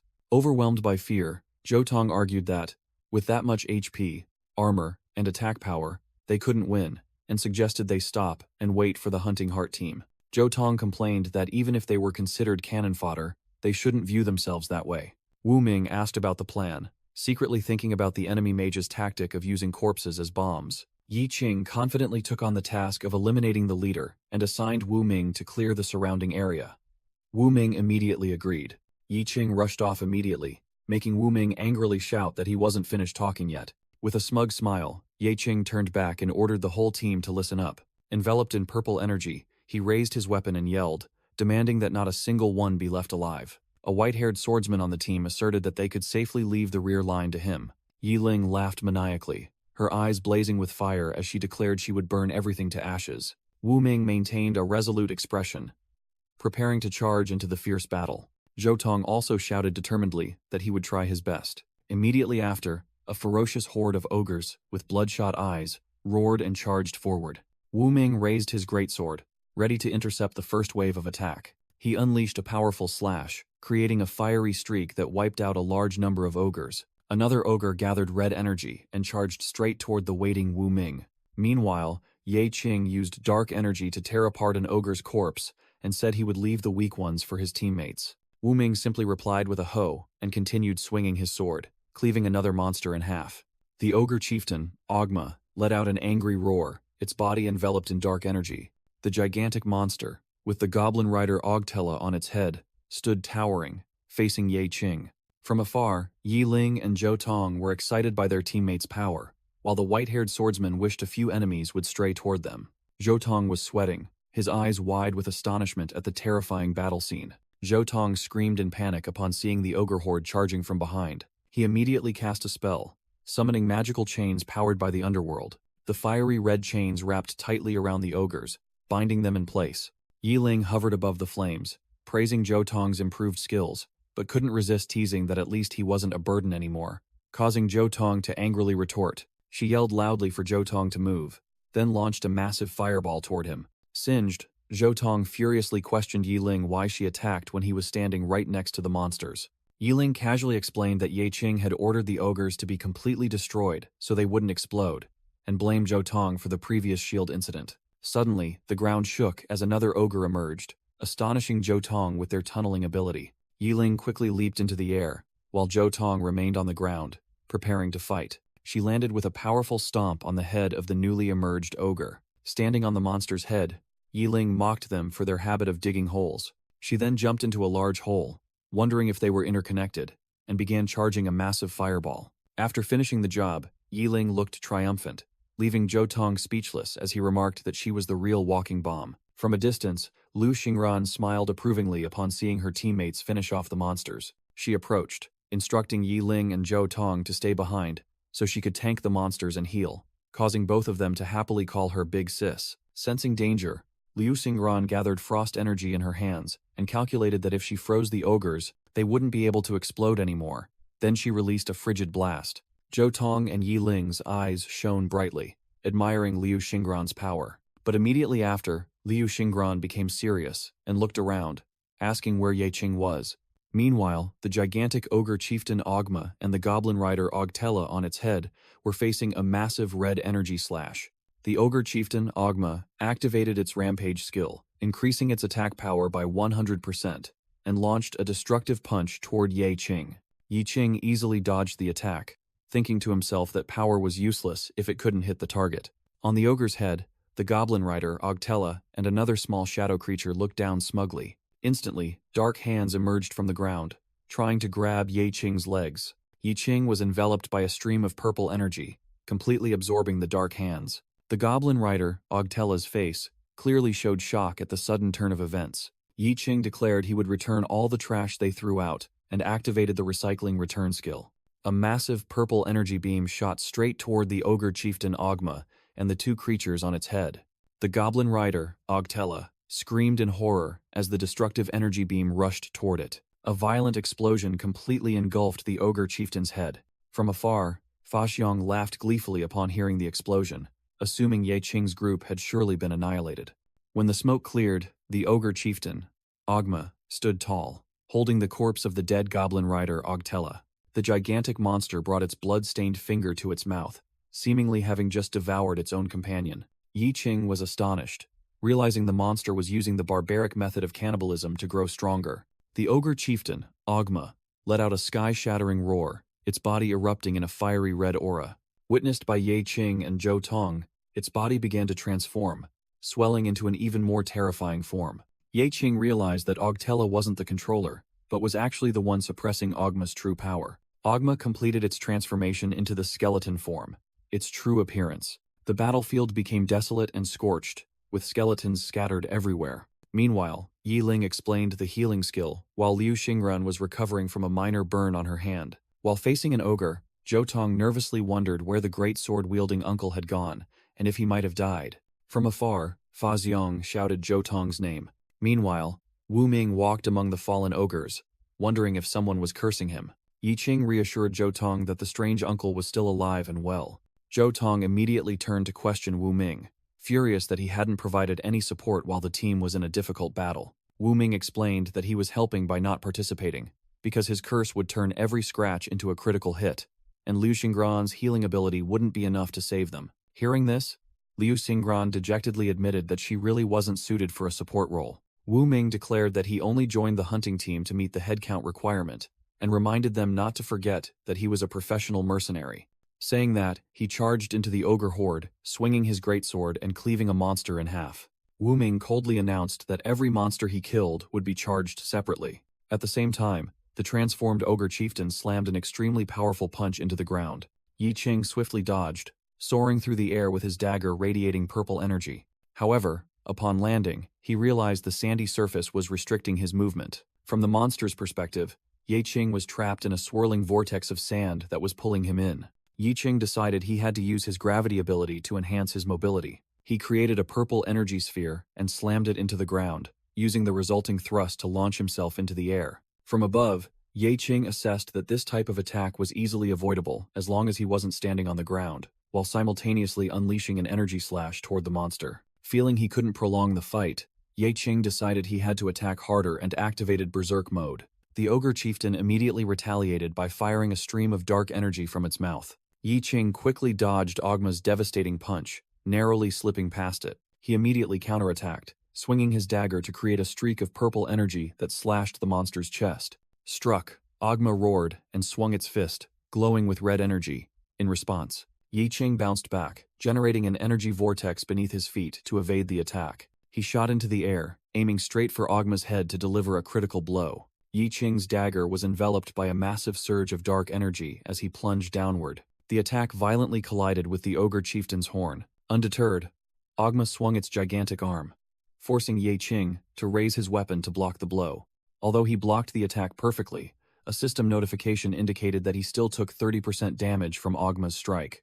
The impact force was so immense that Yi Qing's defensive layer cracked. He watched in shock as his energy shield shattered into fragments. Nevertheless, the collision managed to push Ogma back, sending it flying and causing it to cough up blood. Suddenly, a gigantic hand of sand erupted from the ground, grabbing Yi Qing and neutralizing his movement skills. Imprisoned directly in front of Ogma, Yi Qing channeled power into his glowing hand.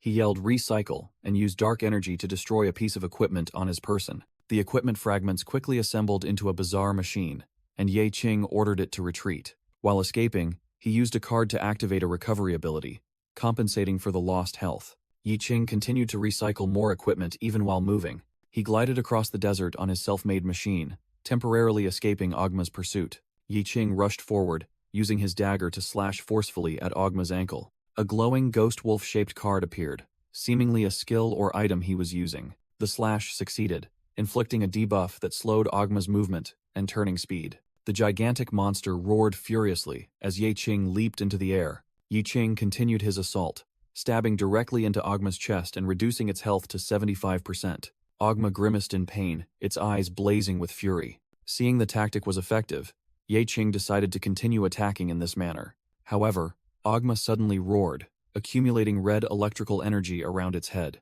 It activated the Desert Stomp skill, slamming hard into the ground and creating a massive energy explosion. Wu Ming and Zhou Tong watched in horror from a distance as Yi Qing was flung high into the air. The entire team, including Wu Ming, Liu Xingran, Zhou Tong, and Yi Ling, had to quickly evade Ogma's powerful tail sweep. Yi Qing landed, admitting that this battle was far from easy. As Zhou Tong anxiously checked on him, a system warning appeared. Ogma had activated Super Recovery, removing debuffs and restoring its health to 100%. Yi Qing explained that this ability automatically activates if Ogma doesn't take damage for 3 seconds, fully restoring its vitality. Wu Ming suggested that Fa Xiang had made the right decision by taking a detour and proposed that the whole team should retreat. But Yi Qing refused, asserting that he had figured out its combat mechanism, which made Wu Ming skeptical about the possibility of defeating an enemy that could fully heal itself. Yi Qing admitted he couldn't do it alone, but if the whole team cooperated, victory was possible. He outlined the plan. Ogma only targets the last attacker, so he, Wu Ming, and Liu Xingran would take turns attacking in melee, while Yi Ling continuously dealt damage from afar to prevent its recovery. When Zhou Tong asked about his role, Yi Qing simply instructed him to prioritize survival. Zhou Tong nervously asked Yi Qing about the chances of defeating the boss. Yi Qing calmly replied that he estimated the probability to be only about 20%. While Yi Ling thought betting on 20% was insane, Liu Xingran found that probability surprisingly high. Yi Qing emphasized that they only had one chance, and that he would shoulder the greatest risk to keep everyone safe. Liu Xingran responded by showing absolute trust, promising to give her all and never retreat. Inspired, Zhou Tong also affirmed that he would trust Ye Qing unconditionally and wouldn't run away. Yiling smirked, declaring that she still had plenty of mana and was ready to participate. Wu Ming simply and quietly called the whole group, a bunch of idiots rushing to their deaths. Ye Qing realized that Liu Xingran's healing magic could combine with his own regeneration ability, helping to neutralize the dangerous bleeding effect. He thanked Liu Xingran, explaining that thanks to her, he could use the triple berserk skill without worry. Both Liu Xingran and Wu Ming were astonished upon hearing about that skill. Wu Ming warned that even if he could balance the blood loss, the third level of berserk could kill Ye Qing instantly. Yi Qing admitted that this was a real gamble, but he had to become stronger. The battle began as Ogma stood towering, accumulating energy. Yiling activated the flame form skill, sacrificing a portion of her HP to enhance her fire magic power and taking on the long-range attack role. She immediately unleashed a barrage of extremely powerful fireballs toward the boss. Ogma merely squinted at the incoming fireballs. It easily raised its massive arm, blocking the entire attack. Immediately after, Ogma slammed a fist charged with dark energy into the ground, creating a terrifying explosion. Liu Xingran declared she would protect the rear line, leaping into the air to intercept the debris from the explosion. She swung her sword, creating a dense defensive barrier to deflect the countless flying fragments. Meanwhile, Zhou Tong firmly raised his shield, protecting Yiling from the aftershocks of the attack. Yi Qing shouted, ordering Liu Xingran to use the ice attribute to reinforce the ground and draw the enemy's attention. Hearing the command, Liu Xingran immediately responded and plunged her sword into the ground, summoning a gigantic wall of ice. Yi Qing, enveloped in dark energy, quickly ran along the surface of the rising ice wall. He charged straight toward the ogre chieftain in its new form, with its massive white mane and skull-like face. Suddenly, a massive fireball struck the monster directly in the face, causing a fierce explosion. Yiling laughed triumphantly, declaring that she still had plenty of magic at her disposal. Yi Qing had reached the top of the ogre chieftain's head, just as the monster prepared to counterattack with its glowing red eye. The ogre chieftain opened its mouth, firing a destructive red energy beam that tore up the ground and hurtled toward Liu Xingran. Both Liu Xingran and Zhou Tong were horrified to see the deadly attack bearing down on them. Liu Xingran quickly created a frosty shield to block the energy beam. She gritted her teeth, realizing the power of this attack far exceeded her expectations. As the ice shield began to crack, a voice rang out, ordering them to fall back. Liu Xingran desperately braced herself, just as a notification appeared, stating that the attack target had changed.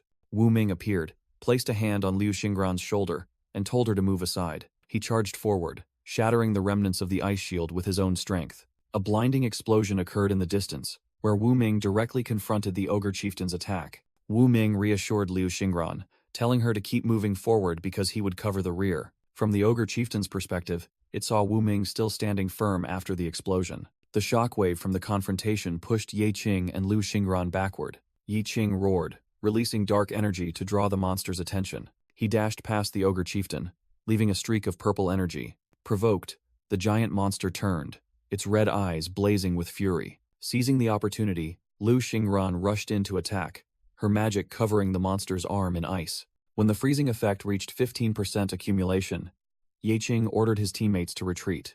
Liu Xingran delivered one more decisive blow, completely freezing the ogre chieftain's arm. Yi Qing quickly ran along the newly created ice path and shouted, ordering Yiling to attack. Yiling confirmed the command, concentrating energy to prepare for a destructive barrage of fireballs. The fireballs merged into a single attack, hurtling straight toward the target.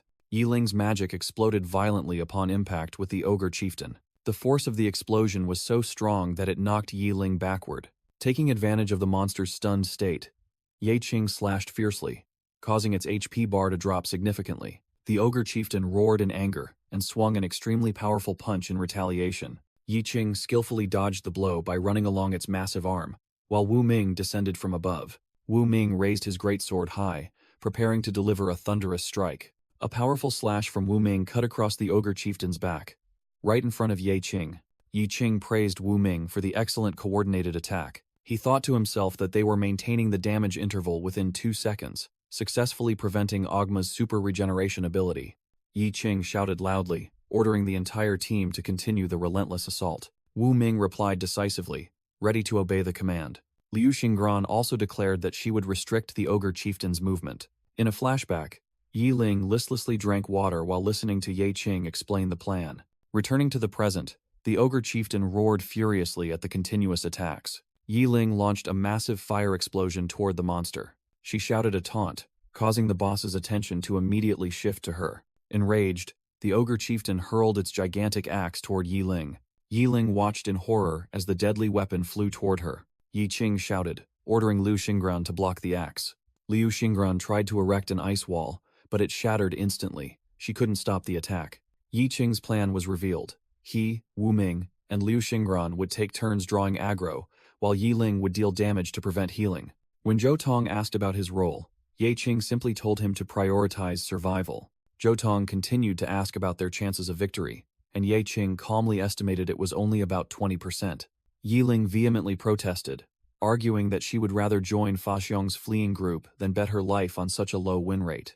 Returning to the battle, Wu Ming used his greatsword to block the incoming gigantic axe. Meanwhile, Fa Xiong and his team were fleeing, and he shouted in frustration. In a moment of inner turmoil, Zhou Tong bitterly admitted he was unworthy of his dream of becoming a celebrity. He called himself trash. Standing on an imaginary stage, he thought about how poorly he sang, and how bad his pronunciation was. He reached out to grab the microphone. Suddenly, a dark hand with a red aura blocked him. A dark version of himself declared that he was completely unfit for this. Zhou Tong sadly agreed with the judgment. He realized that whether on stage or on the battlefield, people needed their own moment to shine. Zhou Tong recalled that those bathed in the spotlight were the true stars and heroes. He wondered if that light was truly talent and dreams, or just an amplified shadow. The memory of his former captain resurfaced, scolding him for lacking the necessary qualities. The venomous words, "You are trash," echoed in his mind.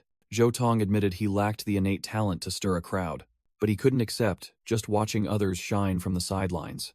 He resolved to run towards the spotlight, yearning to be close to it, even just once. The shadow demons mocked him, trying to hold him back, saying trash should stay with trash. Despite their clinging, he still reached forward, asserting that even a single moment would suffice. He realized that even if he couldn't be a star on stage, he could still shine on the battlefield. Returning to reality, Zhou Tong plunged from above in his combat gear, determined to be the protagonist for once. He roared in anger and determination as he charged forward.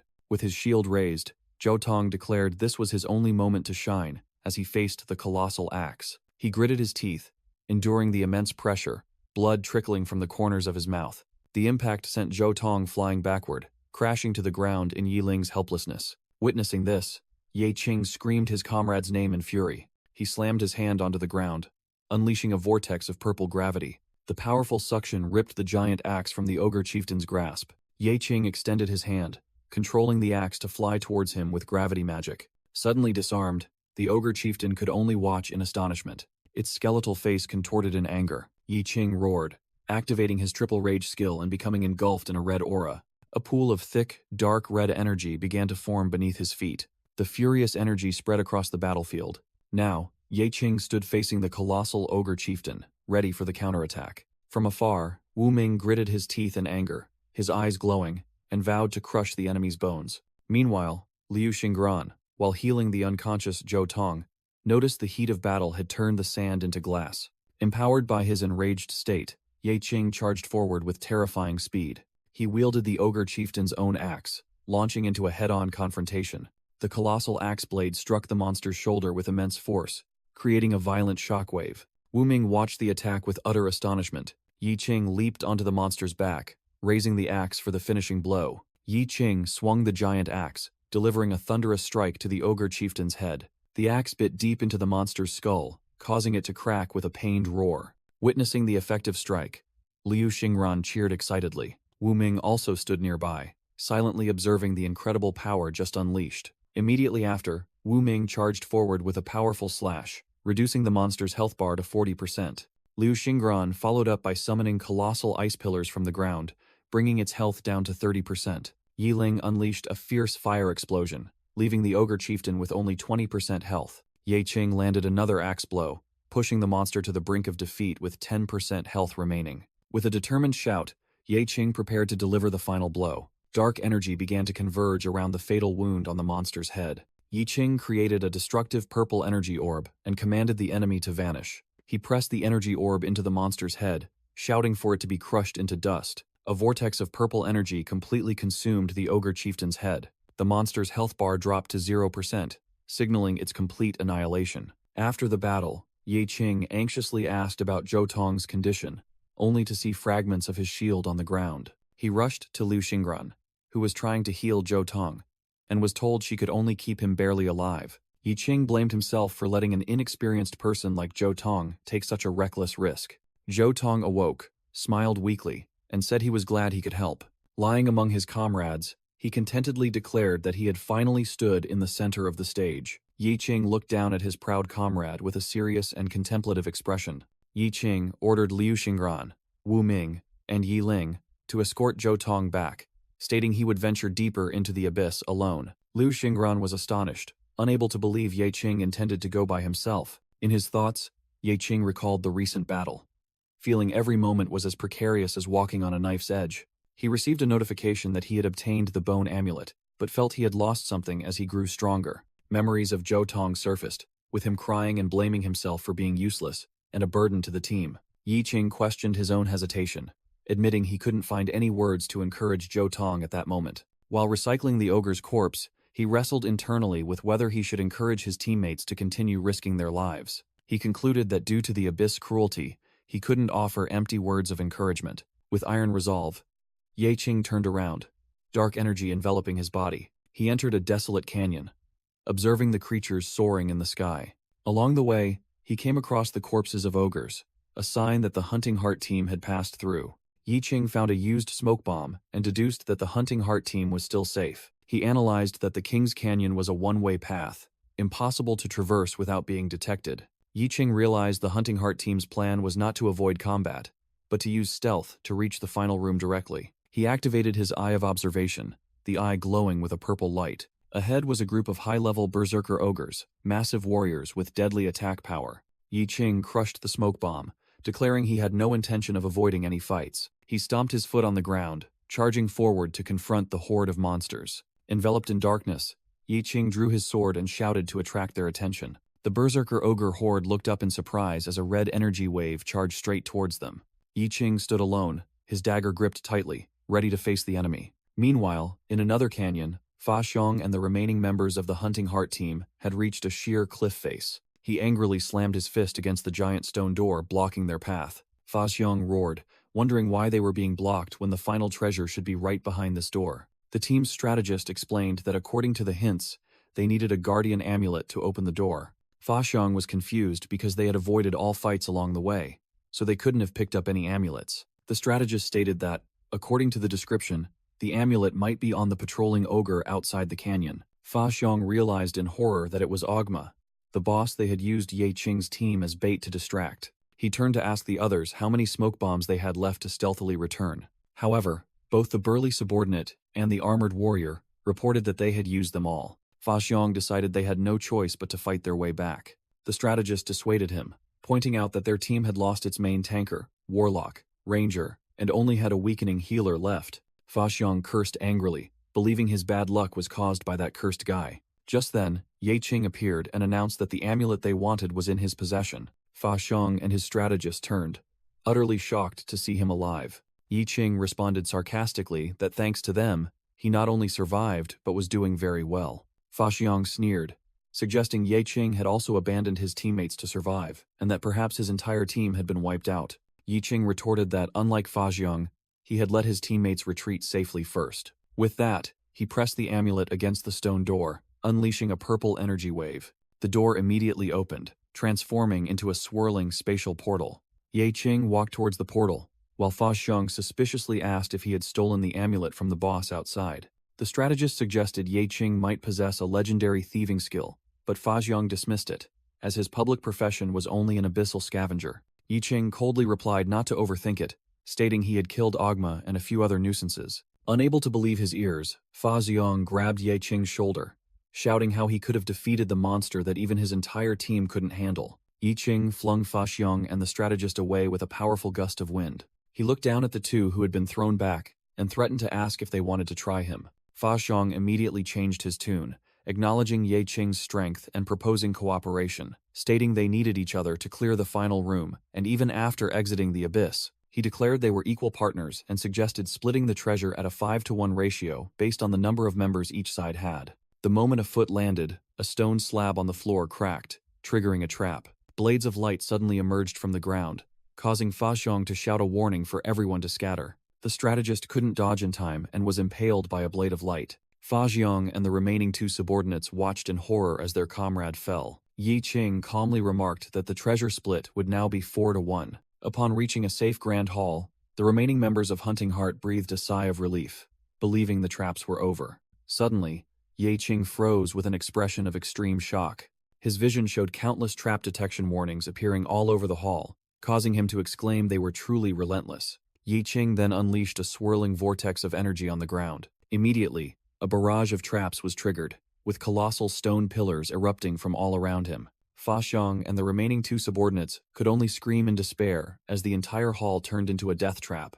Amidst the chaos, Yi Qing looked straight ahead and declared with authority, "Give it to me." A massive dark energy burst shattered the incoming arrow rain aimed at Fa Xiong and his subordinates. The last crossbow bolts of the trap were absorbed and vanished within the vortex of purple energy. Yi Qing stood amidst the remnants of the energy, announcing that all traps were destroyed and they could proceed. Fa Xiong shouted in disbelief, unable to comprehend that Yi Qing's stats were all power, while one subordinate wondered what skill that was. Looking down from above, Fa Xiong's subordinates whispered amongst themselves, calling Yi Qing a monster and suggesting they stop the chatter and rely on him. Fa Xiong tried to appear strong, stating they had 5 people, but his subordinate corrected him, saying there were only 4 left. As Yi Qing suddenly stopped, Fa Xiong awkwardly asked if something was wrong ahead. Fa Xiong's expression immediately froze in utter shock at the sight before him. A massive treasure hoard filled with gold and jewels appeared, causing Fa Xiong's entire group to rush forward in excitement,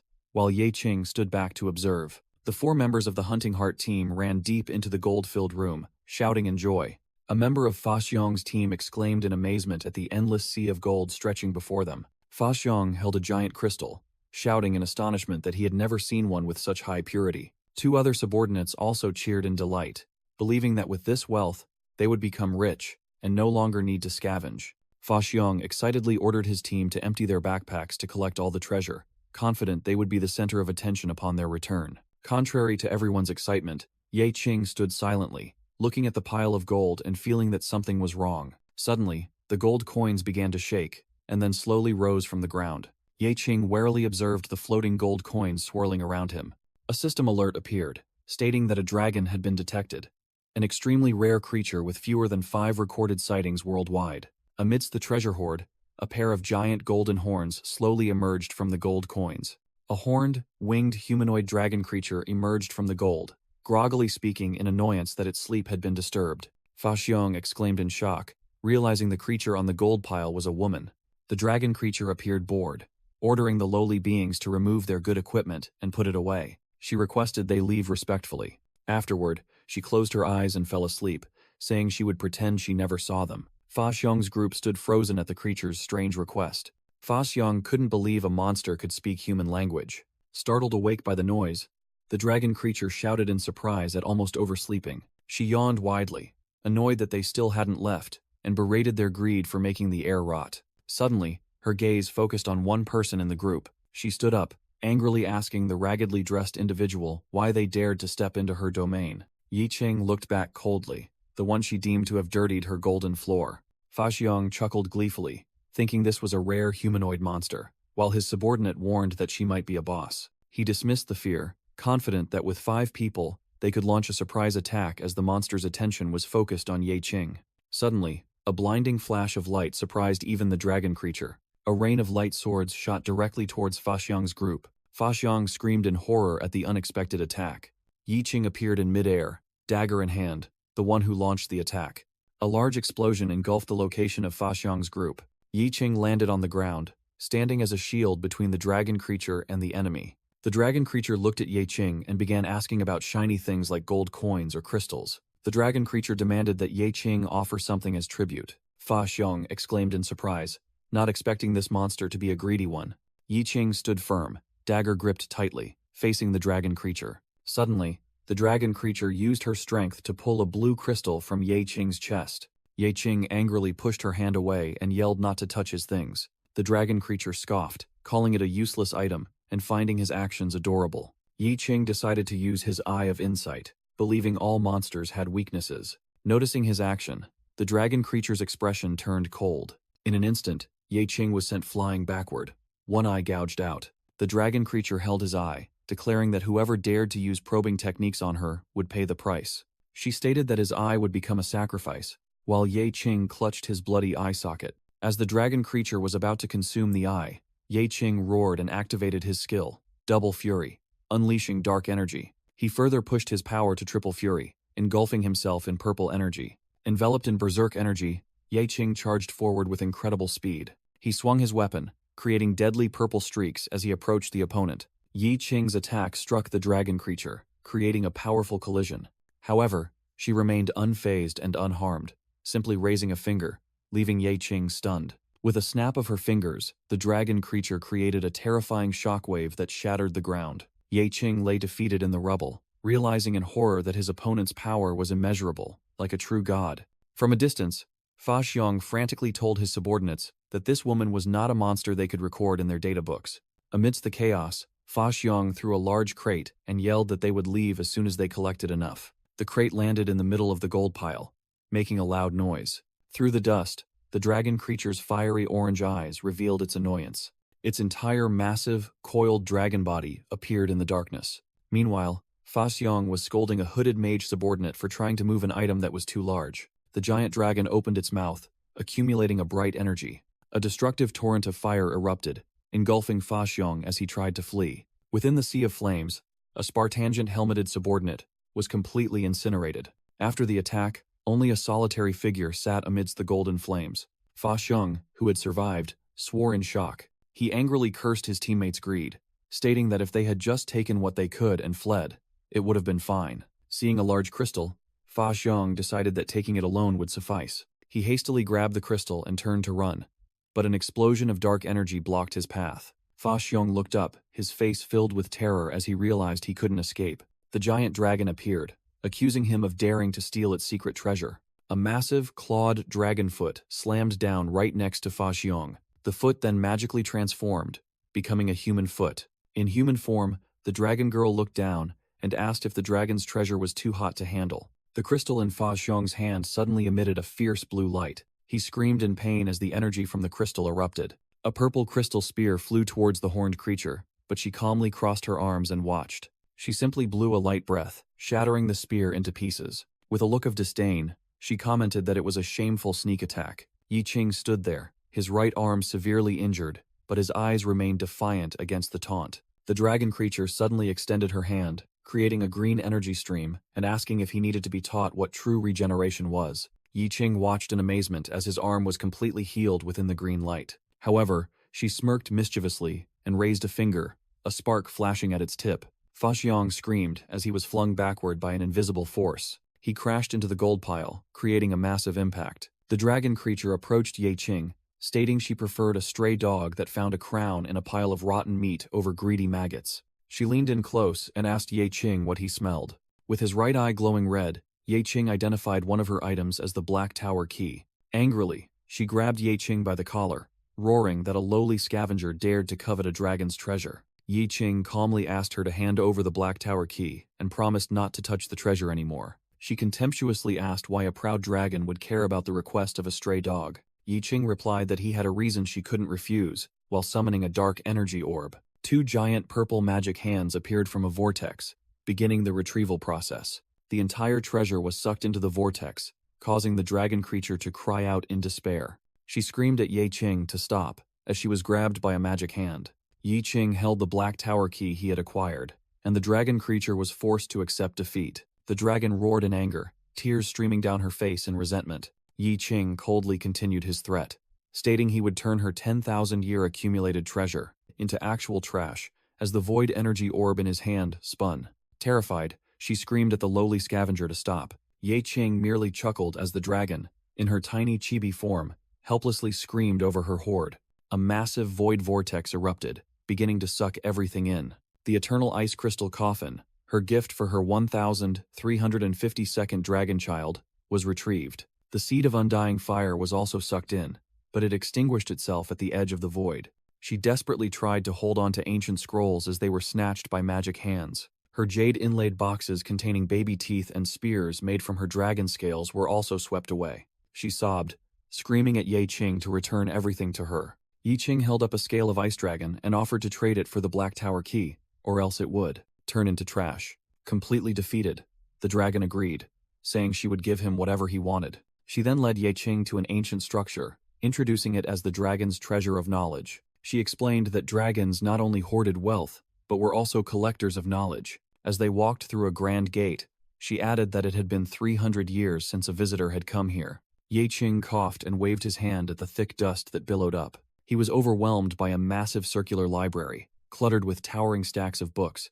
and commented that this place should have been cleaned up hundreds of years ago. Seeing giant burning candles, Ye Qing sarcastically remarked on the fire hazard, then refused the dragon's invitation to sit.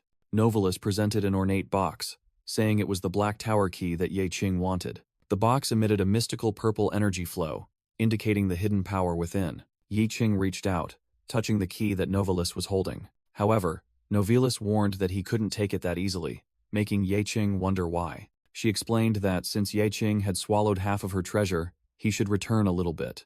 Ye Qing retorted, reminding her that she herself had called him an abyssal scavenger. So where would he get the treasure to pay her back?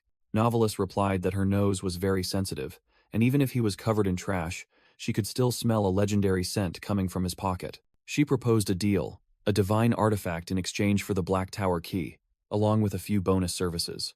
Ye Qing angrily called Novalis a money grubber and asked what would happen if he refused. Novalis acknowledged Ye Qing's strength, saying she knew retrieving 100 divine artifacts was as easy as flipping his hand. She lamented that unfortunately, she couldn't freely pass through gates to other worlds like him, otherwise she wouldn't covet those petty items. Ye Qing immediately summoned a purple void energy sphere in his palm, making Novalis's eyes light up with excitement. He yelled for her to take it all, then unleashed a wave of energy that swept countless items toward Novalis. When Ye Qing asked if she was satisfied, Novalis joyfully exclaimed while holding a divine artifact she had never seen before. Having received the key, Ye Qing turned and walked toward a nearby stone pedestal. He placed the box on the pedestal and pressed his hand onto it to activate it. Immediately, streams of dark red energy poured out from the box, engulfing his hand. Ye Qing was astonished as a notification appeared. He had been afflicted by the Death Shadow curse. All stats reduced to 1. Unable to use skills, and would die in 5 days.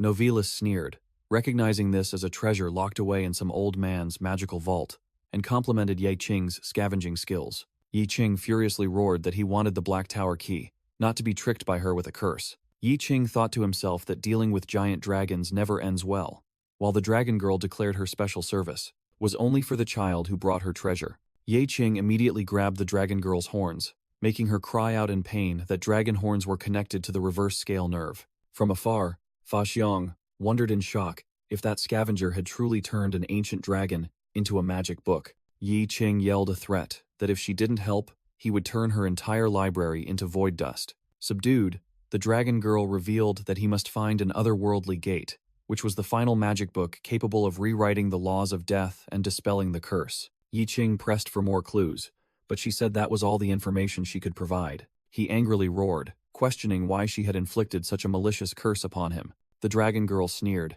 saying that dragons usually couldn't dispel this curse, but her name was Novalis, an extraordinary dragon. Novalis priced her service at 500 divine pieces of equipment to help him suppress part of the curse's effects. Ye Qing threatened to loot all her treasure, but Novalis calmly suggested an installment plan. Novalis demanded he pay the last 100 divine pieces of equipment in his inventory up front, and he would still owe her 400 items. Ye Qing gritted his teeth in frustration, feeling like he was being blatantly robbed. In despair, he yelled and released all the requested divine equipment. Novalis burst into delighted laughter as countless treasures flew toward her. Ye Qing bitterly realized he had been played by this dragon again and demanded she stop messing around. Sitting atop the pile of loot, Novalis reminded him that he still owed her 400 pieces of equipment. She picked up a small white object that looked like an eye. Novalis declared she would take responsibility for him until the end, then threw the object away. The strange object flew straight and hit Ye Qing's forehead. Novalis coldly stated that she was a dragon, after all. Ye Qing clutched his head and screamed in pain, asking what she had done to him. He gritted his teeth, his eyes filling with resentment. Suddenly, A strange sensation overwhelmed him, making Ye Qing cry out in surprise. He realized he had been teleported to a completely different place. Ye Qing was now standing in the Blackstone Grand Hall, the materialized domain of the curse. He was surprised to find that his vision and the ability to move his limbs had been restored. His gaze fell upon a throne, where dark energy was gathering. A massive greatsword fell from the sky, plunging into the floor right next to the throne. Ye Qing cautiously observed the situation. A figure identical to him, identified as Ye Qing, demon form, appeared on the throne. The demonic clone mocked that lowly humans could never defeat a mighty demon. Ye Qing realized the way to break the curse was to fight himself. The two stood facing each other in the vast hall. The demonic clone revealed that it possessed all of Ye Qing's skills and was 30% stronger in this domain.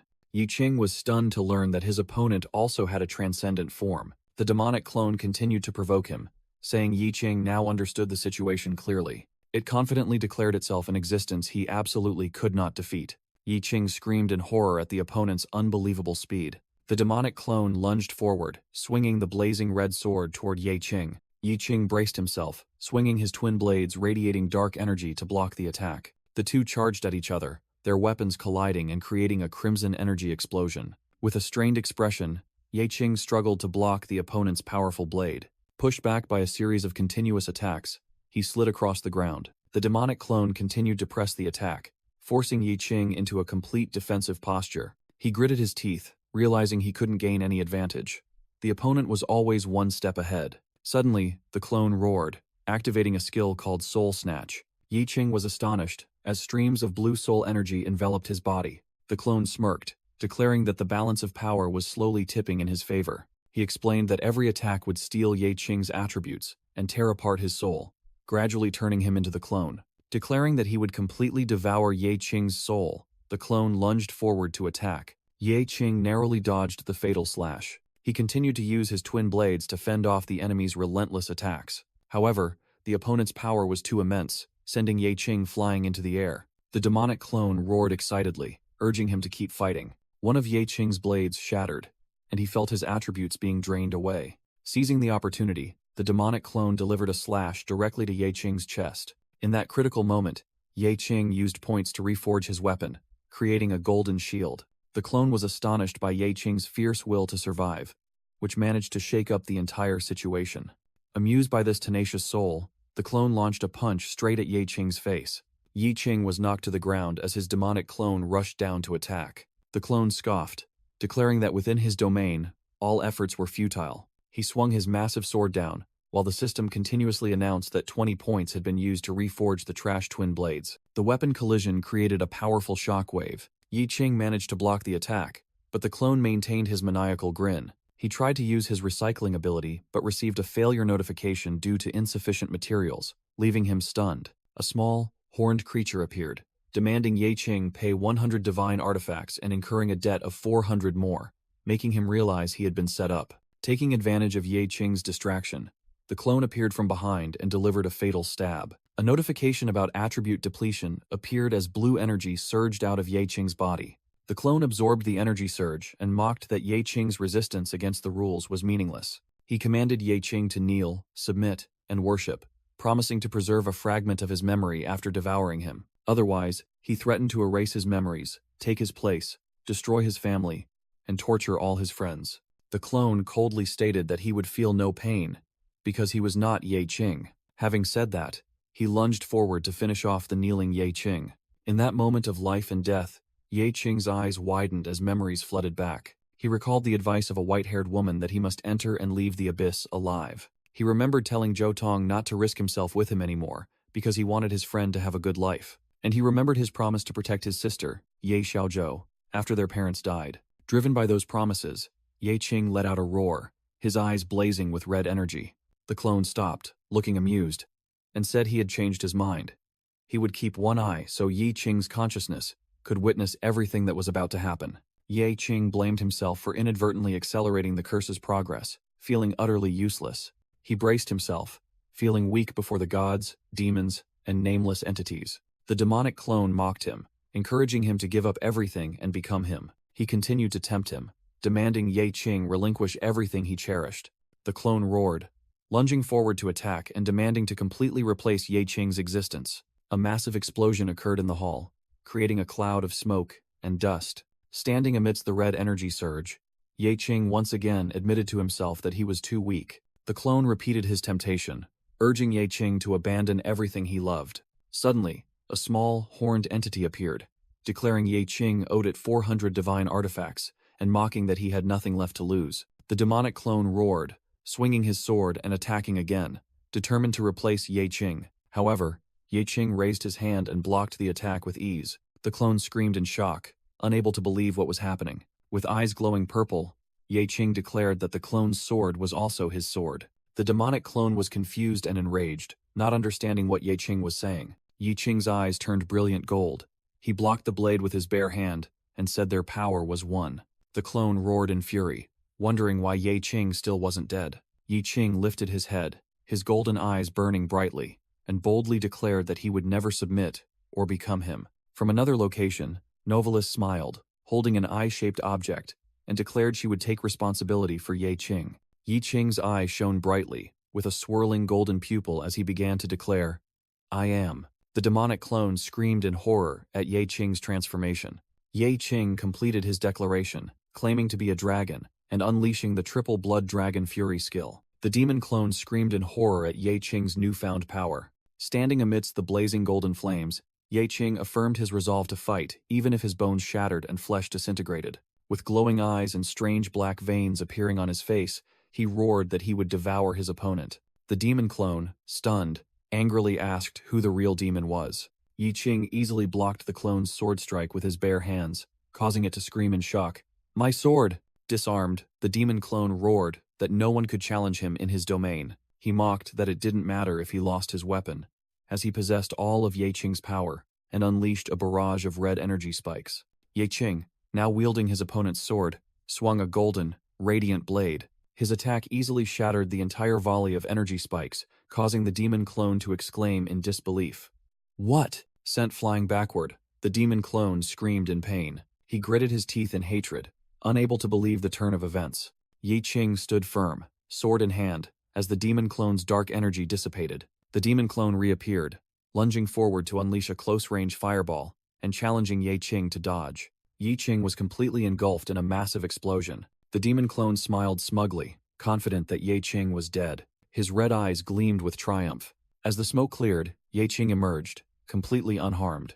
The demon clone shrieked in despair, unable to comprehend why Ye Qing was still alive. Ye Qing calmly faced the panicked clone, who was desperately gathering dark energy in both hands. The demon clone unleashed massive but futile dark attacks. Ye Qing, with a blazing golden aura, easily cleaved through the dark energy. His golden eyes flashed with confidence as he prepared his counterattack. He charged forward, his sword dissolving the clone's attack completely. The clone continued to fire energy balls, but Ye Qing easily dodged them. In shock, the clone only saw a golden streak flash across its face. Ye Qing closed in and used the pommel of his sword to smash directly into the screaming clone's face. He roared, activating his ability to reclaim everything. The clone screamed in terror, struggling as its body began to disintegrate. Ye Qing calmly watched his clone slowly vanish into the red mist.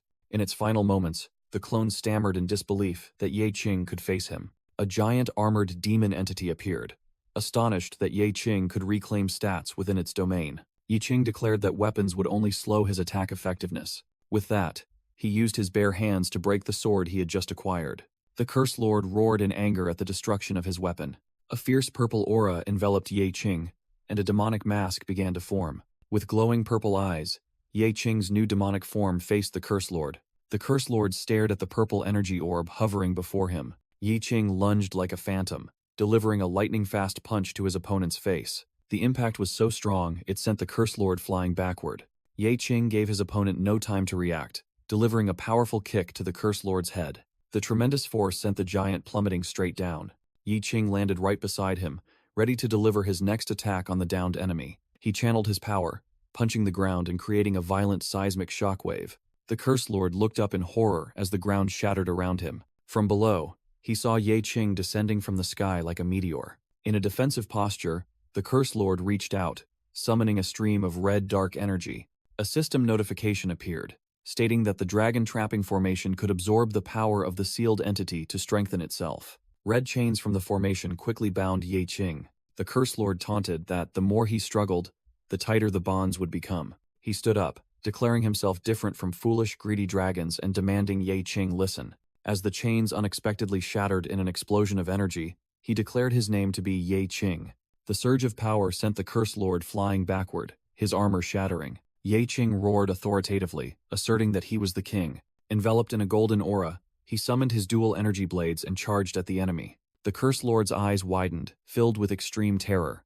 Ye Qing delivered a powerful slash, tearing through the giant's chest. Immediately after, he retracted his blade, switching to a fiery punch. His fist, encased in golden energy, shattered the Curse Lord's helmet. From the defeated foe's perspective, Ye Qing stood tall after the decisive blow. A fierce golden energy explosion spread throughout the area. The ground cracked under the terrifying power of the attack. The remnants of the golden flames gradually faded, leaving behind a desolate scene. Amidst the smoke and flames, Ye Qing stood on the Curse Lord's body, holding a red energy core. He raised his newly acquired trophy, the enemy's power core. Ye Qing's demonic silhouette appeared in the flames, declaring that the enemy's power now belonged to him. Elsewhere, in an ancient library, Novalis sensed a surge of dark energy transmitting. She looked worried as she whispered to herself. Back on the battlefield, dark patterns spread across Ye Qing's face as he admitted the ritual had failed. Novalis gripped her spear, deciding that if Ye Qing turned into a shadow demon, she would have to end him herself. She lunged forward with terrifying speed, her spear aimed directly at Ye Qing. The spear pierced through Ye Qing's chest, pinning him to the stone floor. But to Novalis's utter astonishment, Ye Qing began to revive amidst purple lightning. He stood up, grasped the spear, and declared that the ritual was complete. All power had returned. Novalis faced the revived Ye Qing, skeptically asking if he had truly returned. She pressed closer, relentlessly questioning him about the pact with the demon and if he was still himself. Ye Qing calmly replied that he had eaten it. Completely dumbfounded, Novalis stammered, asking if the demon was edible and if it tasted good. Ye Qing declared that he had seen through Novalis' trick and couldn't believe a word she said. He angrily exposed Novalis's true plan: to let the shadow demon possess his body, then she would deal with it herself. Novalis admitted that wasn't entirely true, as even she wasn't confident she could defeat a transcendent version of herself. She explained that Ye Qing's contradictory physique gave him a chance to win, but if he lost, she could easily kill him too. Novalis shrugged, saying that now that the demon was dead, her situation hadn't changed, and Ye Qing's death curse was beyond remedy. Ye Qing screamed in panic, questioning why the final grimoire couldn't remove the curse as she had promised. Novalis explained that the book required a pact with the shadow demon, and the target of that pact was now gone. She lamented that she was the unluckiest one, as her plan to escape the abyss had now failed. Novalis's eyes widened in surprise at an unusual sensation. Ye Qing asked what would happen if the shadow demon was still alive, then transformed with a demonic mask and a purple aura. Meanwhile, outside the dungeon gate, 2 committee agents had been anxiously waiting for over 15 hours for Fa Xiong's safety.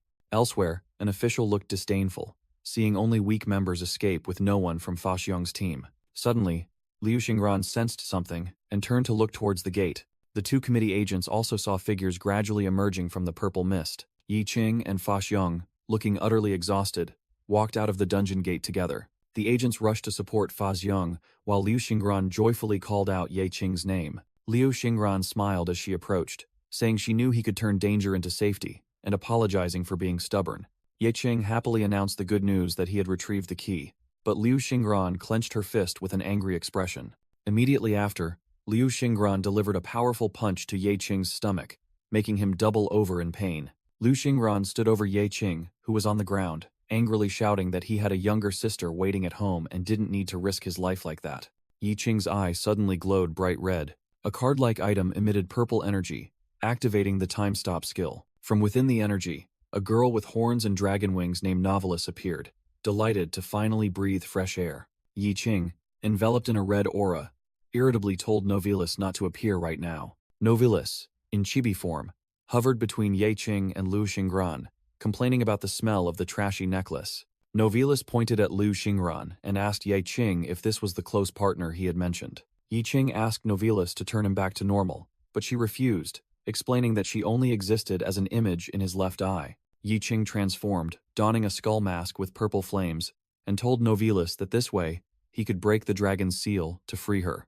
As Ye Qing's transformed state began to dissipate, Novalis yelled that this form consumed more mana than even the berserk skill. Novalis anxiously asked Ye Qing about his current level. Ye Qing, back in his normal form, held up one finger. Novalis guessed his level in astonishment, from 1,000 to 100 million. Ye Qing explained that he was only level 1, shocking Novalis, who scoffed that a level 1 shadow demon was ridiculously weak. Ye Qing retorted that even if he was weak, he was still the one who personally defeated a shadow demon, and Novalis said that since he was now the second generation, he could at least carry a part of her body. Ye Qing sternly demanded the key back, declaring he wouldn't take her out of the abyss and wanted nothing to do with her in the future. Novalis revealed that Ye Qing's eyes were dragon pupils, identical to her own. She explained that their eyes were connected, their vision shared in an unbreakable pact called the Dragon Eye Covenant, leaving Ye Qing stunned. Novalis asked Ye Qing to reactivate his appraisal skill and look at her again. Novalis ordered Ye Qing to reactivate the detection skill that had previously offended her. Ye Qing's left eye glowed yellow, and he felt unable to control it. In a vast space, Ye Qing stood opposite Novalis, his body beginning to emit a red aura. A dark entity with blazing eyes stepped out of Ye Qing, signifying a new state of awareness. Through his new eyes, Ye Qing saw two images of Novalis complementing her own figure. Novalis explained that from now on, his observer's eye had been upgraded to the dragon's pupil. She added that she could interpret information for him using the knowledge of the dragon race, and no one else could detect her presence. Suddenly, Novalis pointed at Ye Qing and declared that he owed her 401 items. While Novalis burst out laughing, Ye Qing covered his face in despair, and Liu Xingran stood nearby, looking confused. Ye Qing angrily gritted his teeth, calling Novalis a shameless, greedy wretch. Novalis transformed into a small creature, called herself a little stray dog, and then vanished, leaving Liu Xingran bewildered. Feeling guilty, Liu Xingran hugged Ye Qing from behind and blamed herself for not being a capable enough knight to protect the rear. Ye Qing reassured her that it wasn't her fault, but rather that he had carelessly put everyone in danger. Elsewhere, Fa Xiong, having just escaped the dungeon, asserted that they all needed to become stronger. A committee agent asked Fa Xiong what had happened, and he began recounting how he had opened the door to a treasure vault. Fa Xiong recalled seeing a golden light, prompting the agent to excitedly ask about the amount of treasure inside. With a dazed expression, Fa Xiong replied that the place was empty, containing only the abyss and golden sand. The committee agent looked bewildered by his confusing answer. Suddenly, Fa Xiong pointed toward Ye Qing and Liu Xingran, saying that he was very strong and that he had remembered something. Fa Xiong shouted, reiterating Ye Qing's promise that the treasure would be split 50-50 between the Hunting Heart team and Scavenger's home. Fa Xiong burst into joyous laughter, muttering about splitting the spoils equally. Ye Qing looked annoyed, sarcastically remarking that it was thanks to the Scavenger team that Fa Xiong got half of that pile of junk, while Liu Xingran stood beside him sobbing. In his mind, Novalis questioned Ye Qing why he didn't kill Fa Xiong to protect the secret of her existence and the dragon treasure. Ye Qing explained that keeping Fa Xiong alive would be useful, as he could use the shadow demon to modify his memories and create a false witness. Novalis grumbled that without her treasure signal, everyone would have been lost in the desert, and furthermore, her lair was protected by a sandstorm. Afterward, the entire team arrived at a large, modern hospital. In another scene, Wu Ming sat alone, receiving a system notification that he was prohibited from entering the hospital due to his extremely low luck stat. Inside the intensive care unit, Zhou Tong lay unconscious on the hospital bed. Yiling explained to the team that Zhou Tong had multiple broken bones and internal injuries, and Liu Xingran's healing magic only helped delay the deterioration of his condition. She added that his wounds had been corrupted by the abyss, making them very difficult to treat outside, prompting Ye Qing to ask if they could take him back to the abyss. Yiling replied that their scavenger team did not have special treatment authority, even though Ye Qing offered to pay. Yiling explained that this was a regulation set by their superiors, and they were currently under investigation for being the only survivors while the Hunting Heart team was almost wiped out. As the team walked away, Ye Qing bitterly thought about the irony of being unable to treat abyssal wounds in the outside world, and vice versa. Ye Qing decided on another approach, taking out a glowing, super recovery potion, which astonished Yiling because it was an abyssal item that shouldn't work outside. He explained that it was a legendary grade potion enhanced with dragon saliva, capable of boosting physical constitution, and was originally intended for his sister. Yiling, stunned, asked where he got it, and Ye Qing casually replied that he picked it up in a pile of trash. Ye Qing then appeared in a vast library, telling Novalis that he needed her help with something before he left. He explained that he had found a unique formula, and since a dragon's body was a treasure trove, he believed she could help. Yi Qing revealed that the formula required a super recovery potion as the solvent, and a drop of dragon saliva as the core ingredient. Novelis realized he meant her drool. Then she snatched the potion and drank it all in Yi Qing's astonishment. After spitting the potion back into the bottle, the system notified Yi Qing that he had received Dragon's Mouthwash, an enhancement potion with chaotic, indeterminate side effects. Novelis proudly handed the bottle to Yi Qing and said she was done, causing him to confusedly reply that the formula only required 1 drop of saliva. Yi Qing stood outside the hospital room, filled with worry because he wasn't sure if the potion's side effects would harm Zhou Tong. Suddenly, violent coughing sounds from inside the room startled Yi Qing. On the hospital bed, Zhou Tong weakly declared that he was no longer afraid of death and was ready to drink the potion even if it was poison. He reached out to Yi Qing, earnestly pleading for a chance to continue fighting. With blazing eyes, Zhou Tong shouted his desire to become strong and be able to stand on his own. Afterward, in an underground training ground, Yi Qing stood opposite a fully recovered Zhou Tong. Yi Qing asked how he felt after taking the potion. Zhou Tong smiled and replied that he felt like he had a new body, and all his old injuries were healed. Yi Qing began explaining that the Constitution stat was the key factor in resisting permanent damage in the abyssal world. He added that even with continuous healing, accumulated damage would still permanently reduce maximum HP, making Zhou Tong curiously ask if his body was stronger now. Zhou Tong confusedly asked why his stats increased, but he wasn't completely stronger, and Yi Qing replied that it was only part of the strength. Yi Qing explained that physical strength was only half the story. Fighting monsters also required mindset and awareness. He summoned 2 purple energy short swords, warning that high-level monsters had special mechanics that couldn't be overcome by stats alone. Having said that, Yi Qing lunged to attack Zhou Tong to begin the training session. Zhou Tong frantically created a sword of light to defend himself. He shouted in surprise when Yi Qing revealed that he had used a ring to reduce his power to be only slightly higher than Zhou Tong's. Yi Qing easily used a disarming skill, knocking the sword out of Zhou Tong's hand. Immediately, Yi Qing closed the distance and held the 2 short swords against Zhou Tong's neck, demonstrating the difference in combat skill. Yi Qing ordered Zhou Tong to attack with the mindset of killing him.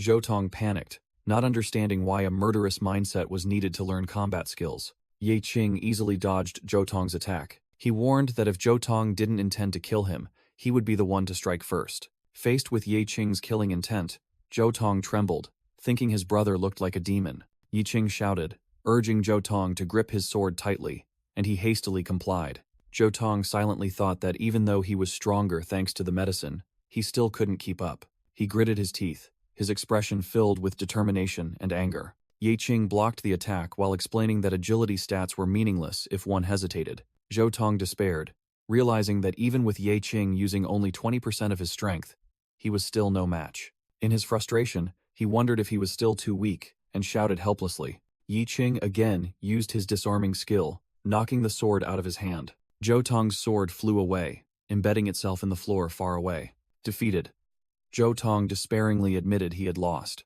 but Yi Qing sternly ordered him to pick up his sword and continue. Zhou Tong begged to take more medicine, accepting even the side effects as long as he could become stronger. Yi Qing ignored the plea and asked again why Zhou Tong wanted to become stronger. Zhou Tong hesitantly replied that he wanted to stop being ridiculed by others, but Yi Qing pressed on. He continued, saying he wanted to one day stand in the spotlight, to be the main character. Finally, Zhou Tong shouted his desire to become an indomitable powerhouse recognized by everyone, and asked if those reasons were enough. Yi Qing warned that the obsession with becoming stronger could turn people into monsters, using Rodrigo Caesar as an example, and said he didn't want Zhou Tong to become like that. Zhou Tong then asked, what did becoming stronger mean to Yi Qing?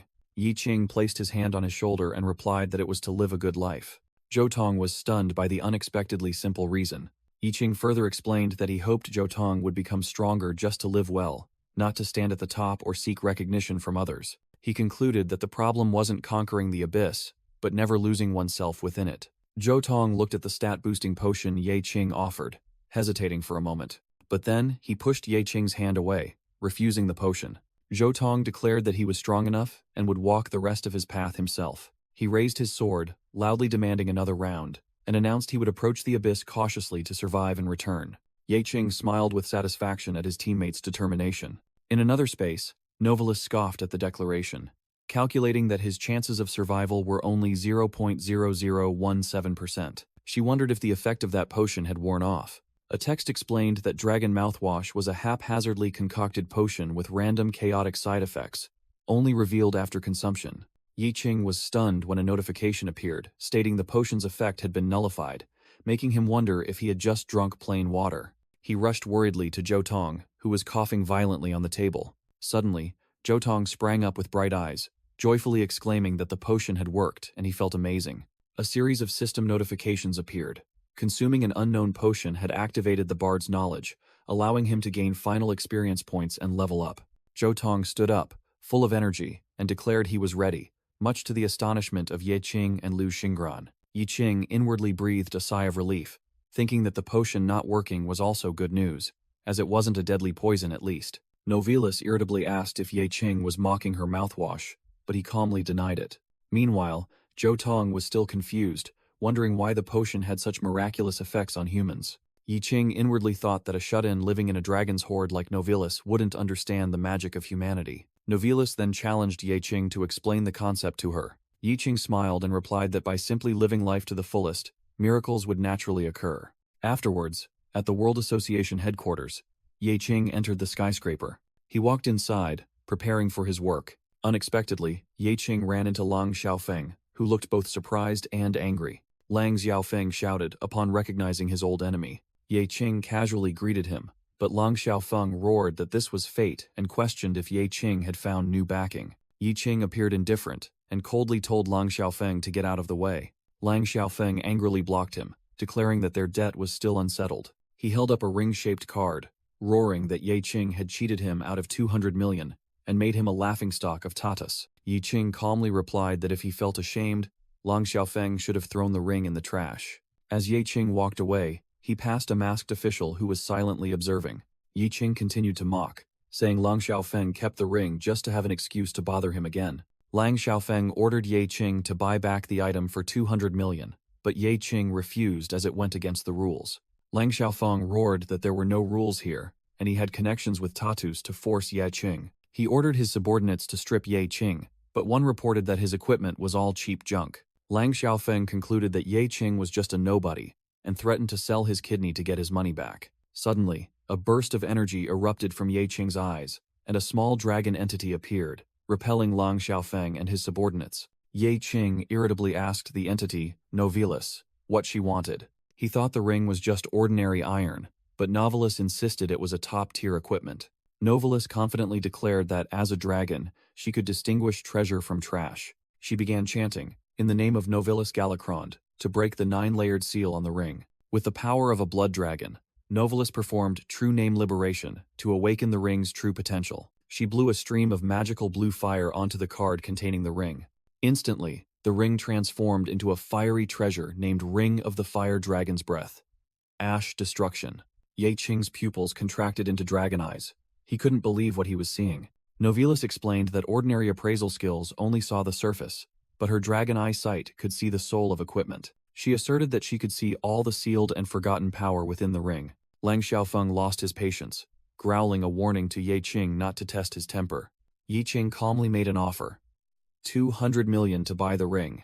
Lang Xiaofeng was stunned, disbelieving his ears, and asked Ye Qing to repeat himself. Yi Qing repeated his offer as a notification of a 200 million cash transfer appeared. Lang Xiaofeng stared at his phone in disbelief, wondering how Ye Qing could easily acquire such a large sum.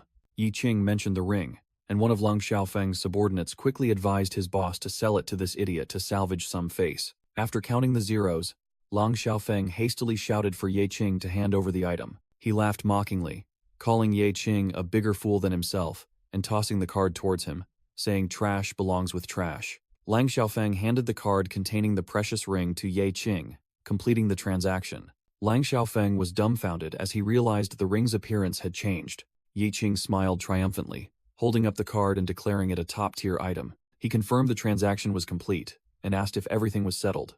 Realizing he had been tricked, Lang Xiaofeng roared in anger, demanding the ring back. Two subordinates tried to intervene, reminding him that as members of Tatus, they couldn't act so brazenly. Lang Xiaofeng brushed off their advice, declaring that Ye Qing wouldn't be leaving with both the money and the ring.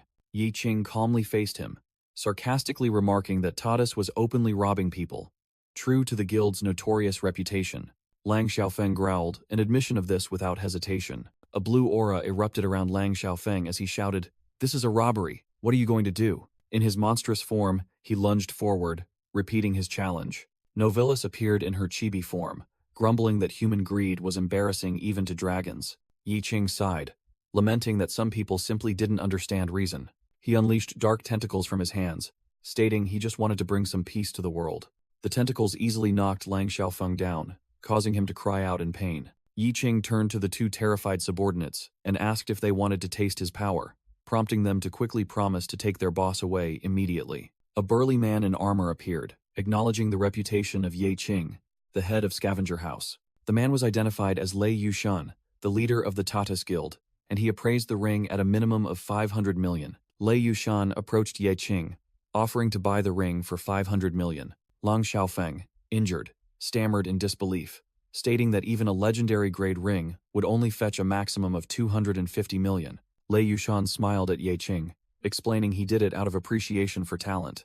Lei Yushan offered Ye Qing the chance to consider joining Tatas, even bidding 100 million for his entire guild. Lang Xiaofeng immediately objected, reminding his boss that Ye Qing was the enemy who had humiliated him, and recruiting him would discourage the guild members. Ye Qing calmly refused, asserting he was the guild leader of Scavenger House, not a free hunter to be sold to the highest bidder. Lei Yushan sneered, suggesting Ye Qing disband his trash guild to get rid of the useless members hindering him. Yi Qing's face hardened as he declared they weren't trash, but family, who had stood by the guild through its toughest times. Lei Yushan mocked the concept of family, listing Tatas's superior advantages and emphasizing he only wanted Ye Qing himself. Yi Qing angrily stomped his foot, cracking the floor. He looked directly at Lei Yushan and stated that he was unworthy, and Tatas deserved none of his guild members. Rejected outright, Lei Yushan became enraged, calling Scavenger House a mere F-rank guild surviving on handouts from larger guilds. Yi Qing retorted, demanding basic respect between guild leaders, regardless of rank. Lei Yushan's expression suddenly changed. He chuckled and praised Ye Qing as a stubborn one. He revealed that Elder Fa Tianlin had appointed him interim leader of the Heartseekers Guild to avenge his son. Lei Yushan approached, threatening that before the elder's wrath descended, Yi Qing had better learn what it felt like to have nothing left. He then retracted his previous offer and proposed a mutually beneficial deal between the two guild leaders. Yi Qing immediately guessed his true intention was related to the final festival. He sarcastically asked if information about the festival had coincidentally fallen into his hands.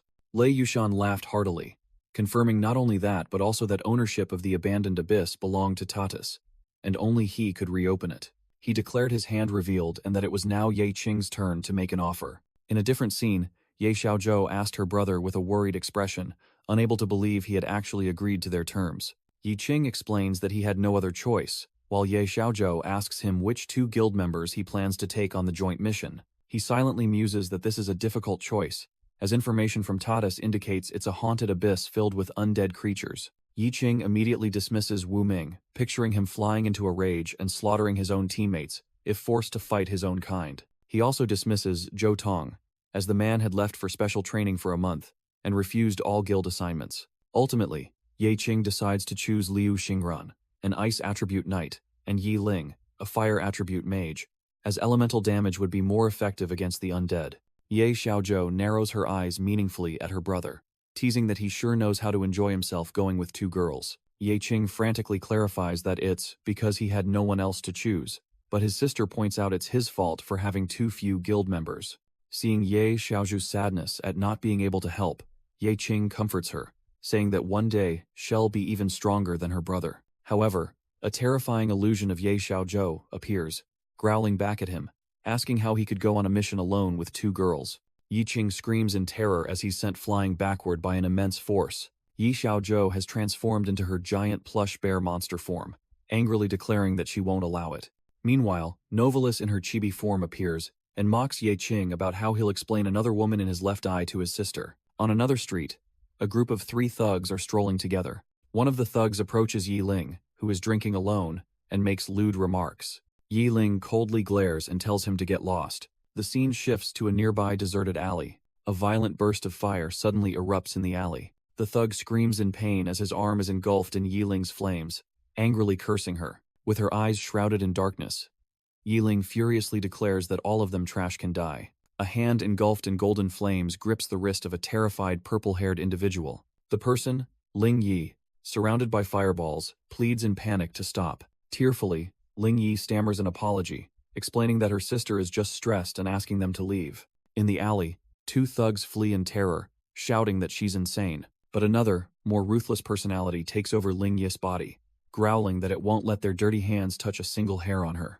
With a smug smile, the personality asserts that this is its choice and tells Ling Yi that they are one. Her eyes turn a blazing red. The other personality vows to one day return Ling Yi's body intact at any cost. On a desolate street of a ruined city, a pair of eerie eyes hidden in the darkness watch silently. Amidst this scene, Yue Jianbai, the leader of Celestial Light, confidently declares that Knight's Cry, a mere rank 3 guild, cannot stand in his rank 2 guild's way. Sylves, the leader of Knight's Cry, retorts mockingly, offering to cut Yue Jianbai's tongue to save him further embarrassment in front of his subordinates. Yue Jianbai recognizes the twin spines daggers at Sylva's hip, wondering if Knight's Cry has conquered the legendary Phantom Fortress Abyss. Angrily, Yue Jianbai shouts that Celestial Light's rank has long surpassed Knight's Cry and summons his flaming sword. A member of Knight's Cry recognizes with shock that it's the divine sword Oath of Sacred Judgment, an incredibly expensive piece of equipment, and admits that Yue Jianbai's entire gear is worth over $1 billion. A massive explosion suddenly erupts between the two factions, interrupting their confrontation. An authoritative voice booms from within the smoke, mocking the rank 2 hunter guilds for arguing amongst themselves. A large man with green hair named Lei appears, declaring that he is the true leader here. Sylves snorts dismissively, while Yue Jianbai and Lei exchange tense glances. Lei explains that an S-rank anomaly requires the 4 guilds to send their strongest elites, and if not for the World Guild's request, rank 2 guilds like them wouldn't have a chance to participate. Sylves frowns and questions Lei, not believing they were only called to be fodder. Lei explains that he registered for the Joint Hunt program, where Abyss technology will record their combat data as observational samples. Yue Jianbai angrily asks if they're being used as guinea pigs, while Sylves declares he's leaving, knowing this offer is too good to be true. Lei then dangles the bait, stating that if they complete this hunt, their guilds can receive S-rank status, specially approved by the Shenfeng City branch. Sylves ponders, thinking about how his guild, Knight's Cry, has been stuck at A rank for 3 years, locked out of high-level missions and rare resources. Yue Jianbai also recalls the recent humiliation by the S-rank guild Cloudtop and the distant S-rank mission board in the main hall. Sylves accepts the deal for the S-rank status, and Yue Jianbai also agrees but warns Tatus not to tamper with the data. Lei reassures them that Tatus' word is as good as gold, then announces that besides them, there's one more distinguished guest. As Ye Qing appears, others begin to whisper, calling him a jinx with poor equipment and the sole survivor of Fa Zhong's disastrous mission. A member of Knight's Cry frantically tries to mention Ye Qing's teammate but is shushed by the person next to him. Another hunter with a top-knot hairstyle mocks the Scavenger House Guild, saying he thought they were too scared to show up. Sylves looks disgusted, not understanding why a bunch of scavengers would be allowed to participate in an S-rank mission, and calls them a bad omen. Yue Jianbai also shouts in protest, refusing to accept that his Celestial Light Guild would have to team up with mere trash collectors. Suddenly, Liu Xingran appears, and coldly asks Yue Jianbai if he has a problem. Yue Jianbai is stunned to realize her presence. He stammers a greeting to Liu Xingran, admitting it's been a long time. Liu Xingran bluntly mocks that Yue Jianbai's stutter hasn't improved, causing him to become enraged and threaten to kill her. Yue Jianbai retaliates with insults, calling her a discarded dog of the Liu family and mocking her for having to scavenge. Liu Xingran growls, asserting that this is the path she chose, and he has no right to judge. Being called a stutterer once more, Yue Jianbai loses all composure and screams in fury. Yue Jianbai continues to mock Liu Xingran, saying her family must be disappointed to have lost a valuable pawn like her for an alliance marriage. Liu Xingran contemptuously flips him off, asking what kind of trash he thinks he is to make her regret anything. Witnessing this, Sylves bursts into laughter, deeming the nickname Stutterer truly fitting for Yue Jianbai. Enraged at being humiliated in front of his subordinates, Yue Jianbai drew his blazing divine sword and lunged, swearing to make Liu Xingran's blood splatter 3 feet away. Suddenly, Ye Qing appeared and stopped Yue Jianbai's blazing blade with just 2 fingers, shattering it. Ye Qing calmly remarked that the sword was excellent, but its owner was a 100% asshole. Yue Jianbai screamed in agony, unable to believe that his most cherished divine sword, the Oath of Sacred Judgment, had been destroyed. Yi Qing coldly replied that it was just a minor accident. Furious, Yue Jianbai grabbed Ye Qing's collar, roaring about the destruction of his weapon and threatening him with the power of the Yue clan. Lei intervened, reminding them they were teammates, but Yue Jianbai immediately turned and demanded that Ye Qing compensate him for the lost sword. Lei turned to Ye Qing with a smug look, stating that compensation was reasonable and asking for the opinion of the scavenger's home leader. Despite Liu Xingran's protest that Yue Jianbai was the initial aggressor, Ye Qing calmly agreed to provide compensation. Yi Qing summoned a purple space filled with countless glowing weapon cards, inviting Yue Jianbai to choose any item better than his old sword. Yue Jianbai was completely overwhelmed by the sheer number of high-level weapons Ye Qing possessed. Inside Yi Qing's mind, a chibi version of Novalis angrily scolded him for showing off the dragon's treasure, but he replied that it was just his inventory bag. Novelis declared her full name, Novelis Galacrond, and announced that she would stamp the dragon's mark on the items, despite Ye Qing's protests. Looking at the weapons presented, Yue Jianbai realized his sword was mere scrap metal compared to them. Sylve stood nearby, looking confused by the complicated situation and deciding to play it by ear. Lei smiled meaningfully, saying that his specialty was appraising trash that others failed to see the value in, hinting at Ye Qing's potential. Lei Yushan realized that Ye Qing's extraordinary appraisal ability was real, not a trick used during the auction. Yi Qing simply told him coldly not to overthink it. Lang Xiaofeng confusedly asked Ye Qing where he got so much divine equipment, while Yue Jianbai selected a weapon card for compensation. Yi Qing replied that it was a trade secret. Lei Yushan declared that a top guild like Tatus must control the supply of divine equipment and could not allow Ye Qing to cooperate with other guilds. Yi Qing smirked and asked if that was a compliment or a threat. Lei Yushan admitted it was both, offering to buy all the equipment at a high price and promising to help Ye Qing enter the abyss he desired. He then turned and warned Yue Jianbai not to be disrespectful to his esteemed guest, leaving Yue Jianbai utterly astonished. Yue Jianbai reluctantly accepted a glowing weapon card as compensation and let the matter drop.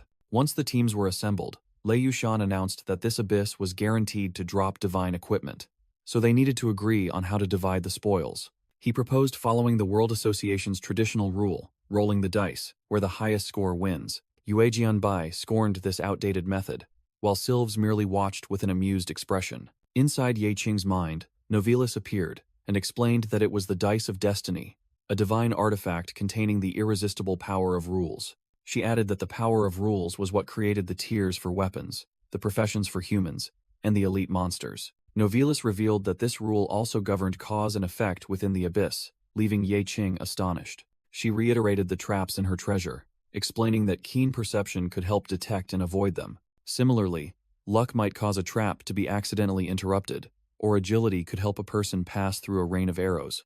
However, Novelis revealed a shocking truth. These dice of destiny were actually loaded dice. Only she, by using the Dragon Eye's true name Liberation, could see through their nature.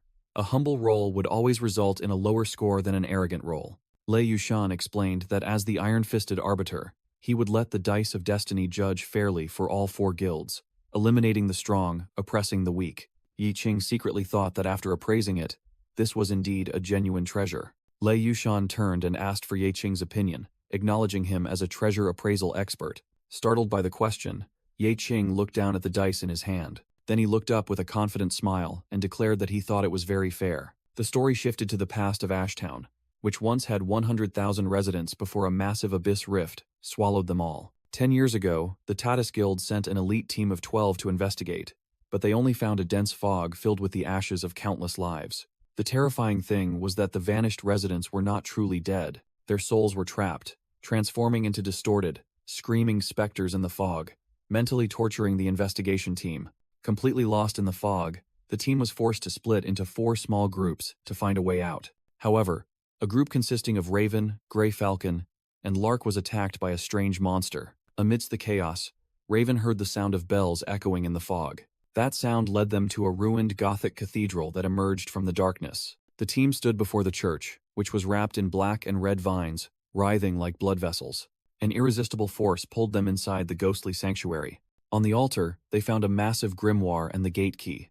But as Raven tremblingly reached for it, a horrifying entity began to materialize. The entity was a formless mass of countless agonizing human faces, and simultaneously, the bells and shrieks rang out again. Raven's 2 teammates immediately collapsed, bleeding from their eyes, ears, nose, and mouth, while he frantically snatched the key and fled. Raven ran headlong away from the church, not daring to look back, until he fortunately found the marker he had left behind. After 6 hours of desperate waiting, the bone key in Raven's hand suddenly grew scorching hot, forcing him to drop it, whereupon it spun around and pointed in a single direction. Having no other choice, Raven was forced to follow the key's guidance through a desolate, deathly wasteland. Finally, he found the Abyss Gate, the only way out of that place. Just as Raven stumbled out, a winged shadow entity from within frantically lunged, slamming hard against the gate's barrier. With his last ounce of strength, Raven plunged the bone key into the void, activating the sealing mechanism. The Abyss Gate slammed shut with a loud explosion and fell silent, sealing its remnants forever. It is said that Slade sealed the gate here, and it has never been reopened since. Lei Yushan held the key in his hand, declaring it the only clue Raven left behind, and now, he declared they would open it once more. The key activated the gate, opening a mythic great abyss named the Black Prison Mausoleum. Lei Yushan explained the communication technology and began assigning roles, but Sylves interrupted, asserting that his Knight's Cry Guild were assassins and would never engage in direct combat. Yue Jianbai introduced himself as a sword master, while the two armored individuals accompanying him were the sword polisher and the sword keeper. Liu Xingran expressed doubt about those strange professions, but Ye Qing explained that they were actually an enchanter and a bottomless backpacker with rare classes. Lei Yushan questioned why Yue Jianbai brought two people incapable of fighting, but he confidently replied that he alone was enough. Yi Qing then introduced his team, with Liu Xingran as the Ice Knight on the front line, and Yi Ling as the primary fire damage mage. When Ye Qing claimed to be an all-rounder capable of taking on any role, Yue Jianbai scoffed, reminding him that he owed him a replacement sword. Yue Jianbai boasted that he had prepared 1,500 vials of various potions to ensure no mishaps occurred. Sylves yelled furiously, asserting that he never needed medicine when fighting, causing his terrified subordinate to fall silent. A pink-haired girl in Sylves's team proudly introduced her boss as the Black Knight, herself as a wolf shapeshifter, and their companion as a priest of light, all of them being top-tier individuals.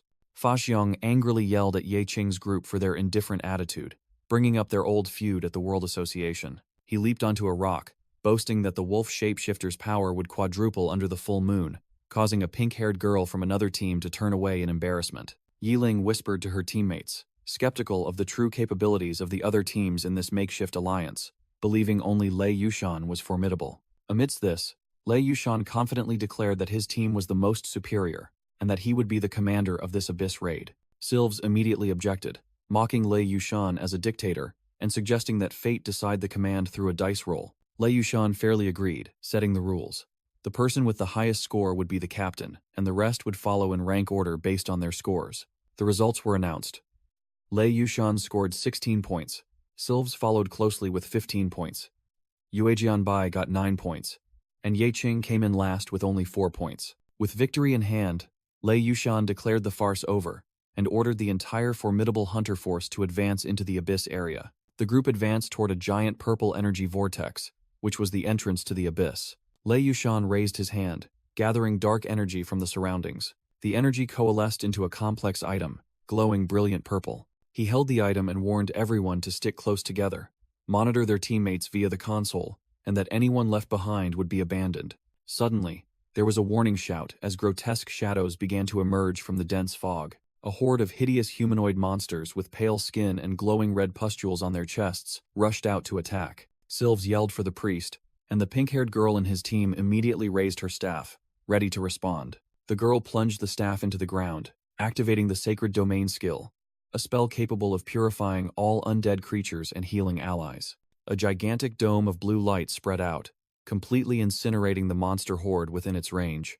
Witnessing this, Yue Jianbai wondered why the monsters avoided that area, and his subordinate explained that the Sacred Domain was the bane of the undead, prompting him to order the enchantment of his sword. The black-armored subordinate obeyed, placing his hand on Yue Jianbai's weapon, causing the blade to erupt in red energy flames. Yue Jianbai unleashed a stream of light energy from his sword, wiping out the corpse fiends. He smirked, satisfied with the power of the enchantment. With a shout, Yue Jianbai raised his blazing sword high, incinerating even more monsters. From another position, Sylves and his teammates observed Yue Jianbai's battle from afar. Sylves ordered his subordinate to activate the Shadow Cloak and attack when the opportunity arose.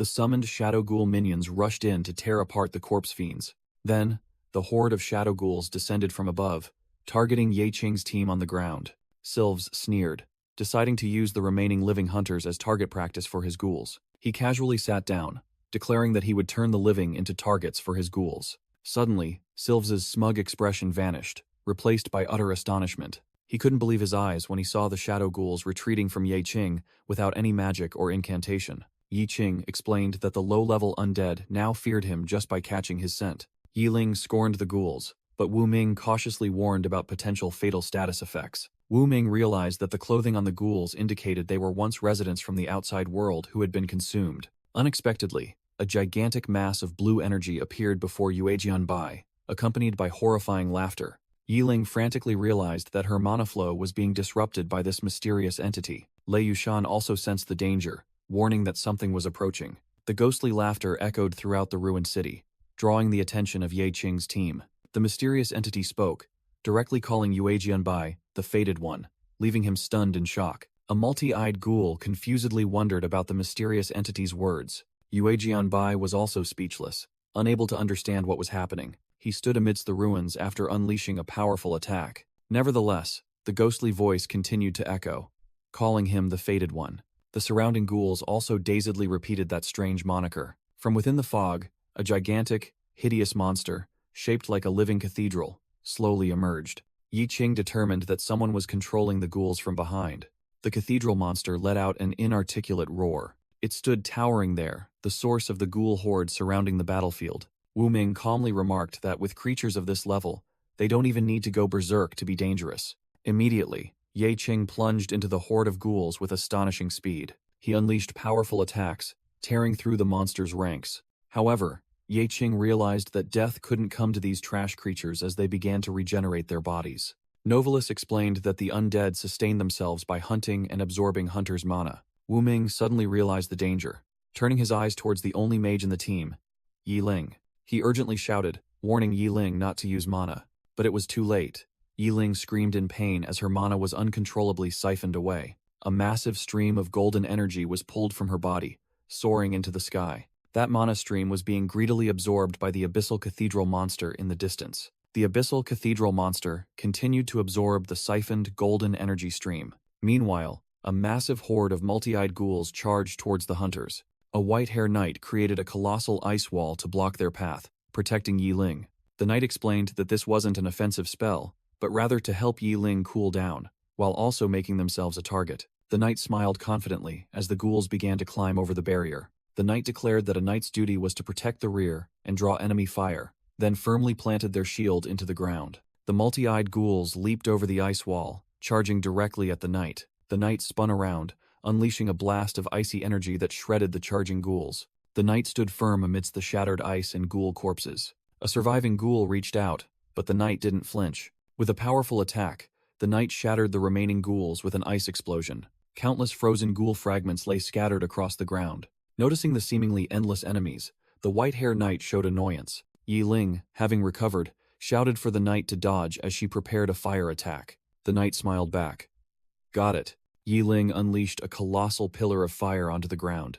The two stood back to back, the knight commanding, "Hellfire, burn them to ashes." The flames merged into a gigantic fist, roaring with power. The white-haired knight shouted a challenge, ready to face whatever came next. A colossal ghoul was torn apart by golden flames and icy blasts. The white-haired knight shouted, observing the results of their attack. Standing amidst the sea of fire, the knight and Yi Ling had completed their coordinated attack. Suddenly, Ye Qing appeared, unleashing a gravitational vortex and declaring he wouldn't let anyone steal his prey. He assertively commanded that the ghouls' remnants belonged to him. A flaming shadow entity roared and lunged, trying to resist Ye Qing.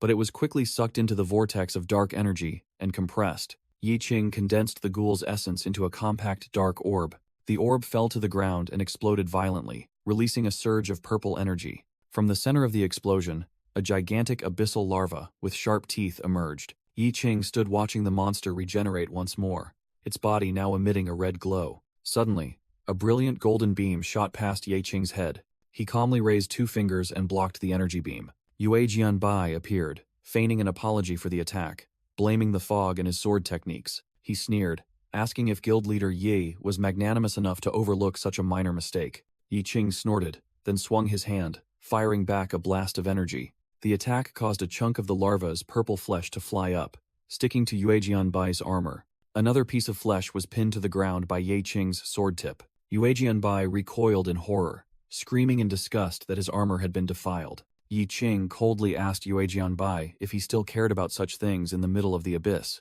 Yue Jianbai declared that was precisely what made them different, asserting that he wouldn't even touch the hilt of a defiled sword with his bare hands. Before them, two colossal, dragon-like monsters with tough scales emerged from the rubble. Yue Jianbai explained that the elegance of sword kinesis lay in destroying enemies from afar without being sullied. He raised his hand, and his sword, glowing with vibrant pink energy, soared into the air. The sword flew past Yue Jianbai towards the monsters, as he stated that a sword was merely a filthy tool, unworthy of its master's touch. Yi Qing observed skeptically, remarking that he thought swordsmen cherished their swords. Yue Jianbai scoffed at Ye Qing's naivety. He continued his discourse, comparing a sword losing its cleanliness to a warrior losing their honor. The flying sword effortlessly bisected a monster, as Yue Jianbai affirmed his adherence to the master-servant distinction. Countless energy swords appeared, slaughtering the shadow beasts, while Yue Jianbai stood unharmed. The White-Hair Knight noticed something was wrong, warning that the fated ones were regenerating increasingly fast in the fog.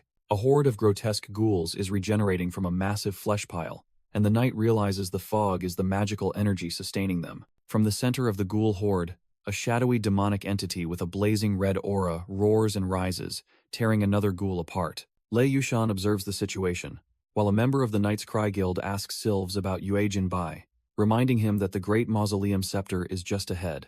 Sylves dismissively scoffs, calling Yue Jianbai a third-rate piece of trash who can't even handle a minor anomaly. A massive silhouette stands amidst the ruins, while a desperate voice cries out for help. The burly member of the Celestial Light Guild pleads with everyone not to abandon their leader, stating that Yue Jianbai is in trouble and needs support. Lei Yushan smirks, replying that there's no need to do so. Yi Qing firmly declares that going to the rescue is necessary. Sylves angrily shouts, questioning Yi Qing why he dares to defy the captain's orders. Yi Qing coldly replies that as captain, he is responsible for all his members. Lei Yushan immediately orders the Scavenger House Guild to assist Sylves, but Wu Ming immediately growls in protest. Lei Yushan mocks, stating that wasting MP to save people is pointless, and reiterates that command was decided by the dice of fate. As Sylves and his guild turn away, he tells Ye Qing that he has no intention of stopping him. Ye Qing asserts that he will save them, not out of sympathy for Sylves, but to bear the responsibility that the captain should have. Suddenly, Yue Jianbai speaks up, declaring he won't let Ye Qing steal all the attention and decides to join as well. Lei Yushan irritably gives them 5 minutes at most, warning that the monster horde will soon be drawn to their location. Wu Ming offers to go with him, but Ye Qing refuses, asking him and Yi Ling to stay and defend. Yi Qing also orders Yue Jianbai's 2 escorts to stay behind, while the white-haired knight reminds them to be careful. Yi Qing activates his skill, his eyes igniting with the golden flames of the Dragon Eye sight. His vision pierces through the fog, revealing a graveyard teeming with disgusting multi-eyed ghouls rising. Yi Qing quickly explains the plan to Yue Jianbai. Avoid the red monsters and find Sylves. Yue Jianbai is secretly amazed by Ye Qing's ability to see through the fog, recognizing it as an extraordinary power. Realizing that following Ye Qing will save time, Yue Jianbai also unleashes his 4 directions formation technique. Ye Qing grumbles about Yue Jianbai causing a commotion, but he simply replies that he likes it that way. The two charge forward together, leaping over the city's ruins. Yi Qing lands steadily, ready to face the danger ahead. Yi Qing and Yue Jianbai enter a desolate graveyard under a blood-red sky. Yue Jianbai notices that the fog has unusually cleared, especially in the center of the graveyard. He breathes a sigh of relief that no monsters followed, and the area seems safe. Ye Qing calls Yue Jianbai over as he spots something ahead. They both look down at a large pool of blood, the trail leading towards a giant red moon hanging on the horizon. On a distant hill, an armored knight with a flaming skull stands tall, gripping a greatsword. Yue Jianbai sarcastically remarks that they are lucky to have found a boss right away. Suddenly, Sylves appears and shouts, warning that they are only 2 steps away from death, surprising Yue Jianbai. Sylves angrily grabs Yue Jianbai by the collar, yelling that if he wants to die, he shouldn't drag him along. Ye Qing coldly asks why Sylves is sitting here waiting to die when he could take a detour. Sylves grumpily replies that he doesn't like waiting around.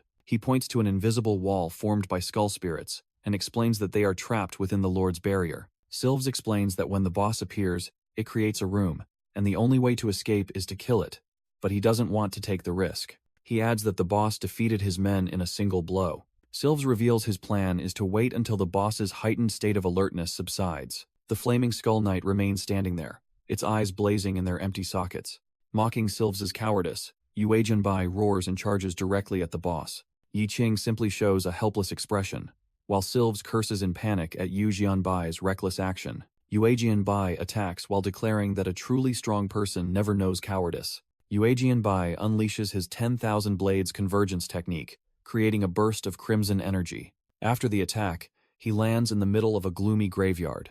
Meanwhile, a purple red-haired swordsman confidently declares he will use the 10,000 blades wall for defense. However, the swordsman's eyes immediately turn to utter shock. The flaming skull knight, enveloped in a red aura, charges forward to attack. It moves with terrifying speed, aiming directly at the purple-haired swordsman. The swordsman grits his teeth, trying to withstand the direct assault, but he is still sent flying backward by a powerful slash. The knight's attack has armor-piercing effects, completely breaking through physical defenses. The swordsman shouts in anger as his sword is damaged, while Ye Qing silently thinks that even a tanker couldn't withstand a second blow. "I'll grind you to dust," the purple-haired swordsman roars, summoning countless energy blades. The flaming skull knight declares itself the enemy of life, and that all its attacks now have netherfire effects. It throws its greatsword towards the swordsman. The purple-haired swordsman spins his sword, creating a defensive vortex to block the attack. The two energy streams collide violently, shattering the surrounding ground. Seeing the critical situation, Ye Qing shouted loudly, "Dodge quickly!" Immediately, the flaming skull knight closed in right in front of the swordsman. "To make a swordsman retreat, wouldn't that make you all laugh at me?" he yelled, refusing to back down. A massive dark energy explosion suddenly erupted at the point of engagement. The flaming skull knight swung its greatsword, preparing to unleash a fiery attack. Ye Qing suddenly rushed forward with a shield, causing the purple-hair swordsman to angrily shout about being provoked, while Ye Qing grumbled about stealing the attention again. The Nether Knight roared, warning of its double-damage demonic fire slash. Undeterred, Ye Qing raised his hand, activating the ring of cinders on his finger. The ring immediately emitted a brilliant golden light. A massive vortex of fire was unleashed by the Nether Knight, surging toward Ye Qing. However, the monster could only stare blankly as its flames were sucked away by an invisible force. The purple-hair swordsman was also utterly astonished, unable to comprehend what was happening. Yi Qing's ring completely absorbed the flames, successfully seizing the netherfire skill. Yi Qing felt the power of the $200 million divine artifact surging through his body. With the new energy swirling around his hand, he confidently declared that the Nether Knight's power now belonged to him. Stripped of its power, the flaming skull knight could only roar in helplessness. Immediately afterward, the surrounding ghoul horde turned to attack the now weakened entity. Yi Qing was startled, realizing they were the fated ones. Without hesitation, he leaped into the air and created a scythe made of netherfire energy. Yi Qing spun around, unleashing a blazing red vortex of fire toward the ghoul horde. The netherfire engulfed the monsters, fiercely incinerating them. He confidently explained that as long as the fire burned, their regeneration ability would be nullified. Being burned, the ghoul horde collectively switched targets, reaching their shadowy arms toward Ye Qing. In response, a blazing red shadow demon emerged from behind Ye Qing, tearing apart the charging ghouls. The shadowy entity unleashed a massive energy explosion, wiping out the entire ghoul horde. Then, it opened its enormous mouth, swallowing all the energy from the destroyed ghouls. Having absorbed the power, the demon let out a sky-shattering roar. Immediately, its form dissolved into a cloud of red energy. That cloud of energy converged and merged into Ye Qing's body. Witnessing the scene, Sylves exclaimed in shock that the boss's power had been stolen, while the purple-hair swordsman angrily insisted that he had weakened it beforehand. Ye Qing stood calmly amidst the blazing red energy he had just seized. Above him, the energy began to condense into the shape of a blazing greatsword. Gripping the energy sword, Ye Qing charged straight toward the now motionless flaming skull knight. The boss stood still, bracing for impact as Ye Qing closed in. Ye Qing threw a punch, releasing all the fire energy into the flaming skull knight. A fierce explosion completely engulfed the boss. However, the attack was completely nullified by its fire attribute immunity. Yi Qing was stunned, realizing his full power attack had no effect. He didn't hesitate and continued to unleash a series of other energy attacks. Realizing fire was ineffective, Ye Qing converted the energy into 3 masses of dark matter. He hurled the three masses of matter straight toward the boss. The dense black masses violently impacted the flaming Skull Knight's chest, causing its impenetrable armor to begin cracking. Yi Qing realized the Nether Knight had weak physical defense and could only be attacked the moment it switched its elemental shell. He unleashed a massive surge of dark energy, enveloping the boss. The flaming Skull Knight retaliated, using its strength to shatter the surrounding ground. Yi Qing flashed past the giant monster's legs, closing in on the target. With dark energy gathered behind him like wings, he delivered a decisive punch to the boss's head. The flaming Skull Knight's helmet shattered completely under Yi Qing's attack. As the boss vanished, leaving behind a pile of loot,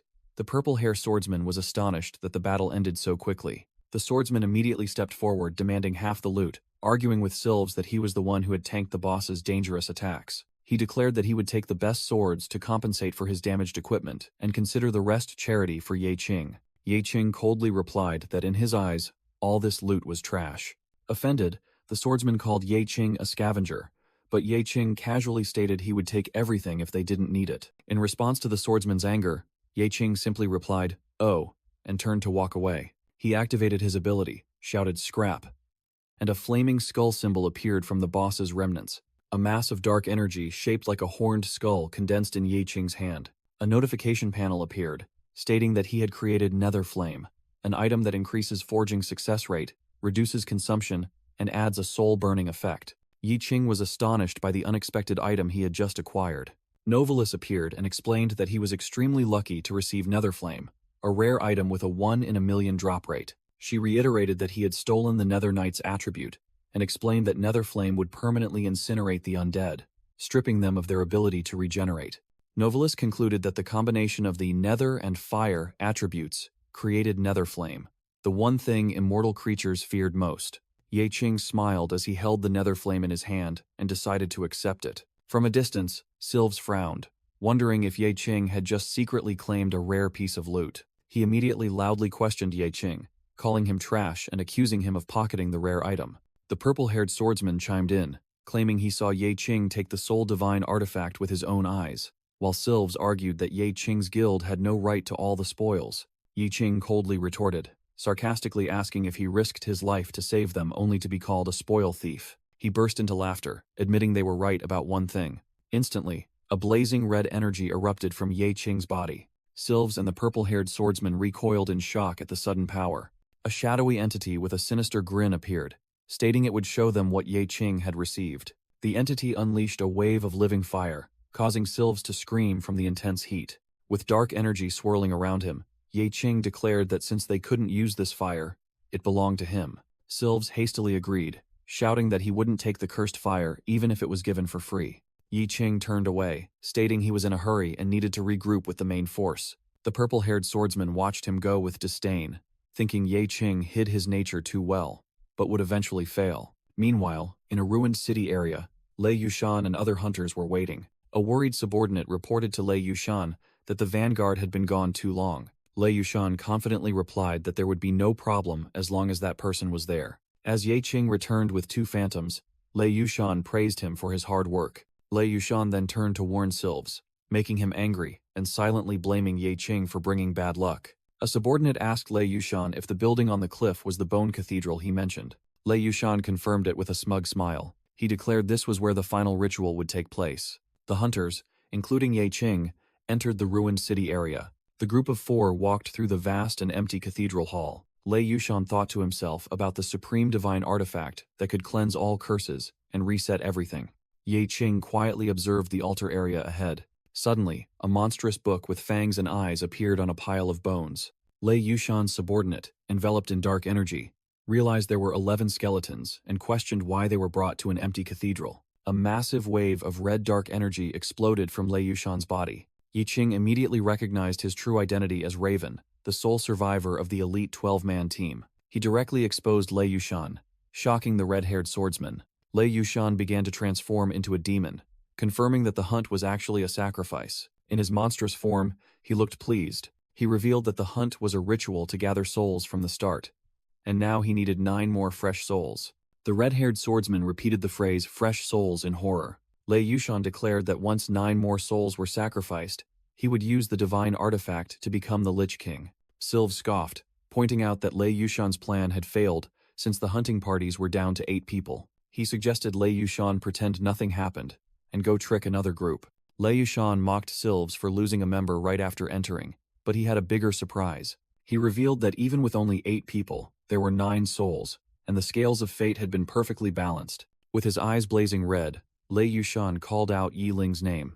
The white-haired knight turned in surprise as a person with long purple hair appeared at the doorway. The person confirmed, explaining that this body was shared between her and her sister, and her name was Ling Yi. The white-haired knight understood why Ling Yi's personality had changed in previous battles, while Ling Yi's sister stated she also came for the final festival. Ye Qing thought to himself that it seemed every one of his teammates harbored some shameful secret. Ling Yi declared that she only wanted to use the festival's power to separate the 2 souls, return the body to her sister, and believed it could also cleanse her curse. Yi Qing mused that 2 souls trapped in one body sounded like the work of demons. Lei Yushan dismissed them, calling them insignificant ants, and declaring they were all just fuel to begin his ritual. Immediately, the top-knot-haired light priest transformed, his hair igniting like blue flames and his face turning ferocious. The pink-haired priestess also unleashed her dark power, her face becoming a void of darkness as she wielded a scepter, radiating dark energy. The red-haired swordsman stared in disbelief, unable to comprehend a holy priest wielding dark power. The priestess burst into laughter, proclaiming she was blessed by both light and darkness, a once-in-a-century chosen priest. Sylves shouted in anger, doubting that with only 3 people and the Tatas Guild, they could stand against their 3 hunting parties. The priestess retorted that she alone was enough to crush them all, unleashing a powerful wave of dark energy. Suddenly, Ye Qing zipped through at incredible speed, leaving a trail of purple energy. The priestess was so astonished, she dropped her cigarette upon witnessing his action. Yi Qing glared at the enemies with furious eyes, growling if they dared to consider his comrades as fuel. In his demonic form, Lei Yushan mocked the hunters, calling them arrogant ants before the impending destruction. He continued to provoke them, stating that Ling Yi and her sister's souls were merely toys for demons. Lei Yushan then targeted Ye Qing, declaring that his group were just candles on an altar, soon to be burned without a trace. He ordered his subordinates to deal with Lang Xiaofeng, Sylves, and Yue Jianbai, while he would personally sacrifice Ye Qing to the final festival. Yi Qing responded with a furious gaze, declaring he would show no mercy anymore. Yue Jianbai and Sylves roared in challenge, calling for everyone to charge forward together. Other hunters also simultaneously attacked Lei Yushan. However, Ye Qing moved with terrifying speed, appearing before Lei Yushan in an instant. Lei Yushan swung his massive claws down, unleashing a devastating blow. Everyone present, both allies and enemies, was stunned as Lei Yushan's weapon was cut in half.